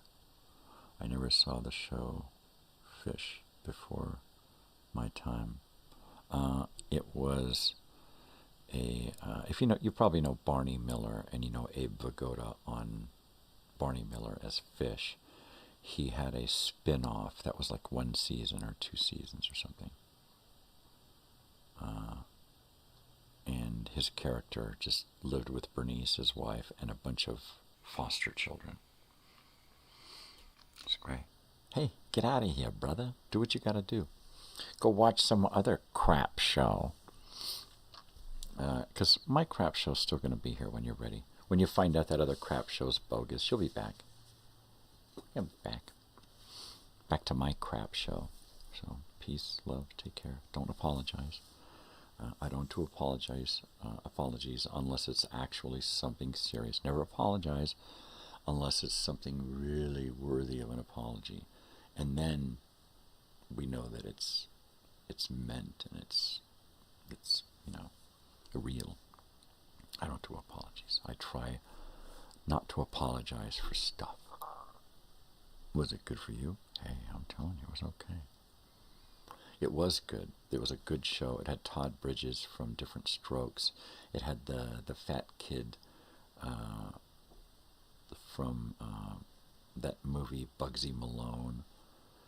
It had a bunch of kids from that era on it as the foster kids.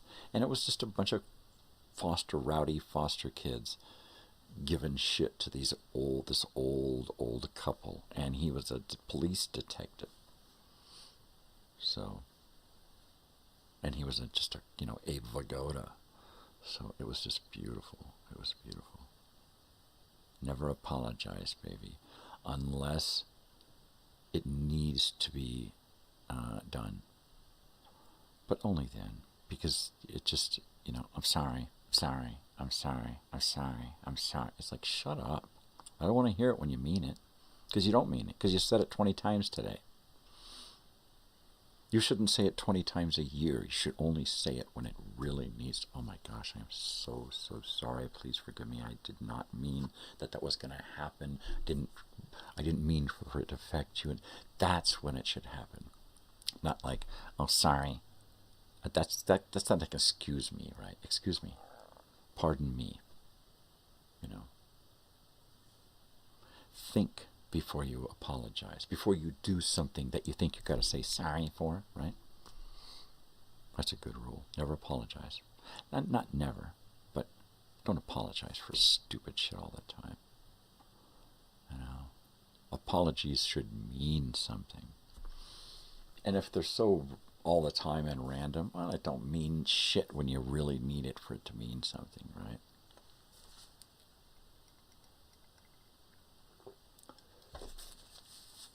Seriously.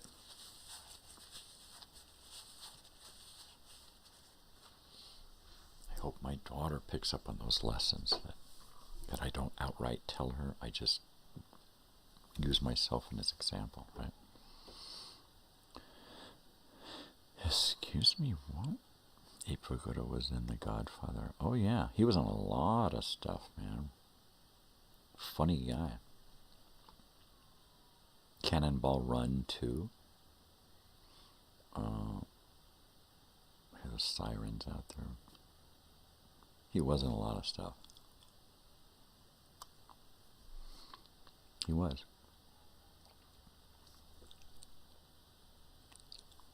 My dentures are acting weird. I seriously may have to just pop them out and put them back in. I hate doing that because of the glue situation. Right? And I've tried, less glue, more glue, putting them in and waiting. I don't know. Maybe it's this adhesive. I bought a 3-pack, so gosh, if it's this one, it could be all 3. If it is the actual batch that's bad. I think I'm just going to take my kit with me today in case I've got to deal with it.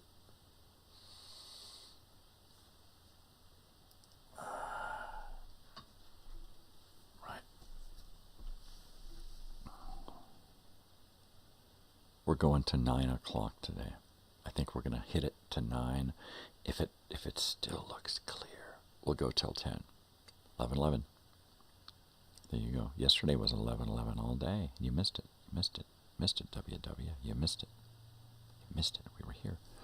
So Bong hit for 11:11.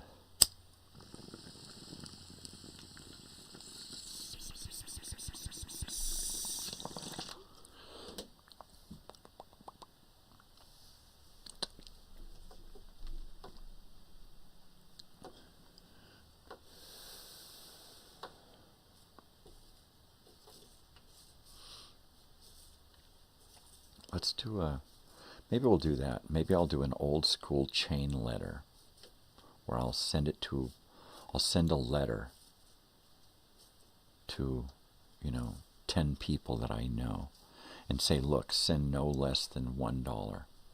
And then send this same letter to no less than 10 people and see what that does. Look, I'm trying to raise money to start a business. And one of the ways I'm doing it is this chain letter. And please make 10 copies of this and mail them to 10 friends. Give them to 10 friends and see if it will work. Right?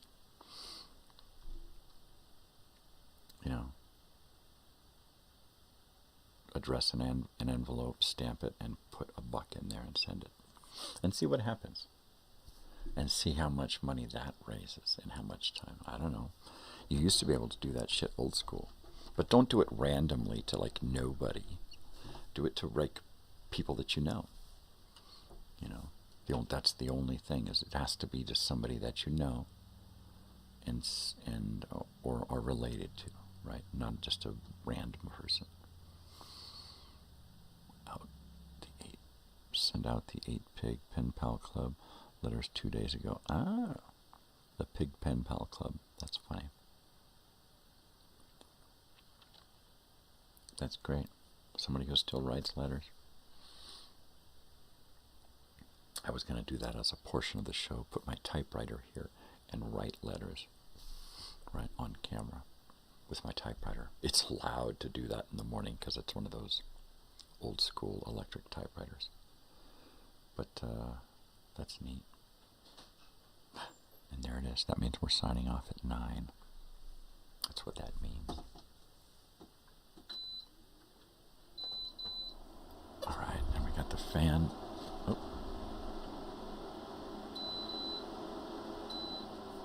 Put it on low. Good to go. Just have a little bit of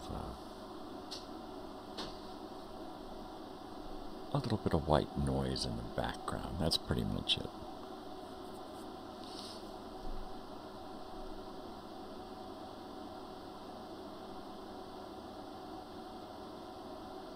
I guess if I'm going to do this arcade thing, it has to be within a certain amount of time. Otherwise, it's either going to get passed up by somebody else who's going to come up with the idea and carry it out, or it's just going to lie flat, right? So I think I'm going to definitely get with my daughter this winter break, which is just a month and a half away, and figure out what it would take to do the money end of it, right?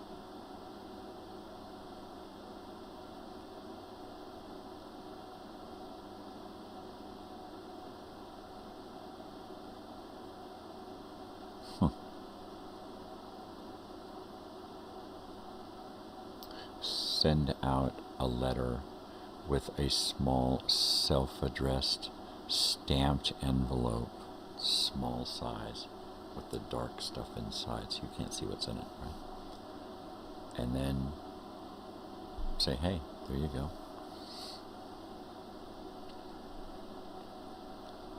And then ask them to do the same. Send it out 10 times. With just a copy of that one letter. And an envelope already addressed and stamped, right? So people would have to actually spend more than that $1, right? But would that work? Or would it be easier just to send out cards, postcards, that say, scan this and send me $1?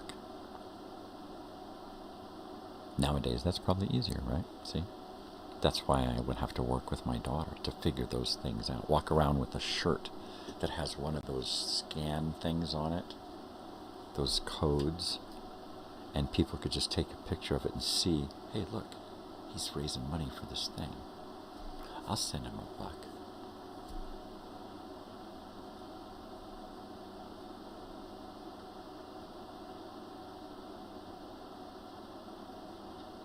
Is that possible? Could that be a thing? Could that work? Can I just at random say, hey, scan this and send me $1?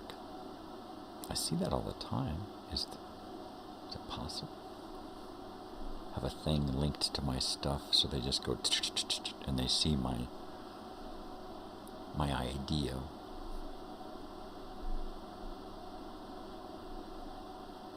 Not my location.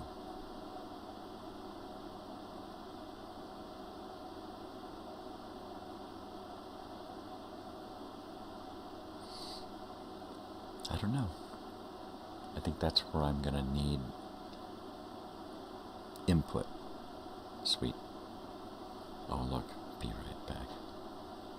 Right. Shut up. Thank you. If that's what you mean. Yeah, I appreciate it. But yeah, we should look further into that. I've got the holidays to get through. But once she's off for a month, I think if I can just get her brain once or twice where she can just sit with me and help me research, her on her computers, me on mine, and we can just kind of attack the idea of fundraising. Because I think by then, by the time she's off, I'll have enough of a presentation for her so she can kind of see where I'm at, right? Here's the layout, the initial idea for the layout of the building. A long rectangular building, machines, this, that, snack bar, restrooms. Get a basic idea of what it's going to be, what it's going to look like, how it's going to feel. Put together a 1 minute or 3 minute presentation on video showcasing the whole idea and its potential for growth, and then hit you for a donation. Just $1, that's all. Tell your friends, $1. Punch it up on your phone and send me at least $1. That's all. That's all I ask. Doesn't take much. Unless there's like a low limit, like you have to do so much in order to send it, you have to do this amount, whatever that is, right? Keep it low so people are just like, yeah, sure, no problem. I'll spend that all day long. Here's twice that. Ooh. Here's a fin. Ooh. Whatever. Come up with a plan and a budget. You know, some overall growth thing. And then give it to Will. I am going to be right back again because my wife is up. And I want to see if I humped the bunk by not waking her up. So I will be right back, okay? See you in a flash. Don't go away. I'll be right here.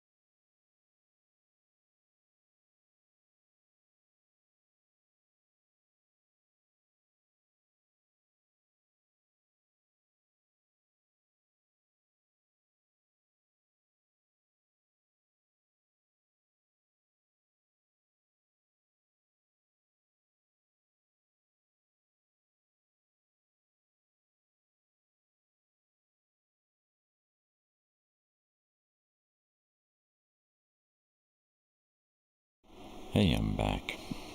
This is me, back here, back live, doing my thing, what I do, what I can do, just doing what I can with what I got.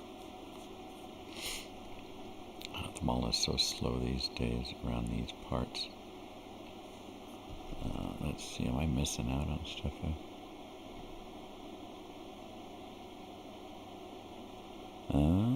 Here we go. 9 is your number. We got cards going out. The mail is so slow, right? Yes. I tried to look up a Hefen on YouTube unsuccessfully, right? There's gotta be. You have to Wikipedia it. Use Wikipedia first. Find out the correct Hefen terminology, and find out names of heifers, and then I think you'll be able to just find those people, and that'll probably be easier to do the runaround. He's so old, he looked like Abe Vigoda. That's right, I kind of do. An Abe Vigoda with a beard. You sons of bitches. I can't do an Abe Vigoda. He's a unique voice, to say the least. Right?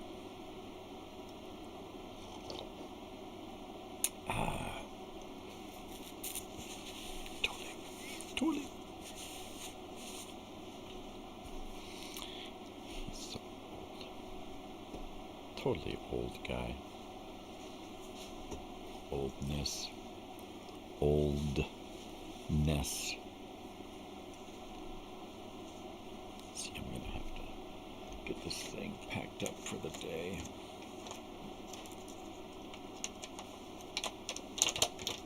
Totally, eh? Totally. No more Bong. Switching to the one hitter.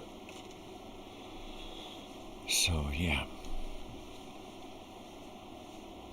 You know, I've been good at a lot of stuff in my life.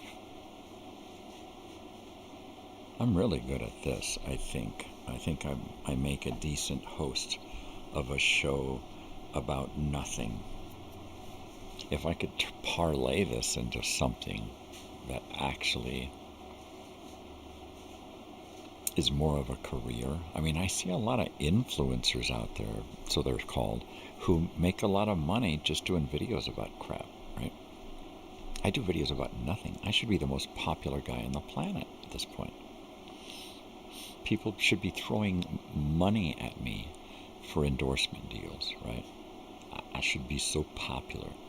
But I'm like the least popular guy that I know of on YouTube.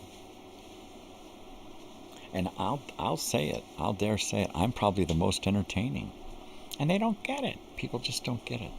I probably am off-putting to a lot of people with my humor and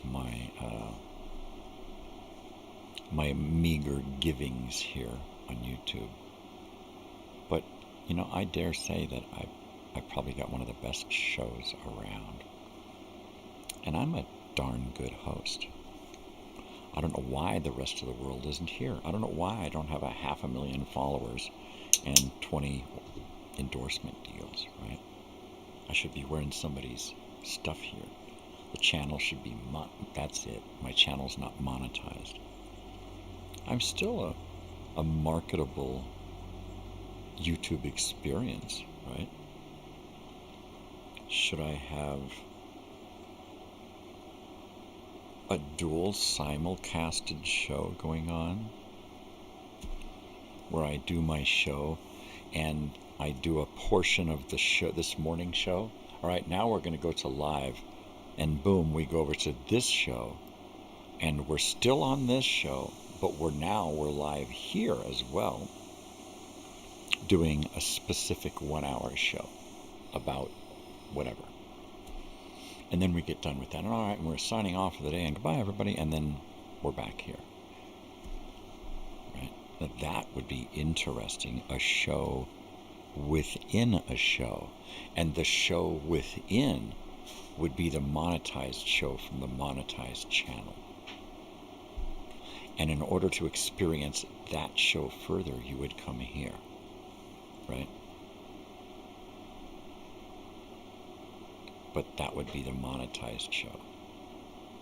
Commercials and endorsements and all that crap. Yeah, I'm glad I don't have commercials too, because there are a lot of people who have that just because they're trying to eke out a living on YouTube, and that I don't see it being that. I think I see it as being a way to reach people and put forth a message,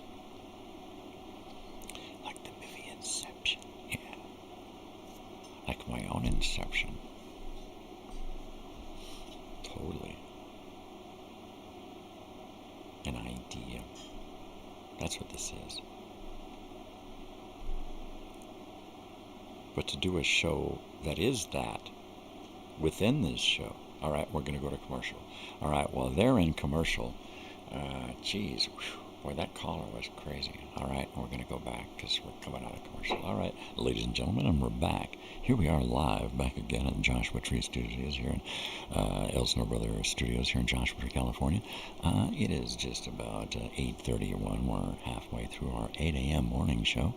And I just want to let you know that I am just fascinated by the world's cultures today. And okay, we're going to go to another commercial. Goodbye. Right? America's always worried about $1, right? Always worried about it. Just send me $1. That's all it is, man. All you got to do is, right? $1. $1. Just peel $1 off of your roll. Stick it in an envelope and lick it and stick it and mail it, right? Or scan that thing and go $1. $1.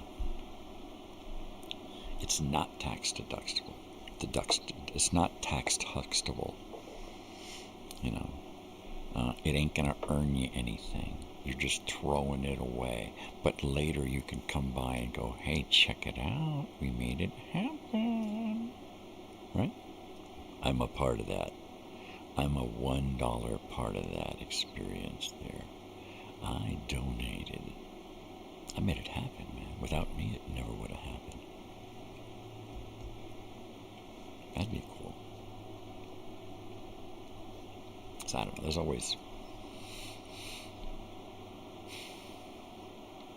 There's always a possibility. That's what dreams are. Possibilities.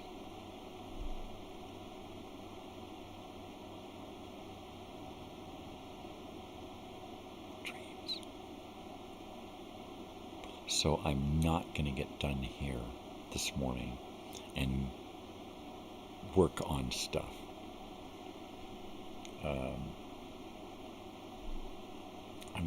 I'm gonna keep putting that off probably, and keep putting it off until I'm closer to having my daughter here working with me, so that it's all that stuff is fresh, and then she's on her break, and I can say, look, give me a day. You know, you went off for a few days now. Give me a day. Hang out with me and let's work on this project with me. It's just an idea. It's just a thought, but work on. You know, let's do this.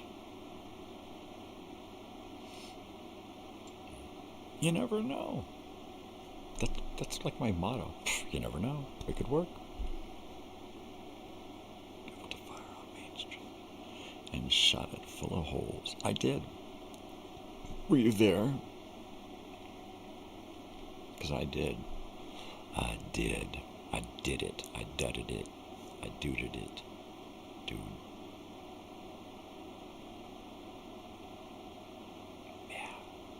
Totally.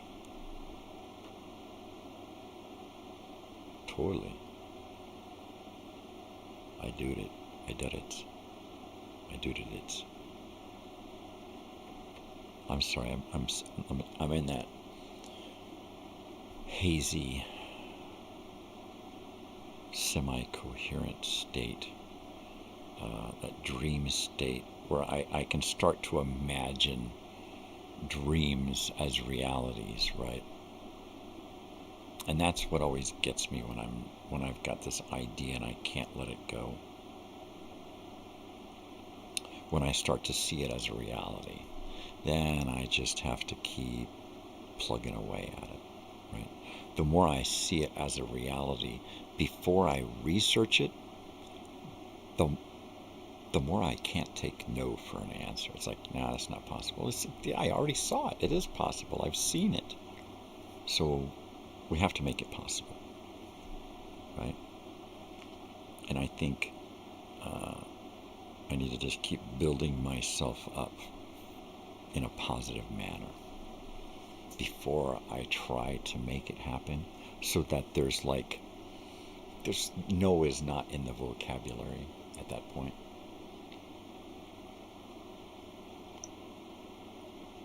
Right.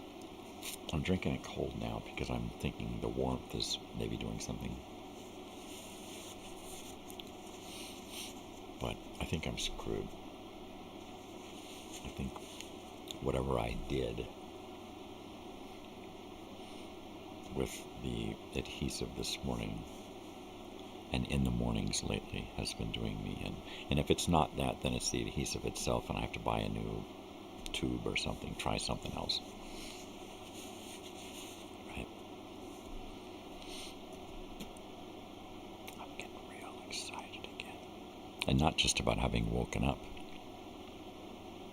I'm excited about the possibilities. Hey, you know, my daughter, she is going to be graduating soon, and she doesn't really want to do anything. She doesn't know what she wants to do. You know whose line that is? I don't know, Bob Dylan?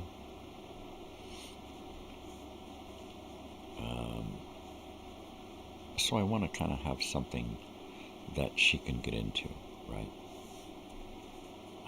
If your whole day and night and life is about video games anyway, well, doesn't that seem like a perfect fit, right? I would think so. But then again, that's just me. She's part me, so that might work.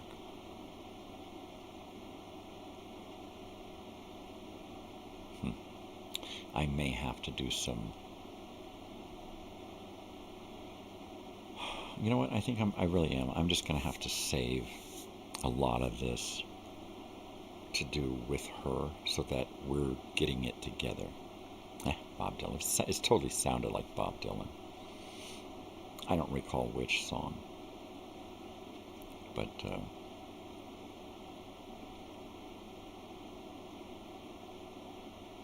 song quotes on the walls, on the murals, all the way through the place, written in white, so they glow in the black light, right? A lot of glow-in-the-dark paint in there, neon lights and neon signs, right? And it just starts off small and grows, right? Just keep throwing that money back into the arcade. Back in.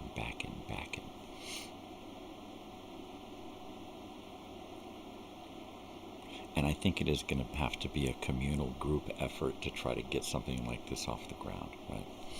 And then to like major contributors, yeah, they'll get like some kind of annual until they're paid up, and offer people the opportunity to come to town and stay and check it out.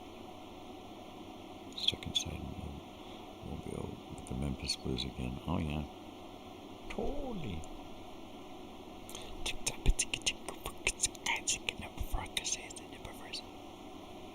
Exactly.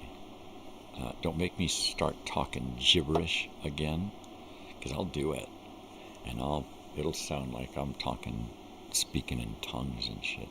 I'll get crazy up in here. I'll talk it into my phone and then read its translation back. That's always fun.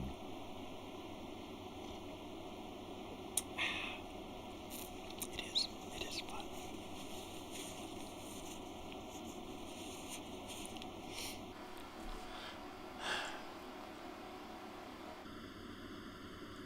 so much of the past to offer the world.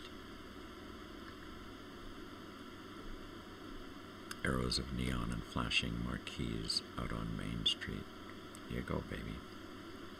Yep. Simba and Pumbaa and Timon. That's what I'm talking about out there on the jungle. I mean, the Serengeti. Serengeti. Totally.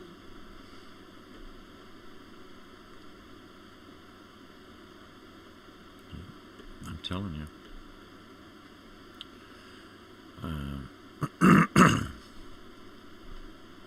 If we didn't dream, nothing would happen. Right? Trucking. Nothing would happen if people didn't dream about stuff. There would be no reason to, right? Nah, let's just keep shit the same. Fuck it. Fuck it. Call down the Shekinah glory. Shakira? Oh, is she shaking her hips again? That darn Shakira. Because she's got moscas in la casa. She's trying to shake them off. That's it, baby. That's it, baby. Oh, yeah. You didn't think I knew that, huh? Growth. Having a business that's just all about growth. El Topo. I don't think I've seen that. I've seen Topo Giju, right? But no. No, what is that? Topo Chico? El Topo? I have not. I don't go in for cult films and horror flicks. You know, like The Sound of Music. Oh, horror. Yeah, I don't do that kind of stuff. I try to stay away from it. That genre. No, I have no idea what that is. Is it some kind of jungle? Like, it's about Tarzan. That's what it is. It's about Tarzan. Yeah.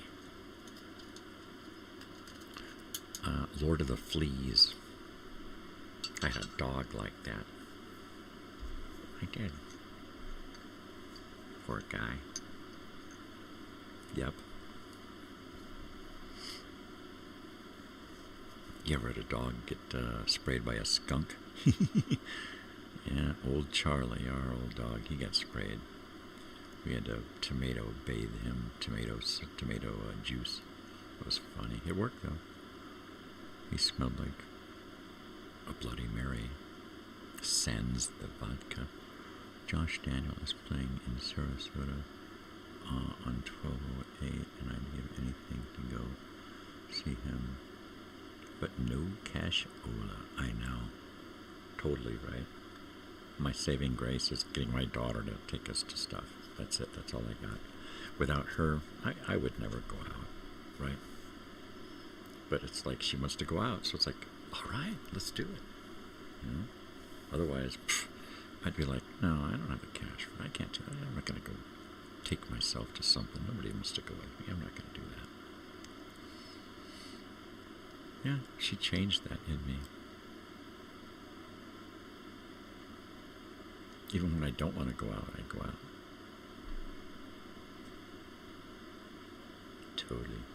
Totally. Oh, man.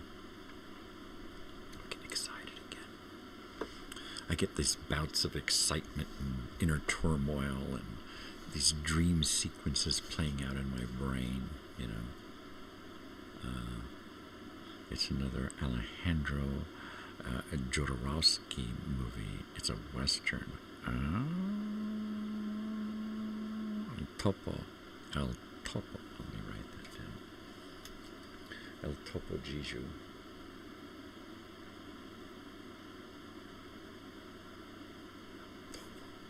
Hey, El Topo.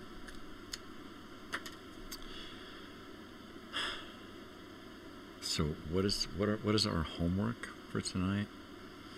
Tomorrow is Throwback Thursday, so I guess it's up in the air.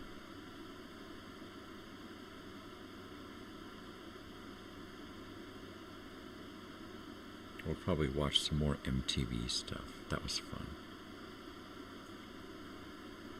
We'll do that. Let's also think about community projects, right? Because that's one of the things that we all need to worry about is community. I don't know, two M's? I think it's one M, right? Sans the other M. Community involvement. Something, right? It's always good to do something in your neighborhood. Feeling good in the neighborhood. That's it. That's all. So let's think good and hard about how we can. Let's have a joint rolling contest in our neighborhood. Let's do that. I like Josh. His shows usually aren't that pricey. Josh Daniel. Gotcha. I don't know who that is. I know Jeff Daniels. I know Daniel Stern, but I don't know Josh Daniel. What's his dad? I think that's one of the things that I want to figure out is how to do a dual show.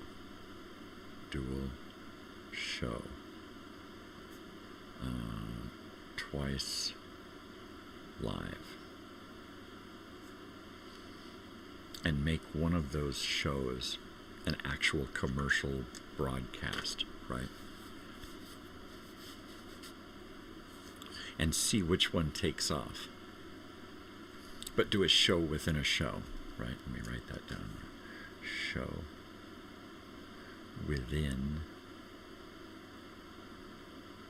a show. And see if that would work out, do something. Acoustic singer, songwriter from Charlotte, North Carolina. Local guy, okay. That's like me wanting to go Big Sandy and his Fly Right Boys out here, or Starcrawler or something. Starcrawler, they're on tour with Garbage. Totally. I totally get it.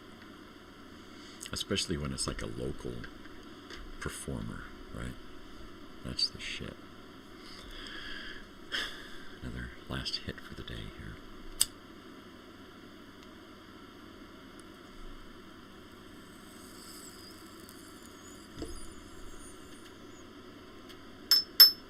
Probably.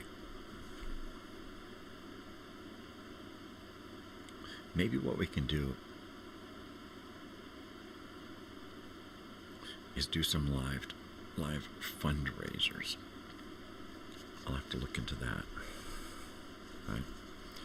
Where the idea is to pass the word and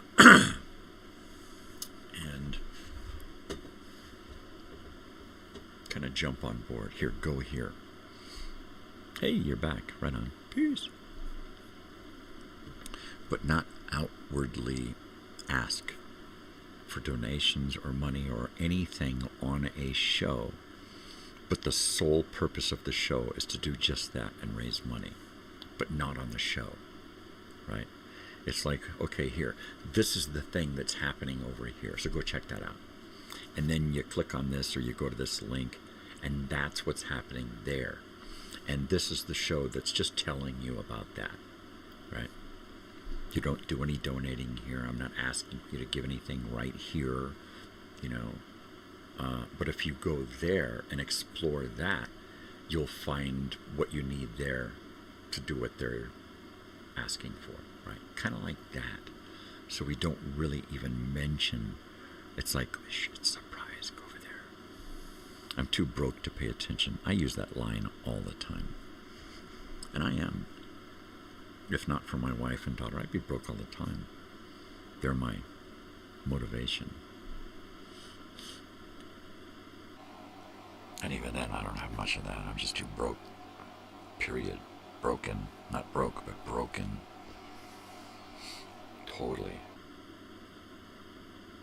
how to do that.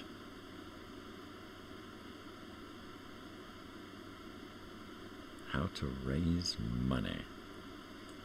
If there were more viewers, there would be enough of a cross-section of people to ask just about any question, right? Hey, who knows about this? Hey, I do. I'll tell you all about it. Here, hit me up, dude. That would be cool. We're just a community of a few irregulars here, so it's kind of, we don't know really what the hell's going on most of the time. Right. Totally. So, just a few short minutes away of cutting it off for the day. I can't wait to be here tomorrow and Friday, because chances are we'll be able to go longer and do more, get more accomplished. I don't take my laptop with me out of the house, and I don't like to do a lot of stuff on the phone as far as research, because it's harder for me to just create a file and copy and paste it and print it and that kind of shit, right? You guys are so sweet. Peace and love, baby. Peace and love. But I know, I just feel it, that there's something here. And maybe that's what I'm feeling. Like, there's something here with this whole idea. It's a very vintage retro town. Speak for yourself. Or you're not too broke to pay attention. You can afford to pay attention. Feels like a Monday. The time changes still. Oh yeah, I mean, I still. God, it's dark already. You know, or my God, it feels like forever ago. It feels like dark, man. It feels like it's 8 o'clock. It's only 6. I don't know what it is. Fucks with my head. The moon's weird. The sun's weird. Everything's weird. I'm weird. You're weird. We're all weird. Brainstorm, people. Brainstorm. Come up with some ideas for the telethon on Black Friday. I don't know exactly what I'm going to do. Well, this is a good thing the telethon is on a Friday, because you should love that. I think we should do something special.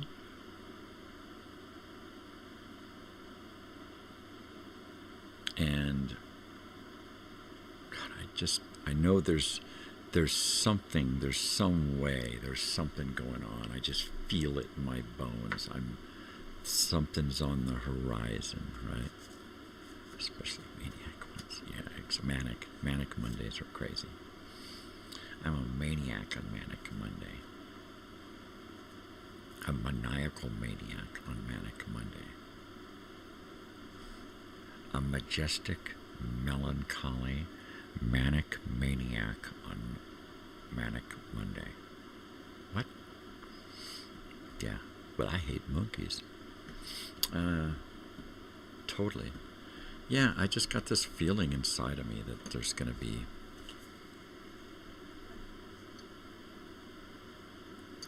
something to just sink my teeth into. We are all Jerry's kids. Labor Day telethon. There you go. Yeah, there you go. So let's do that. Let's think about once a month doing a telethon. And we're not raising money. We're not even looking for subscribers, really. I mean, it would be nice, but, you know, maybe we'll call it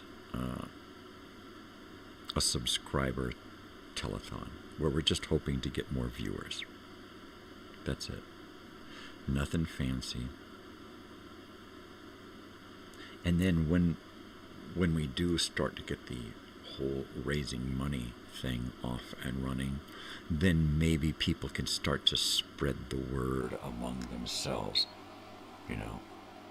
And I can say, talk to this person, and then there'll be somebody in the comments who can also say, come to my over here, and I'll set you up with a link to this and that and the other. I want to do it legitimately. but I don't want to have to go through legitimate channels to get it done, right? It eventually will all make its way into a bank and get taxed. But I don't want to go through bureaucracies who are just going to keep taking and taking and taking, so that by the time I get $1 is going to be equal to 48 cents, right? I don't want to get there. Yeah. So it's got to be done right. I think the Glimmer Stone has a Stones show coming on 1 or 2. Ooh, well, check that shit out. I'll be gone by then, so...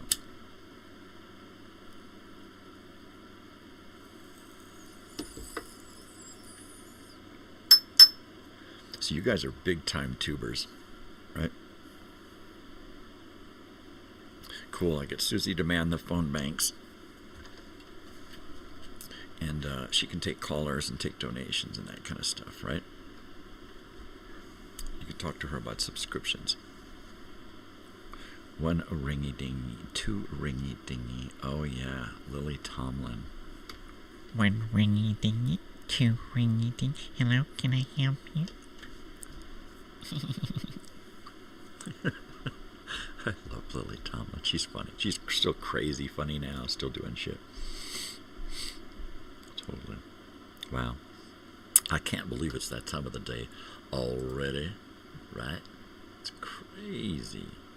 It's crazy, man, that we all have to go now because there's so much shit to do. So much stuff to get ready, so many plans. I gotta put up curtains, I gotta do all kinds of stuff. I gotta make hors d'oeuvres and set the places. Oh jeez, oh jeez. Raise money to start the arcade. That's it.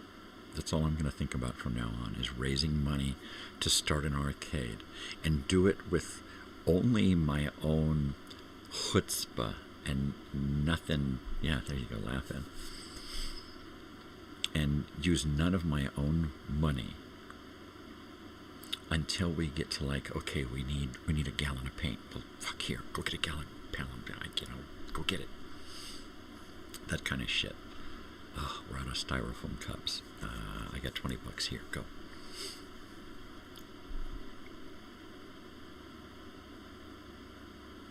Yeah, make it happen. So, thank you for that encouragement. I think that's going to be arcade. I think that's going to be, until I figure out that there's just no way. Once I figure out that there's no way, then I'll put it to rest. But I got to get that. If that's what happens, and I'll let it be. But I'm going to really chase this one down. Really chase it down. I've chased before. And I've caught, and I've ridden. And this seems like a good ride. And I can do it, and if I can do this without having to, like, overextend the household and finances and all of that at all, then why not? Get a couple of shirts made, give them to friends. They've got the scan thing on it. They go there, they see what's going on, and they donate. And they ask, here's an extra 20 for a shirt so I can help donate more. There's free shirts. Donate. People are wearing those scan codes all the time. It's got to work. Why would they do it? You see it all over the place. Tip me. I'm a guitar player. Tip me. Right there. Oh, you want to give me a tip? Here, scan this. Bang. Thank you. So, if that's possible, why not use modern technology to my benefit and try to come up with something, right? And my daughter being 21 years old, she'll be able to get into that and navigate it real well and figure out the ins and outs way quicker than I could ever imagine, right? So I think that's it. And I started the wrong video again. So I am going to have to call it quits for today. I really am. I got to get out of here. I got to get the ball rolling, do stuff, move things around, click on things and shake stuff and rattle and twist and toggle and all that. Running down a drain. Yep, there you go, man. The pet. the pet petty. So you guys know what to do, right? Send me $1. Spread peace and love, not bullshit, right? Be kind to each other. Do something for yourself out there. Do something for somebody else. Makes you feel good, makes them feel good, makes the world a better place. I'll talk to you later, people. And, that whole thing. So, most especially stay weird. Watch Rango on mute. Take care of each other. Love you so very much. Thanks for your help and encouragement. Yearning for the archaic, back to a time of sanity. Yeah, I think we should give it to them. Let's give them an arcade where they can hang out and get back. Right? All right, people. Take care of yourselves. I love you. Thanks for hanging out with me. I really appreciate it. I need this. No bullshit. Take care, and I will see you tomorrow morning, bright and early, for Throwback Thursday. So please join me. Come again. Thank you very much. Come again. Oh, yeah. By the way, adios.